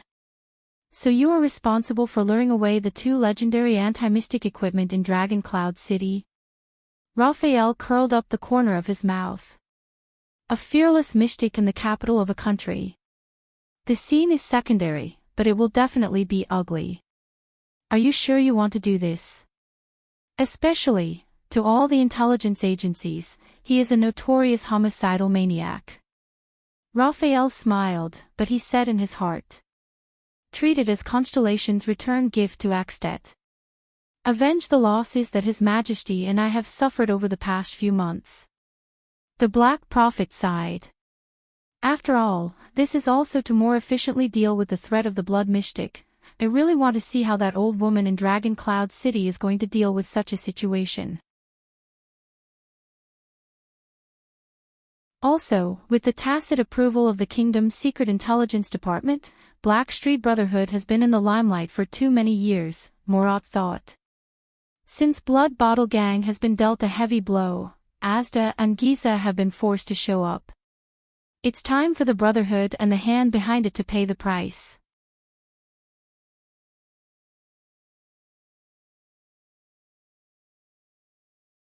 Chapter 210. Somewhere in Eternal Star City. It was in pain. Guard against theft. No rush. I'll change it back when I wake up.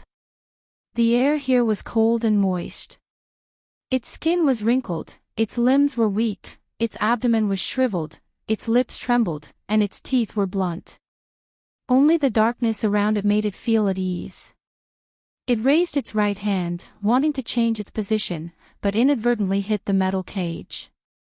A sharp pain came from the surface of its skin that had just touched the metal. It opened its mouth and let out a meaningless howl of pain. This damned cage. The magic seal on it was rigorous, meticulous, comprehensive, perfect, and flawless. It was the standard product of the Alchemy Tower. It did not know if it was the work of the Confinement Research Institute or the Spell Laboratory. It was probably the former.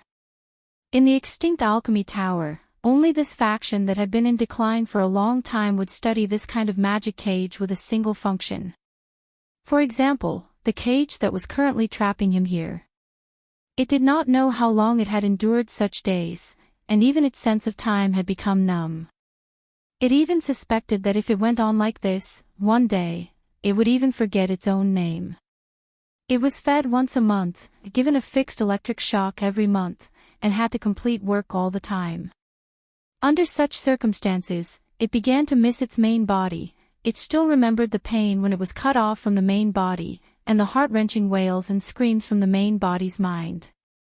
Even many days and nights after that, even when it was its turn to be cut off, the pain was not comparable to the excruciating pain of being separated from the main body. It really wanted to return to its main body. If it remembered correctly, the main body should be locked up in the City of Triumph, the damn capital of the human empire. The country had obviously been torn apart, leaving only a small piece of territory. It was so weak, but that group of humans still shamelessly called themselves an empire. Didn't the weak deserve to die? Thinking of this, its mind, which was a little muddled because it did not know how long it had been locked up, suddenly moved. That's right, hasn't it been a while since the main body sent anything over from Victoria's City? Whether it was letters or items, there was nothing. The mental connection between the main body and the main body seemed to have been broken for some time. Humans no longer used it. Impossible. It did not believe that those evil humans would let it or the main body take a break. They would only endlessly squeeze its value without knowing the bottom line. Did something happen to the main body? This thought flashed through its mind. No. Although the main body was also imprisoned, at least it was intact in the City of Triumph. The Empire knew its value, and the Imperial Prince had even tried to communicate with the main body, but how could the prideful main body respond to a lowly human's request for a trade? So they were still using itself to communicate. Although the Empire wasn't as powerful as it was in the past, the humans would definitely protect the main body. As long as Victorious Return wasn't destroyed overnight, the main body would be safe. One day, it would definitely return to its main body. At that time, it would once again be as powerful as it was in the past. Then, it had to carefully hide itself and strengthen itself. Most importantly, it had to find a way to restrain those mystics. It did not want to experience the humiliation of being captured and imprisoned as a slave a second time. Especially that damned mystic. Giza Streelman. If the human outside the cage door had not mentioned this name recently, it would have almost forgotten about it. It gritted its teeth with a heart full of hatred. It would never forget the feeling of its flesh boiling and exploding in front of the mystic, the feeling of groveling at the mystic's feet. At this moment, a familiar swelling sensation came from its abdomen. It's here. It thought. The humiliation of being a slave and being forced to work and be driven away again surged into its heart. It did not know which limb it was this time. The bell at the top of the metal cage rang violently in a timely manner. Asterisk clack. Asterisk the metal cage door opened. It used all its strength to roar at the cage door, trying to express its hatred and malice. The sharp pain came again, as if it was being pricked. It knew that it had to get out of the cage to complete the task, or else the pain would only get worse.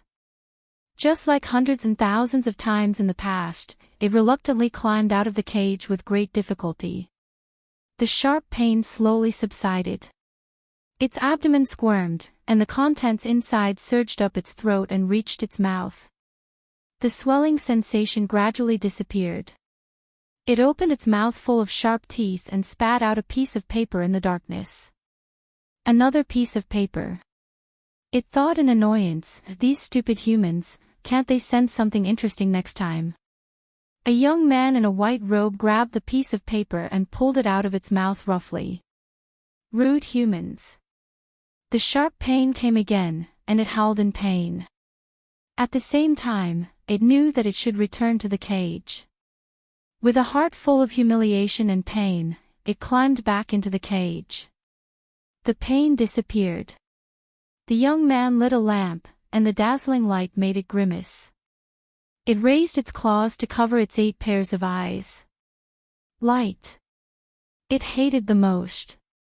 Fortunately, after the young man saw the piece of paper clearly, he immediately extinguished the lamp. In the darkness, in its field of vision, the young man in a white robe put down the piece of paper in his hand.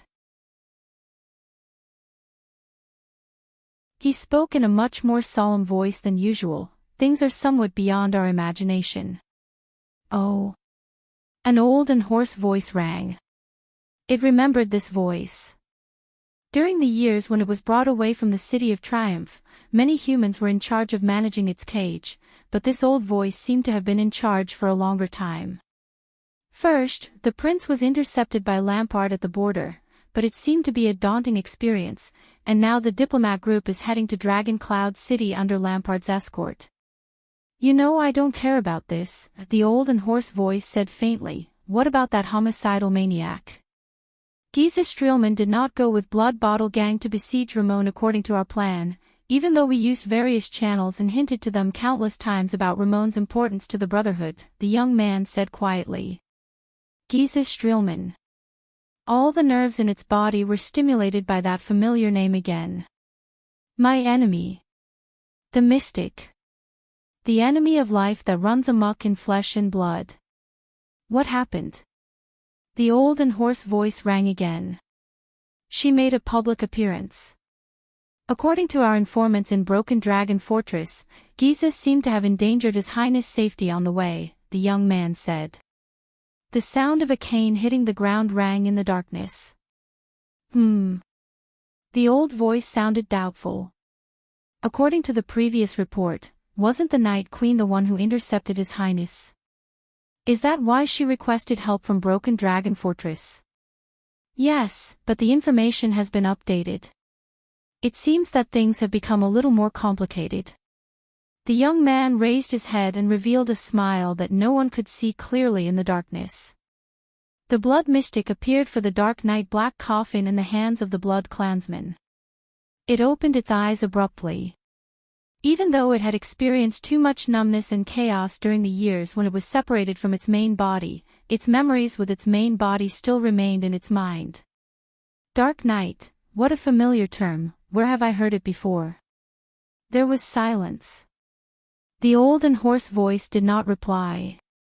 I remember that thing is on the list of legendary anti-mystic equipment, but judging from your reaction, it is indeed an extraordinary item, right? The young man in white raised his eyebrows. You know, if we send a message and arrange for manpower now, we might be able to intercept the Night Queen. The air and the darkness seemed to have frozen in an instant. Don't ask. That coffin is not something we can touch. After a while, the hoarse voice slowly rang. Be it the coffin itself or the item in it. The young man frowned and revealed a puzzled expression. But in the end, he still nodded. After Giza was forced to retreat by the fortress flower with the supreme shield, she did not appear again, and according to the original plan, Ramon was lured to Axtet by us. The old figure slowly stood up. Very well. If Blood Bottle Gang still cannot find Ramon, we will remind them again. No matter what, we must lure the Blood Mystic over. In fact, this is the next thing I wanted to say. The young voice interrupted him. Your last test seems to have worked. The owner of the old voice, the Black Prophet, Murat Hansen, slowly raised his head in the darkness. Even though the Brotherhood's headquarters did not make any moves under our surveillance. But Black Sword appeared at the border between the two countries. The young man curled his lips. I think he went to save Ramon. It seems that there is indeed something wrong with that Ramon. And his value to the Brotherhood is probably far beyond our imagination. There was another strange silence. Then, Murat's sinister laughter slowly rang out. He he he. The Black Prophet laughed softly. Ha, I was almost deceived by my own student and that old woman. There was a moment when I really wanted to dispel my suspicions about Ramon's identity and remove him from the blacklist. But no matter how meticulous the disguise is, it is no match for your suspicions that are stronger than those of Broken Dragon Fortress, teacher. The young man in the white robe, Raphael Lindbergh, raised his head in the darkness and chuckled sarcastically. Let the news out. Murat did not care about Raphael's mockery. He stopped smiling and said in a low voice, the prince should have already entered Axtet, right? Raphael nodded. They are on the last stretch of the road in Black Sand region. Let Cora come back. The Black Prophet nodded and took a deep breath. Since he has completed his mission and successfully lured Ramon to the prince's diplomat group, Raphael crushed the paper in his hand and gently sprinkled it on a strange pattern on the ground. After the shredded paper came into contact with the pattern, they burned and disappeared in a bizarre manner. Do you want to proceed to the next step? The young man asked flatly. Yes, it is time to send a big gift to the secret room and the Brotherhood. The Black Prophet tapped his cane. Get ready to depart. This is your first big test before you take over as the head of the Secret Intelligence Department. Make sure that Black Sword and Giza enter Dragon Cloud City at the same time and find Ramon. Raphael flashed a bright smile. Black Sword against the Blood Mystic. I'm sure it will be a big scene. Murat took a deep breath and sat down again. What an exciting scene. So you are in charge of luring away the two legendary anti-mystic equipment in Dragon Cloud City? Raphael's lips curled up. A fearless mystic in the capital of a country. It is secondary whether the scene is big or not, but it will definitely be ugly. Are you sure you want to do this? Especially, to all the intelligence agencies, he is a notorious homicidal maniac. Raphael had a smile on his face, but he said in his heart. Treat it as Constellation's return gift to Axtet. Avenge the losses that His Majesty and I have suffered over the past few months. The Black Prophet sighed emotionally. After all, this is also to more efficiently deal with the threat of the Blood Mystic. I really want to see how that old woman in Dragon Cloud City is going to deal with such a situation. Also, Murat thought. With the tacit approval of the kingdom's secret intelligence department, the Black Street Brotherhood has been in the limelight for too many years. Since the Blood Bottle Gang has been dealt a heavy blow, Asda and Giza have been forced to appear. It is time for the Brotherhood and the hand behind it to pay the price. Everything is for the stability of Constellation, isn't it? Somewhere in Eternal Star City. It was in pain. The air here was cold and moist. Its skin was wrinkled, its 6 limbs were weak, its abdomen was shriveled, its lips trembled, and its teeth were blunt. Only the darkness around it made it feel at ease. It raised its right hand, wanting to change its lying position, but inadvertently bumped into the metal cage. A sharp pain came from the surface of its skin that had just come into contact with the metal. It opened its mouth and let out a meaningless howl of pain. This damned cage. The magical seal on it was rigorous, meticulous, comprehensive, perfect, and flawless. It was the standard product of the Alchemy Tower. It was not known whether it was the work of the Confinement Research Institute or the Spell Laboratory. It was probably the former. In the extinct Alchemy Tower, only this faction, which had been on the decline for a long time, would study this kind of single-function magical cage. For example, the cage that was currently trapping it here. It did not know how long it had endured such days. Even its sense of time had become numb. It even suspected that if it went on like this, one day, it would even forget its own name. It was fed food once a month, given a fixed electric shock every month, and had to complete work all the time. Under such circumstances, it began to miss its main body. Even now, it still remembered the pain when it was cut from its main body, and the heart-wrenching wails and screams that came from the main body's thoughts. Even for many days and nights after that, even when it was its turn to be cut, the pain was not comparable to the excruciating pain when it was first separated from its main body. It really wanted to return to its main body. If I remember correctly, the main body should be locked up in the City of Triumph, the damned capital of the human empire. The country had obviously been torn apart, leaving only a small piece of territory. It was so weak, but that group of humans still shamelessly called themselves the Empire. Don't the weak deserve to die? When it thought of this, its mind, which was a little muddled because it did not know how long it had been locked up, suddenly had a thought. That's right, has the main body not sent anything from the City of Triumph for some time? There was nothing, whether it was letters or items. The connection between its thoughts and the main body seemed to have been broken for some time. Humans no longer use it. Impossible. It did not believe that those evil humans would let it or the main body take a break. They would only endlessly, without knowing the bottom line, squeeze its value dry. Did something happen to the main body? This thought flashed through its mind. No. Although the main body is also in prison, at least it is intact in the City of Triumph. The Empire knows its value. The Prince of the Empire even tried to communicate with the main body. But how could the proud main body respond to the lowly human's request for a trade? So, they are still using itself to communicate. Although the Empire is not as strong as it used to be, those humans will definitely protect the main body. As long as the City of Triumph is not destroyed overnight, the main body will be safe.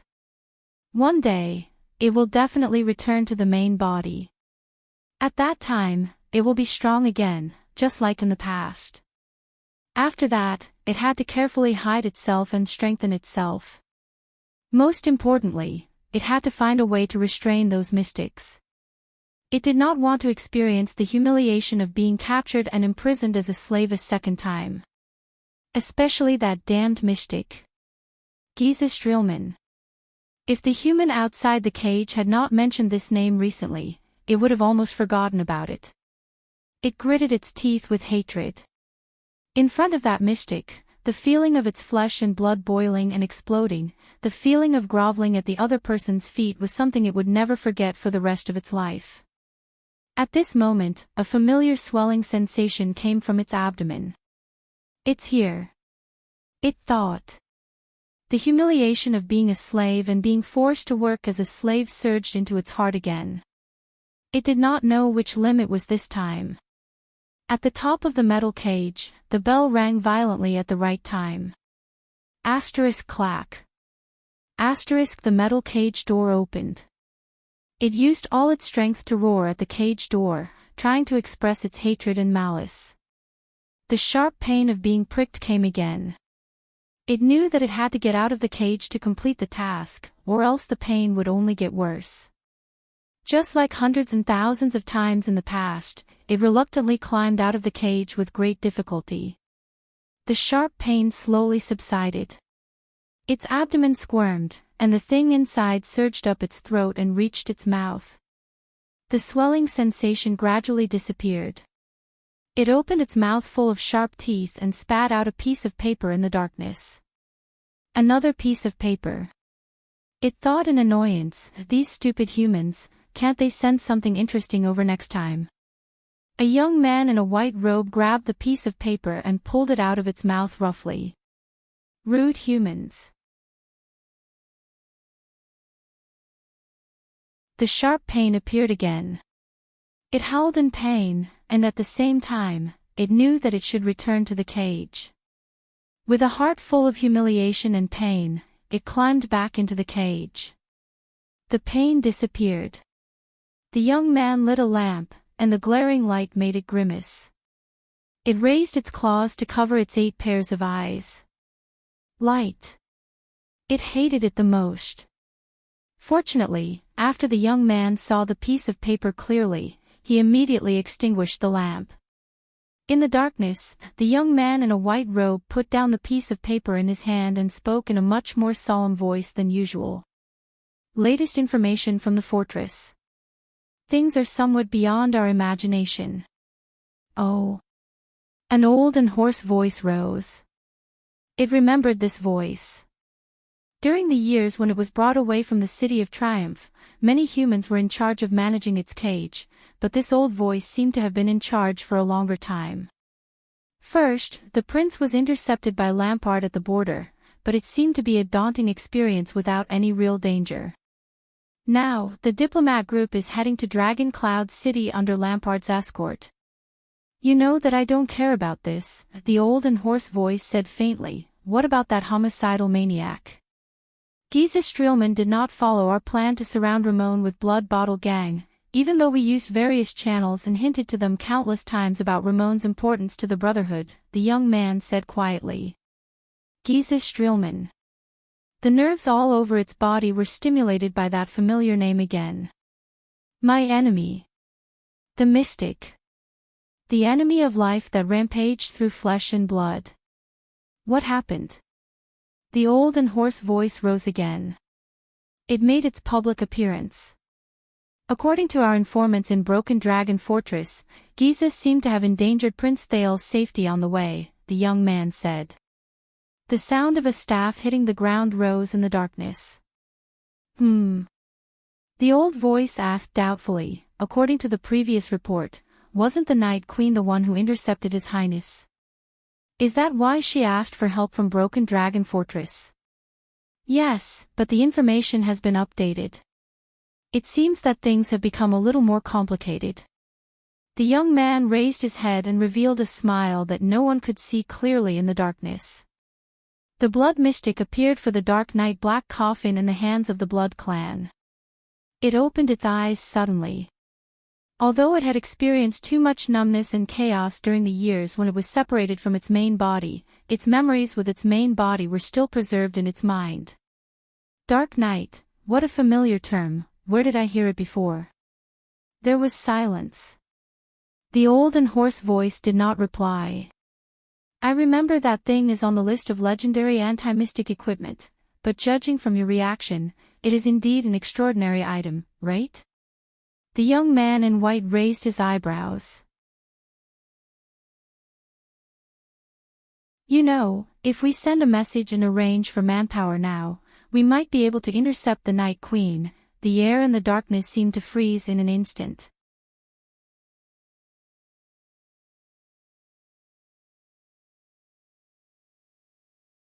Chapter 2:11. The others stared blankly at the terrifying black hole on Raphael's arm and listened to the Black Prophet's voice that sounded as if it was right next to their ears. They could not react at all. Thal's thoughts stopped at the brand on Raphael's arm and the unknown thing beneath it. Little Rascal held on tightly to his arm, trembling slightly. She did not even dare to look at the black hole. Wyatt stood in front of Thales with an unpleasant expression. He subconsciously pressed down on the single-edged sword at his waist. Ralph's expression was hidden under the half-mask, but his twitching eyebrows explained everything. Cohen widened his eyes in shock at his old friend's strange behavior. Miranda stared fixedly at Raphael's arm, her breathing erratic. Communication type, flying squirrel. Raphael seemed very weak. He straightened his body with a pale face and used his eyes to signal for the others to calm down. At the same time, he spoke to the strange black hole on his arm in a language that no one else could understand. The white glove is stained with blood.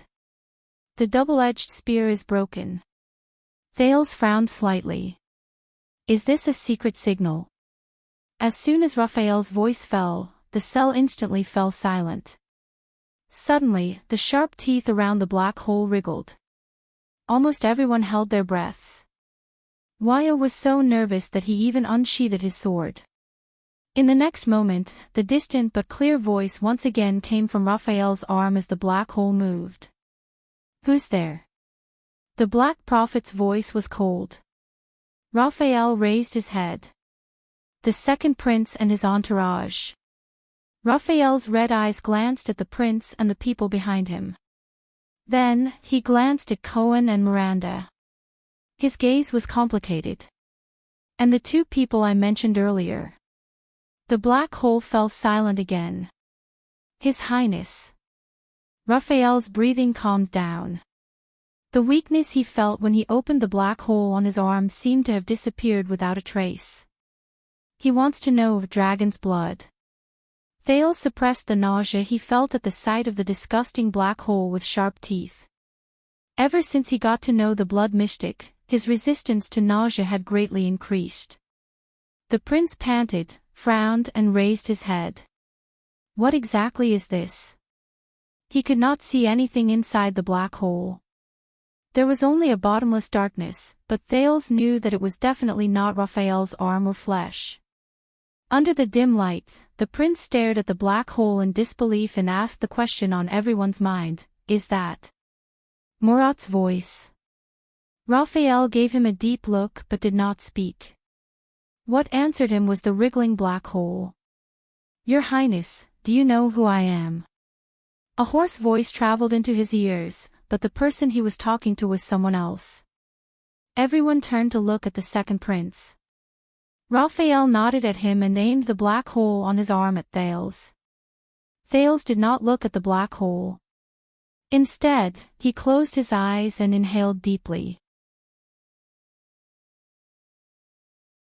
He cleared his mind of all distracting thoughts and forgot about the unpleasant encounter in Mindy's hall. Of course, Lord Hanson. Thales opened his eyes and calmly said to the black hole, it left a deep impression on me. I dare not forget it. The others looked at this scene with different expressions. The black hole wriggled again. Murat's hoarse and aged laughter came from inside. Don't be nervous, Your Highness. I am not by your side. The Black Prophet's voice was like a venomous snake's hissing, making people uneasy. Of course, you can also pretend that I am by your side, if that makes you feel at ease. Thales flashed an awkward and ugly smile. Even though he did not know if the Black Prophet could see it. So, what do you want to know? The Black Prophet said slowly. 15 minutes, Raphael reminded him quietly. Don't forget about their next patrol. What do I want to know? Thales clenched his fists slightly. His brain worked quickly. Scenes flashed before his eyes. Everything. He raised his head and said without hesitation, about Lampard's operation this time, about King Nuvan's death, I want to know everything the Secret Intelligence Department knows. A chuckle came from the black hole. Cohen and Miranda looked at each other, their expressions extremely uncomfortable. All right. Finally, the Black Prophet's voice became clear, even though it was still unpleasant. Where should I start? Thales did not speak. He was waiting for Murat. There's a good time, the Black Prophet said softly on the other end of the line, the bloody year. Hearing that term again, Thales felt his heart begin to pound again. Miranda and Raphael looked up at the same time. They exchanged a silent glance, reading emotions that only they could understand. During Constellation's most difficult time, a count from Black Sand region brought Extet's letter of credence, or rather, a declaration of war. The Black Prophet's voice was as hoarse and unpleasant as ever, but it was strangely calm. That count had just risen to fame in Northland. He followed the traditional and cruel Northland tradition, stepped over his brother's corpse, and seized the right to inherit the Archduke of Black Sand region. Thales felt Little Rascal's grip on his hand tighten slightly. When he announced Nuven's request to the entire court, when the Great Dragon and Constellation's war was inevitable, Murat continued, the late king detained the envoy from Extet. As the heir of Black Sand region, he was presumably very suitable as a bargaining chip in the war. Thales clenched his fists slightly. The story that Lampard told in the carriage was cut short on the day he went on a diplomatic mission to Constellation.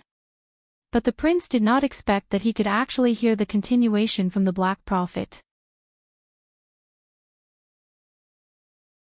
The Black Prophet continued, however, a wise prince, after combining it with the Secret Intelligence Department's investigation, concluded that Dragon Cloud City's goal was to use us to execute Chapman Lampard. King Nuven probably hated his nephew, who killed his brother. Thales' eyebrows twitched. A wise prince. So, after a secret conversation, Chapman Lampard successfully escaped with his subordinate's rescue. The Black Prophet let out a terrifying laugh, as though he was enjoying this memory. Prince Midir told me that he saw something unusual in the young Count Lampard's eyes. Midir Jade Star.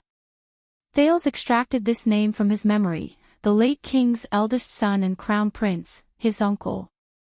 Unusual. Thales frowned slightly. You mean Lampard's hatred towards Nuven VII, the Walton family, and Dragon Cloud City? Murat's emotionless snort came from the black hole. It seemed to be mocking, but also sarcastic. Since ancient times, every archduke in Extet has hated the person sitting on the common elected throne.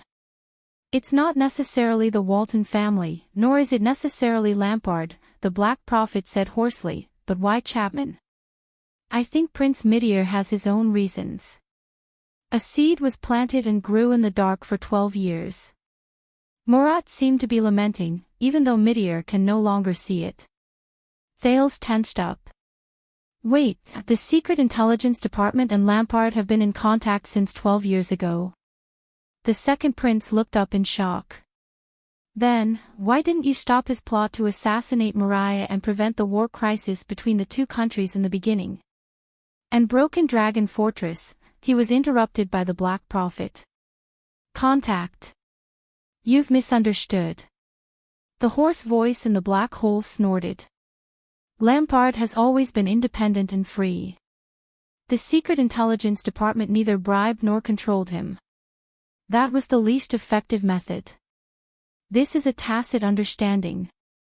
We didn't contact each other for as long as 12 years. We turned a blind eye to each other. But when the time came, we opened our eyes together from our hibernation and saw each other in the boundless darkness. The Black Prophet's words became colder and colder. At that moment, Thales even felt that the other side of the black hole was a ferocious beast hunting for food. No, it's a venomous snake. In the dark cell, Thales stared blankly at the black hole in Raphael's hand. He did not say a word. Opposite him, Cohen let out a long sigh. There was a look of displeasure on his face. Damned conspiracy, the police officer muttered in a low voice.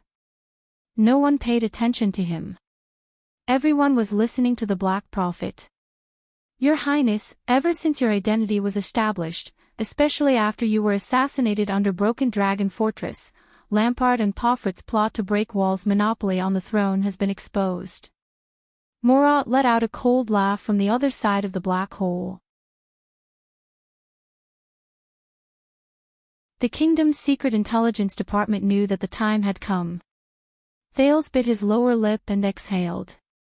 Since then, you knew that it was Pomfret's doing. You also knew about Lampard's plan. The Black Prophet sneered, but did not answer. The one who answered him was Raphael. No, we don't care about the truth or the details. The young man from the kingdom's secret intelligence department held his right arm and quietly stared at the hideous black hole on his arm. What we care about is very simple and very pure. That is the fact that Extet is unstable. That's right. We're not only working with Lampard, Raphael said softly with his head lowered and an indecipherable expression on his face, we're also providing him with help only once, which is also the most crucial part of his plan. Miranda stared at him with an unfathomable expression. Thales closed his eyes and gulped. Then, with great difficulty, he spat out the word, calamity. Raphael nodded. Not long before you left for the diplomatic mission, Raphael raised his head and all the emotions on his face disappeared without a trace. Raphael raised his head. An old gang related to the Mystic suffered a crushing defeat in the capital, where they were almost completely wiped out. Because of this crushing defeat, the Blood Calamity, which had disappeared for many years, was forced to reappear. The Black Prophet's laughter rang again. Perfect timing, perfect chess pieces. Morad heaved a profound sigh, as though he was admiring and appreciating a piece of art. And the perfect executor. For Chapman Lampard, there is no better help than this. Thales felt a chill in his heart. The Black Prophet's laughter rang again. We fabricated some information, the master of the kingdom's secret intelligence department said with great interest from the other side of the black hole. We threw out a half-truth bait, which was enough to lure the Blood Mystic north. Ramon, I remember that the person Blood Bottle Gang is after is him. Thales snapped out of his daze and said with sudden realization, so, he didn't join my team by chance, did he?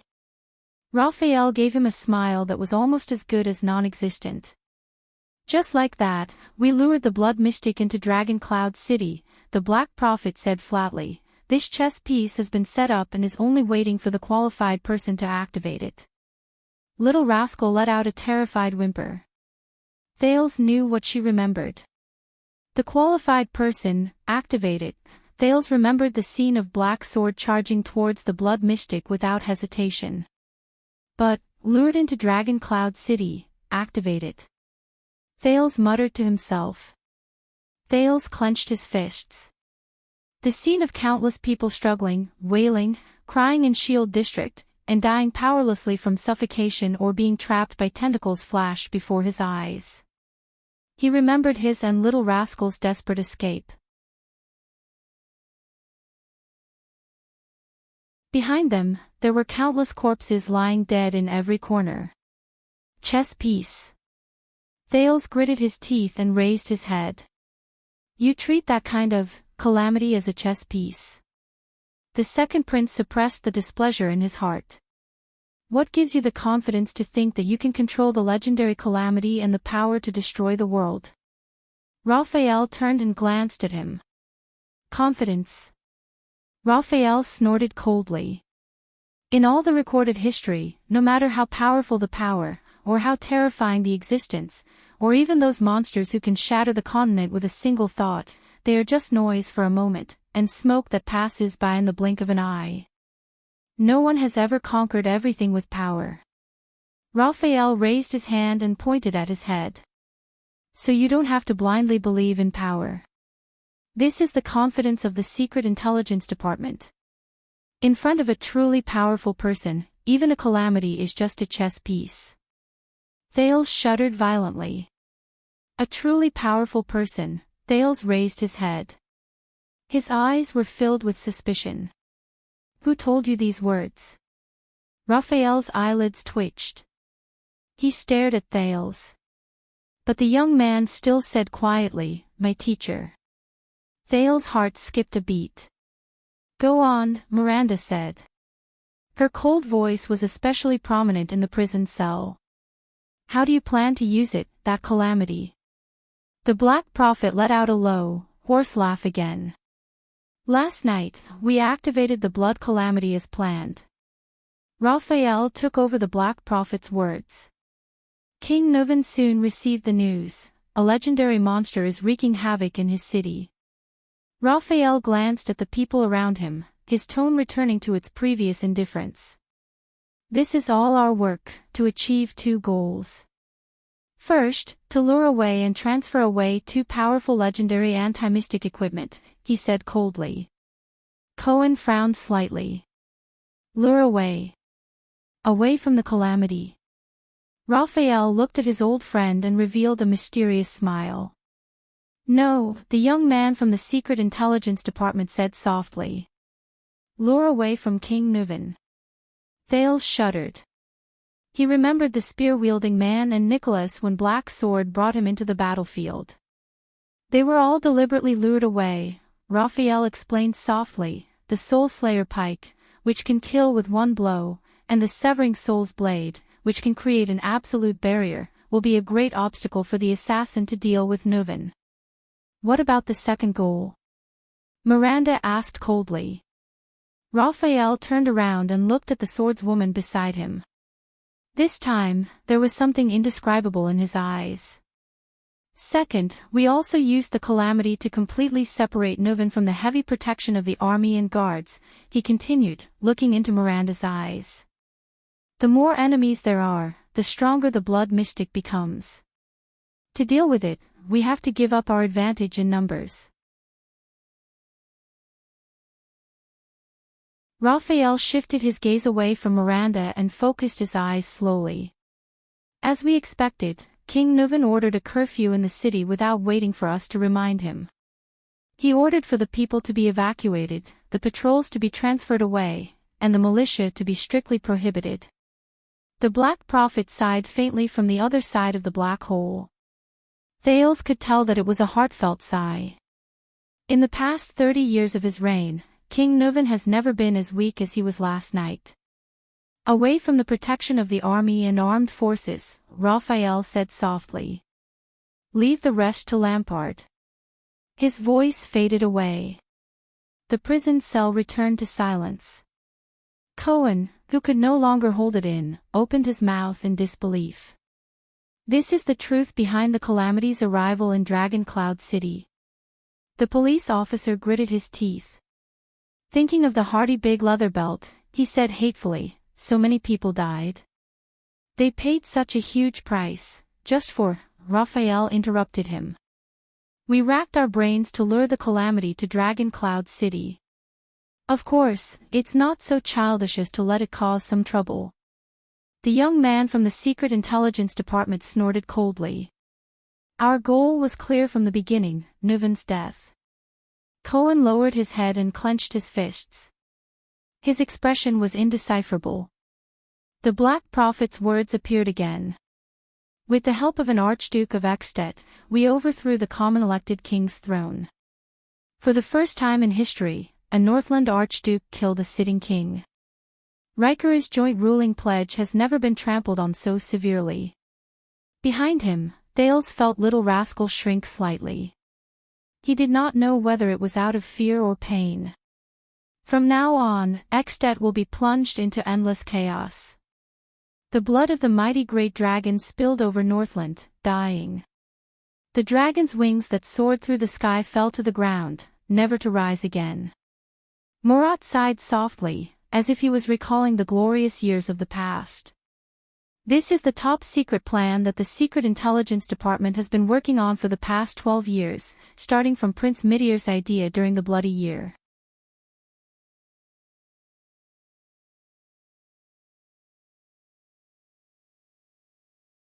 Chapter 2:12.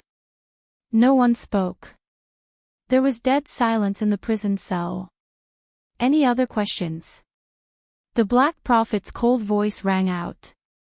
No one answered. Until a crisp, childish male voice rang out.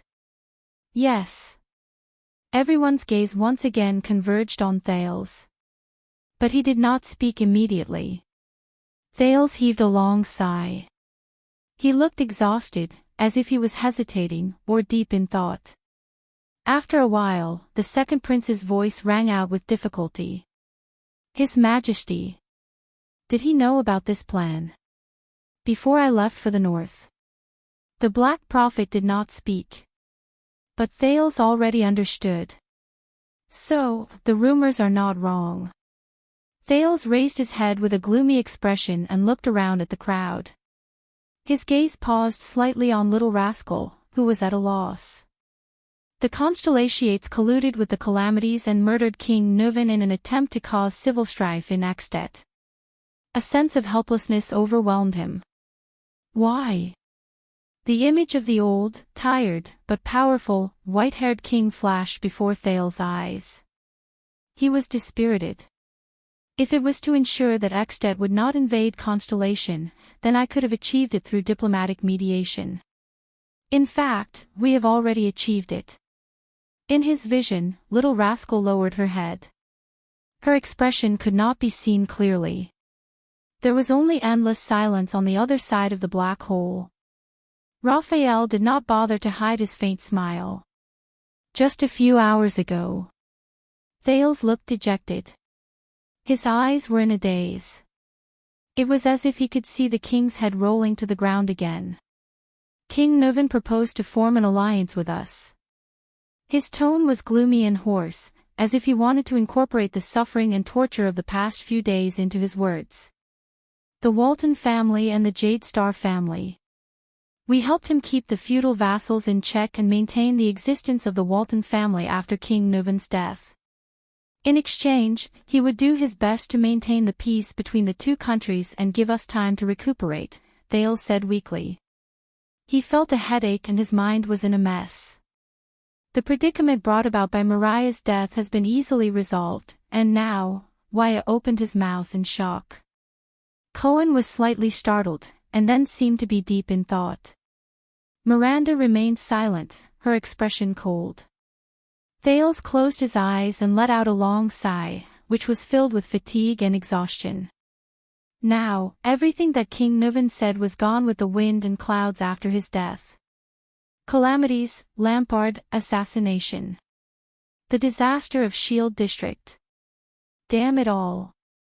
The strange black hole on Raphael's arm trembled. He ha ha. What answered Thales was the Black Prophet's cold and hoarse laughter. The laughter continued for several seconds. Thales started to frown. Put away your pointless naivety, Your Highness. You are not like this in the Hall of Stars. Finally, Murat's laughter turned into cold words that echoed faintly in the empty prison cell. Do you really think that we will rely on your diplomatic mission to create a miracle and put an end to the war? As he listened to the Black Prophet's mocking words, Thales took a deep breath and held back the impulse and anger in his heart. The problem was already solved, he said through gritted teeth. With Dragon Cloud City's power, Escapades and Constellation could have coexisted peacefully. Solve it? The Black Prophet interrupted him. Of course. The genius prince used superb means to persuade King Nuvan to stop causing trouble for Constellation, the Black Prophet said flatly. His words were full of what Thales heard as a lame and unpleasant mockery. The two countries that were on friendly terms welcomed peace from then on. How long? The head of the Secret Intelligence Department changed the topic. 5 years. 10 years. Or 15 years. Thales exhaled impatiently. With an extremely uncomfortable rhythm, the Black Prophet's cold laughter rang out slowly. Your Highness, do you really think that an alliance between the two families can maintain the peace between the two countries? Do you think that the great dragon's ambition and greed can be dispelled by the prince waving his hand at Dragon Cloud City on horseback and nodding to the archdukes in the secret chamber? The Black Prophet's voice suddenly rose. There was a hint of solemnity and sternness in his words. Even Tormund and Riker couldn't do this 600 years ago. Thales was slightly startled. Do you know how many times King Nuvan dreamed of planting the red dragon flag on Broken Dragon Fortress in the past 30 years and bringing the northern territory of Constellation under the rule of extensions? The words of the head of the Secret Intelligence Department were like a venomous snake's tongue, hissing and making people feel inexplicably terrified. It's been 12 years. From the king to the archdukes, from the nobles to the commoners in Escapades, they dream of going south again. The Black Prophet sneered. The 3 archdukes have never stopped provoking us at the border. Dragon Cloud City has been testing us every year. Why do you think Prince Moriah went to Constellation as an envoy? Cohen lowered his eyelids and added silently in his heart, revise the fortress treaty. Thales stared at the strange black hole on Raphael's arm without saying a word. They are not nameless pawns. The Black Prophet's words came slowly from the black hole on the young man's arm. They are Northlanders. They are born to wield swords in battle. They are Northlanders who have been famous since the uncivilized era. You better remember this for the rest of your life, Your Highness. They have the ancient Northland customs of joining the army and killing the enemy as their pride. They have strong bodies honed in the cold and hardships. They have a tenacious army forged with blood and honor. They have the hunters and commoners who can draw their winter pine longbows halfway without training. They have the invincible heavy cavalry who are good at charging with mystic guns and spears. They have the glacier sentinels and white blade guards who dare to fight the orcs head-on. They also have the enlisted soldiers who have no complaints about serving and sacrificing themselves. They can travel dozens of miles in a day with just a few pieces of bread. They have the elite standing army who undergo training 3 times a year and can withstand 70% casualties without collapsing. There was a chilling aura in Morat's words. They are born for war. Hearing all this, Miranda's expression grew colder. Recalling the battles of the past 3 years, she slowly clenched her fists. The Black Prophet paused for a second. The lights in the prison seemed to have dimmed, casting everyone's faces in shadow. Thales pursed his lips. But, the Black Prophet did not let him continue. Little Prince, have you seen the war 12 years ago? The Black Prophet's words made Miranda, who was supporting Raphael, stiffen. The swordswoman could not help but frown. Have you ever seen the Northland heavy cavaliers charging at us, the heavy swordsmen and axemen swarming up the city walls in an overwhelming manner? Have you heard the sound of siege owls hammering on the city gates and catapults bombarding the city walls? Have you seen corpses strewn all over the fields and starving people everywhere? Have you ever seen the eyes of the starving people who have lost all hope as they wander in a daze? Do you know how long the Northern Territory has been desolate? Thales clenched his fists, but he felt that he had nowhere to vent the strength in his hands. The scar on his palm began to ache again. Before his eyes, the light infantry under Broken Dragon Fortress who swore to besiege them and did not flinch even when facing the ferocious beast like Immerse, those Northlanders. At the same time, Miranda's face became extremely pale. She seemed to see the past again. A nightmarish past. It was a vast expanse of white snow. Raphael pursed his lips slightly. Intentionally or unintentionally, he grabbed the swordswoman's hand and exerted a little force. Cohen, who saw all of this, sighed in his heart. Miranda, and Raphael. The 2 of them were the ones who experienced those disasters most directly. Thales stared at the squirming black hole. His mind in a mess, he gulped and sighed. We have reached a consensus, Nuven is old. He needs to be concerned about the king's death, the survival of the Walton family and Cloud Dragon Spear, the game between Dragon Cloud City and the Archdukes, not Constellation. The one who answered him this time was the red-eyed young man. You've hit the nail on the head, Your Highness. Raphael raised his head slightly. His red eyes shone under the everlasting lamp. The biggest problem is that Nuven is old.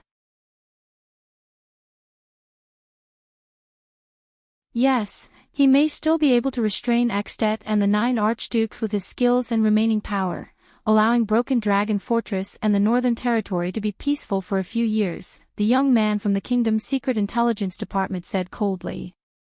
But what happens after that? Thale's breathing suddenly stopped. The foul air in the prison, which was already unpleasant to begin with, seemed to have become even heavier. A long sigh came from the other end of the black hole. In Ekstedt after King Nuven's death, it does not matter who ascends the throne. The Black Prophet's voice seemed to carry a hint of exhaustion. But what do you think the new king will rely on to reap the greatest benefits and reputation with the smallest cost, in order to prove, accumulate, and consolidate his position and prestige as the successor king? And what methods will he use to appease the archdukes who lost in the king's election? What bargaining chips will he use to reward the archdukes who supported him? Thales closed his eyes and exhaled a breath that had been gloomy for a long time. He knew what the Black Prophet was going to say. Isn't it Constellation in the south, which has yet to recover its strength and whose royal family is unstable because of the disaster 12 years ago? Murat's voice became extremely cold. Isn't it Cold Castle, Overwatch City, Lonely Old Tower, and Broken Dragon Fortress that Ekstedt has been eyeing for 300 or 400 years? Isn't it the supreme glory of reuniting the great Northland where their ancestors lived for generations? Thale's heart trembled slightly. He subconsciously looked at Little Rascal, and a terrifying thought emerged in his mind. King Nuven wanted him to marry his granddaughter. Under the premise that Jade Star and Walton took care of each other, one of their children would inherit the Jade Star surname, while the other would inherit the Walton family name. From then on, Constellation would have an excuse to meddle in Dragon Cloud City's internal affairs and restrain Ekstedt. It could ensure the survival of the Walton family, and increase Constellation's prestige and bargaining chips. But, what about the other way around? If something happened to him, Thales, would Ekstedt and Dragon Cloud City also have a bargaining chip to interfere with the Jade Star royal family and demand from Constellation? As he thought of this, Thales felt a chill in his heart. He suddenly remembered the saying of the one-eyed dragon Duke of Constellation, the Coaster-Nanchester family: there is a price for every battle, and there is a reward for victory. Raphael quietly let go of Miranda's wrist and calmly continued his superior's words. Defeat Constellation, take down the fortress, and unify Northland. No matter which of these three goals is achieved, it will be enough to add color to the new king's crown and lay the foundation for the throne of the king. The Black Prophet's cold snort rang in the air. Even the black hole in Raphael's hand trembled. The conflict between Constellation and Ekstedt will never disappear because of the decision of one family, even if you are crowned in the future, Murat said flatly. We fear them. Just like how they are afraid of us. So, once there is a chance, a benefit, and a condition, how can they not go south? Thales lowered his head. The Black Prophet's words gave him a sense of pressure that was almost tangible. Once they go south, how long do you think we can hold on with our orphans, widows, and defeated soldiers in the Northern Territory when faced with such an opponent? Lady Sonia Cicere is known as the Fortress Flower and is stationed at Broken Dragon Fortress. People say that if Sonia blooms and does not wither, the fortress will be impregnable. It may seem glorious, but did you know that on the first day she set out to defend the fortress, she made a will and entrusted it to the royal family for safekeeping? It has been 12 years since then. Because she knows that one day in the future, when the northern wind blows and the great dragon roars and rises into the sky, the fortress flower will wither in the north, never to return. Do you know how much we have paid in exchange for the peace of the fortress treaty? Do you think it is just because of the cunning fox of Constellation's glib tongue? Do you know how much we have paid to maintain this fragile peace, to protect the dying Northern Territory and the weak kingdom from the scourge of war? All of Thales' words were stuck in his throat. He felt an indescribable annoyance surge in his heart. The nobles are all blaming His Majesty, blaming him for bringing an empty and fragile kingdom to fight the desert war that had no benefits to speak of 5 years ago. The Black Prophet's voice sounded eerie and cold, but it contained a deep sense of power that made one's heart palpitate. However, those fat, short-sighted vermin will not know, and do not want to know, that if Constellation did not fight the seemingly crazy desert war after the Bloody Year, if we did not use a desperate victory to display our national strength, if we did not pay a terrible price to wash away our determination, if we did not use the skulls of the orcs and the altars of the barren bone people to prove that our swords are still incomparably sharp, when Cohen heard this, he suddenly understood. Why he even clenched the sword hilt in his hand so hard that it made cracking sounds.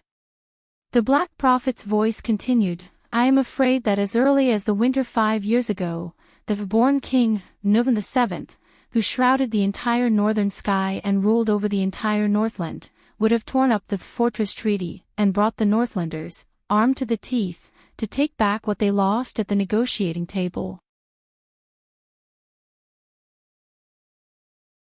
There would be no dispute over the royal succession, and no day where you would be addressed as Your Highness. Do you think that after Nuvan, there would not be another king like this? Thales did not say a word. He only stared fixedly at the empty ground.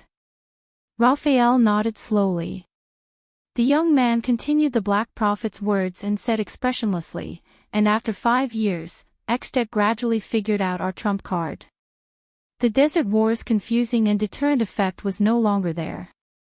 You saw it in the Hall of Stars. With just a slight poke from Lampard and Arund, the split between the royal family and the nobles made those Northland barbarians fearless. Why do we carry out dragon's blood? Raphael lowered his head and said calmly in the darkness, this is the answer. This is also the meaning of a dragon's blood. What we want is not just a few years of false peace. We don't want to live in fear every year. We don't want dangerous negotiations and confrontations. Raphael's face was pale and his pupils were blood red. With a complicated expression, he bowed slightly to the prince. What we want is for the kingdom, which is in a disadvantageous situation, to not make things worse for the kingdom. We want peace and stability in the north of Constellation for decades, or even centuries, so long that Constellation can recover from the great damage of the Bloody Year. So long that your family's name and rule become stable again. So long that we can become powerful again and be fearless, just like in the past. With this goal in mind, even King Nuvan's life and death become insignificant. Thales raised his head. He had a realization. Lampard's action signified the shattering of the myth of Ekstedt since its founding. It proved that the so-called Rikerud joint ruling pledge was just a piece of paper. The creed that Northland believed in was also powerless. Raphael smiled faintly. More importantly, an archduke openly committed regicide. Since then, there has been a precedent. The earliest precedent was the mourning Archduke of Prestige Orchid Region, Tam-En. Thales snorted weakly. His gaze drifted to Little Rascal, intentionally or otherwise. He was not the first. Little Rascal, who had not dared to breathe loudly since the beginning, raised her eyes and met Thales' gaze. However, all she could see in the latter's eyes was endless exhaustion and gloominess. Raphael frowned slightly. He stopped talking. I understand now. Thales sighed. His own understanding surfaced in his mind. What you need is not revenge, rebellion, or even someone's death. After a deep sigh, the second prince continued their conversation. Instead, you need to tear off the disguise and whitewash of Rikerud's vow. You need to make the most deep-rooted conflict in Ekstedt public, the opposition between the king and the archduke, and incite it into an unmanageable chaotic situation. For example, if an Archduke of Ekstedt succeeded in regicide through violence and conspiracy, it would bring an unparalleled shock to the children of the Northern Wind and the Dragon. It would also bring a devastating blow to the Northland faith forged by Rikerud. It would break the principle that the 10 archdukes had scrupulously abided by for nearly 7 centuries. For example, under the legend of the founding of the country by the hero and the dragon, he would provoke the archdukes into thinking that they should not have. He would provoke their strange thoughts outside of the King's Selection Congress. He would provoke their other ambitions outside of the joint ruling pledge. He would also provoke the greedy thoughts that they could only think about in their dreams during their 600 years in Extet. More importantly, and more urgently, there was Nuven's death, Lampard's rebellion, and even the possible civil war in Extet that would follow. All of these would cast a shadow and precedent on the next king of Extet. It would also make the new king wary and suspicious of his 9 co-ruling archdukes. It would also make the archdukes suspicious of their common elected king. When that time came, King Nuven's magnificent feat of gathering 7 archdukes and hundreds of thousands of troops to invade the south and cross Broken Dragon Fortress would no longer be so easy to achieve. Raphael nodded in affirmation of his words. Although he understood the reason for the Secret Intelligence Department's actions, Thales still could not feel happy. His heart was as heavy as ever, as if there was a sharp thorn in it, constantly making him feel uneasy. For some reason, Kessel's words appeared before his eyes again. Fight for Constellation, die for Constellation, live for Constellation. Thales shook his head, as if that could lighten his heavy mood a little. Obviously, he failed. Did the Secret Intelligence Department succeed? Thales finally sighed and asked the question he wanted to ask the most: if they succeeded, why am I here? The black hole shuddered again. The Black Prophet spoke. Out of Thales' expectations, this time, Murat Hansen actually asked a question. I am also very curious. What happened in Dragon Cloud City? Raphael's expression changed and became solemn. According to the plan, you should now stay in Heroic Spirit Palace and spend the night as Extet's distinguished guest under heavy protection. Then, when the vassals are at odds with each other after this, you should return to your country by virtue of your neutral status, the young man from the Secret Intelligence Department said with a slightly heavy tone, but for some reason, King Nuven decided to leave Heroic Spirit Palace and even brought you out of the palace, so much so that you fell into Lampard's hands. Thales' heart tightened. The person who brought him out of Heroic Spirit Palace was not Nuven. It was. He involuntarily glanced at Little Rascal. She had seen Asda. She had also seen Black Sword and their confrontation. What else? The prince asked calmly, intentionally or unintentionally skipping over this question. Apart from that, Raphael raised his eyebrows slightly. Our plan also ran into some accidents. There are still 10 minutes before the time you mentioned. Murat's cold and hoarse voice was still unpleasant. Tell me about it. Raphael's gaze became solemn as he looked around at the crowd. Countless undecipherable thoughts flashed across his eyes. Finally, these thoughts converged into 3 words, which he softly uttered. Calamity.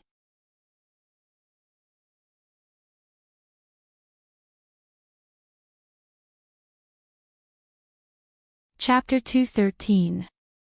Lampard stuffed a ball of roasted meat into his mouth while staring at Thales, making Thales uncomfortable. The Anti-Theft chapter, please support the original. Respect the author's work. You're calmer than I thought. The Archduke said slowly. Thales sighed. Perhaps. He walked to the table, climbed onto a chair, and sat down. But in the face of an enemy who owes me hundreds of lives, I really can't think of any other expression. Even anger seems unnecessary. Lampard picked up a wooden wine cup and poured it into his mouth. His Adam's apple bobbed as he swallowed. The Archduke put down the wine cup, wiped the wine off with the back of his left hand, grabbed a piece of hind leg meat, and took a bite. According to the news from Constellation, you really don't look like a 7-year-old child. When life is not easy, you have to learn to mature earlier. Thales shrugged. Eat up, this is good venison. Lampard pushed a plate of roasted meat over. The Prince of Constellation can't starve to death in my military camp. Thales stared at the crudely made plate of roasted meat and frowned. You've got guts. Your counterattack was indeed beyond my expectations, Lampard said coldly. Who made this decision? Maybe I should reward him properly. He ruined all my years of planning. You. Thales pulled the plate in front of him, drew his dagger without looking up, and started cutting the meat. Lampard raised his eyebrows. This is your decision, Your Grace. Thales cut the venison and said calmly, You killed half of our men on the first day I stepped into Extet's borders. You forced us to choose the path that was most disadvantageous to you. How long have you been standing here looking at the fortress opposite you every day? 2 weeks. 3 weeks. I guess it's not easy to maintain the supplies, food, and lodging for more than 10,000 people? Thales shrugged. I'm really worried about Black Sand Region's finances. He picked up a piece of venison the size of a thumb and put it in his mouth. It tastes good. Lampard stopped eating and drinking. He stared straight at Thales with a fierce look in his eyes. You know, the Archduke said slowly, I originally planned to spare your life and only kill the people around you. Thales frowned. His venison was not cut very well. But we ran into the Mystic Gun unit. That level of attack. Thales snorted softly and began to cut off a piece of meat. They wanted my life, didn't they? That was an accident, Lampard said calmly. Accident. Thales was so angry that he laughed. He put down the dagger in his hand. Your mystic gun, however, he was immediately stunned. Wait a minute. Putre had said that Lombo was not mad. In that case, Thales stared blankly at Lampard. Could it be, that was an accident? Thales asked in disbelief. It was an accident. Lampard placed his arms on the table, his eyes burning. Thales closed his eyes and exhaled deeply. After a long while, Thales opened his eyes and said with certainty, You did not send the Mystic Gun Squad. I didn't. Lampard put down his glass and shook his head slowly. You didn't intend to kill me either, Thales continued. I didn't. Lampard's eyes were burning. Thales gritted his teeth. I see. He exhaled and laughed. The one commanding the Mystic Gun unit is someone else. Lampard had no reason to kill me from the beginning. The Mystic Gun unit is an uncontrollable killing weapon. No matter how stupid he is, he won't use this kind of thing against me. Thales sighed. Lampard grabbed the wooden plate of venison, pulled it in front of him, and grabbed a piece of meat. You're much smarter than I thought. Lampard's expression was unpleasant. He stuffed the meat into his mouth and narrowed his eyes slightly. Now you understand why we met here, right? Yes, I understand. Thales wiped the dagger with his sleeve and put it back on his waist. He sighed and said, It's just that I really didn't expect that the famous Archduke of Black Sand Region's Mystic Gun unit would be so easily tricked into giving him the right to command. Lampard suppressed his anger. That officer is called Hardy. He has been in charge of training my Mystic Gun unit since 3 years ago. The commander of the unit fell ill this morning, so he was only temporarily in charge. How is he?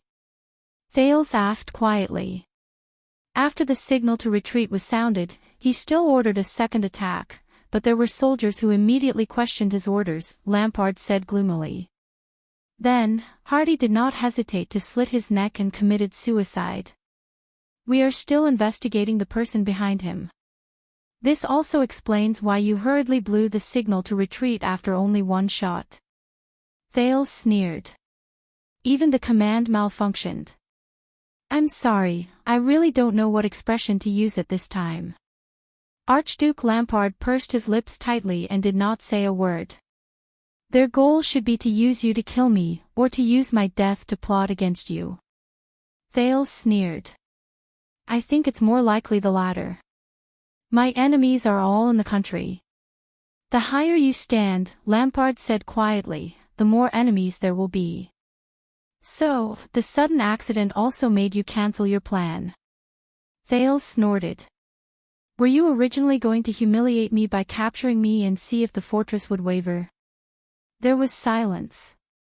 Lampard opened the bottle of rye wine beside him and filled his empty goblet. I hate to say this, but King Kessel made a good move. He pushed you out, Archduke Lampard said calmly. The moment you stepped into my military camp, I could no longer take down the fortress and the Northern Territory. And the oath he made in Renaissance Palace was equivalent to forging a suit of armor for you with the ownership of royal power. Lampard raised his goblet and said quietly, if you die in Eckstedt, no matter who did it, the neighboring Black Sand region will only suffer. So, once you realized that you could not take down Broken Dragon Fortress, and realized that there were actually people eyeing you covetously, you immediately changed your attitude and wanted to rope me in? Thales said coldly. Lampard drank a mouthful of wine expressionlessly and said, Kessel's oath dispelled some people's desire to take your life, but it also aroused the ambition of others to take your life. Today's mystic gun is just the beginning. We have a common enemy lurking in the dark, whether it is for the throne of Eckstedt or the throne of Constellation. The Archduke of Black Sand Region's voice was steady and solemn. From the moment you stepped into Eckstedt and Northland, our interests were tied together. Yes. Thales lowered his head. His voice was steady and indifferent. My death in Eckstedt is not a good thing for either of us. I will allocate 2,000 men, led by Ken Vita, my most trusted subject, to escort you to Dragon Cloud City. Archduke Lampard's expression softened a little. You will go straight to the Walton family's territory. The king's emissary is already waiting for you. But my men died on the battlefield. They stood in front of me and were pierced by knives, swords, and spears. Thales raised his head. His expression was gloomy. We have also killed many of your men. Lampard closed his eyes and muttered to himself for a moment. Thales stared at him expressionlessly. Those warriors, whether they were my soldiers or your subordinates, they will not have died in vain. They died a worthy death. Lampard opened his eyes. It is precisely because of their sacrifice that we can understand each other, and that we can sit here and make a difficult choice for the future of our two kingdoms, even if it is extremely difficult. We have never been enemies. Our enmity on the battlefield was only forced by the situation, Lampard said softly. For the future, so that today's senseless bloodshed will not happen again, we should cast aside our past enmity. This is what we should do. War is for peace, isn't it? Thales suddenly smiled. Well said, Your Grace. He chuckled with an indecipherable expression. There are no eternal enemies, only eternal interests. Just as you said, from now on, we have no reason to be enemies. The Archduke nodded and raised his wine glass. You ate my venison. According to Northland's customs, you are my guest. This is good rye wine. Lampard pushed the wine glass over. His gaze was profound. And according to Northland's customs, we are allies after drinking the same glass of wine. From manpower, information, resources, and financial resources, I will provide you with all the conveniences in Eckstedt. Our enemies will not have any chance. Archduke Lampard nodded. Until you leave Eckstedt and return to Constellation. Even until the day you're tuning into the LoveLore Library YouTube channel. We're so grateful for your support, and don't forget to subscribe to join us on this incredible journey through captivating stories. Your generosity through donations truly makes a world of difference, as it's the primary source of revenue that allows me to expand and enhance this channel for you. Thank you from the bottom of my heart for being a part of this adventure.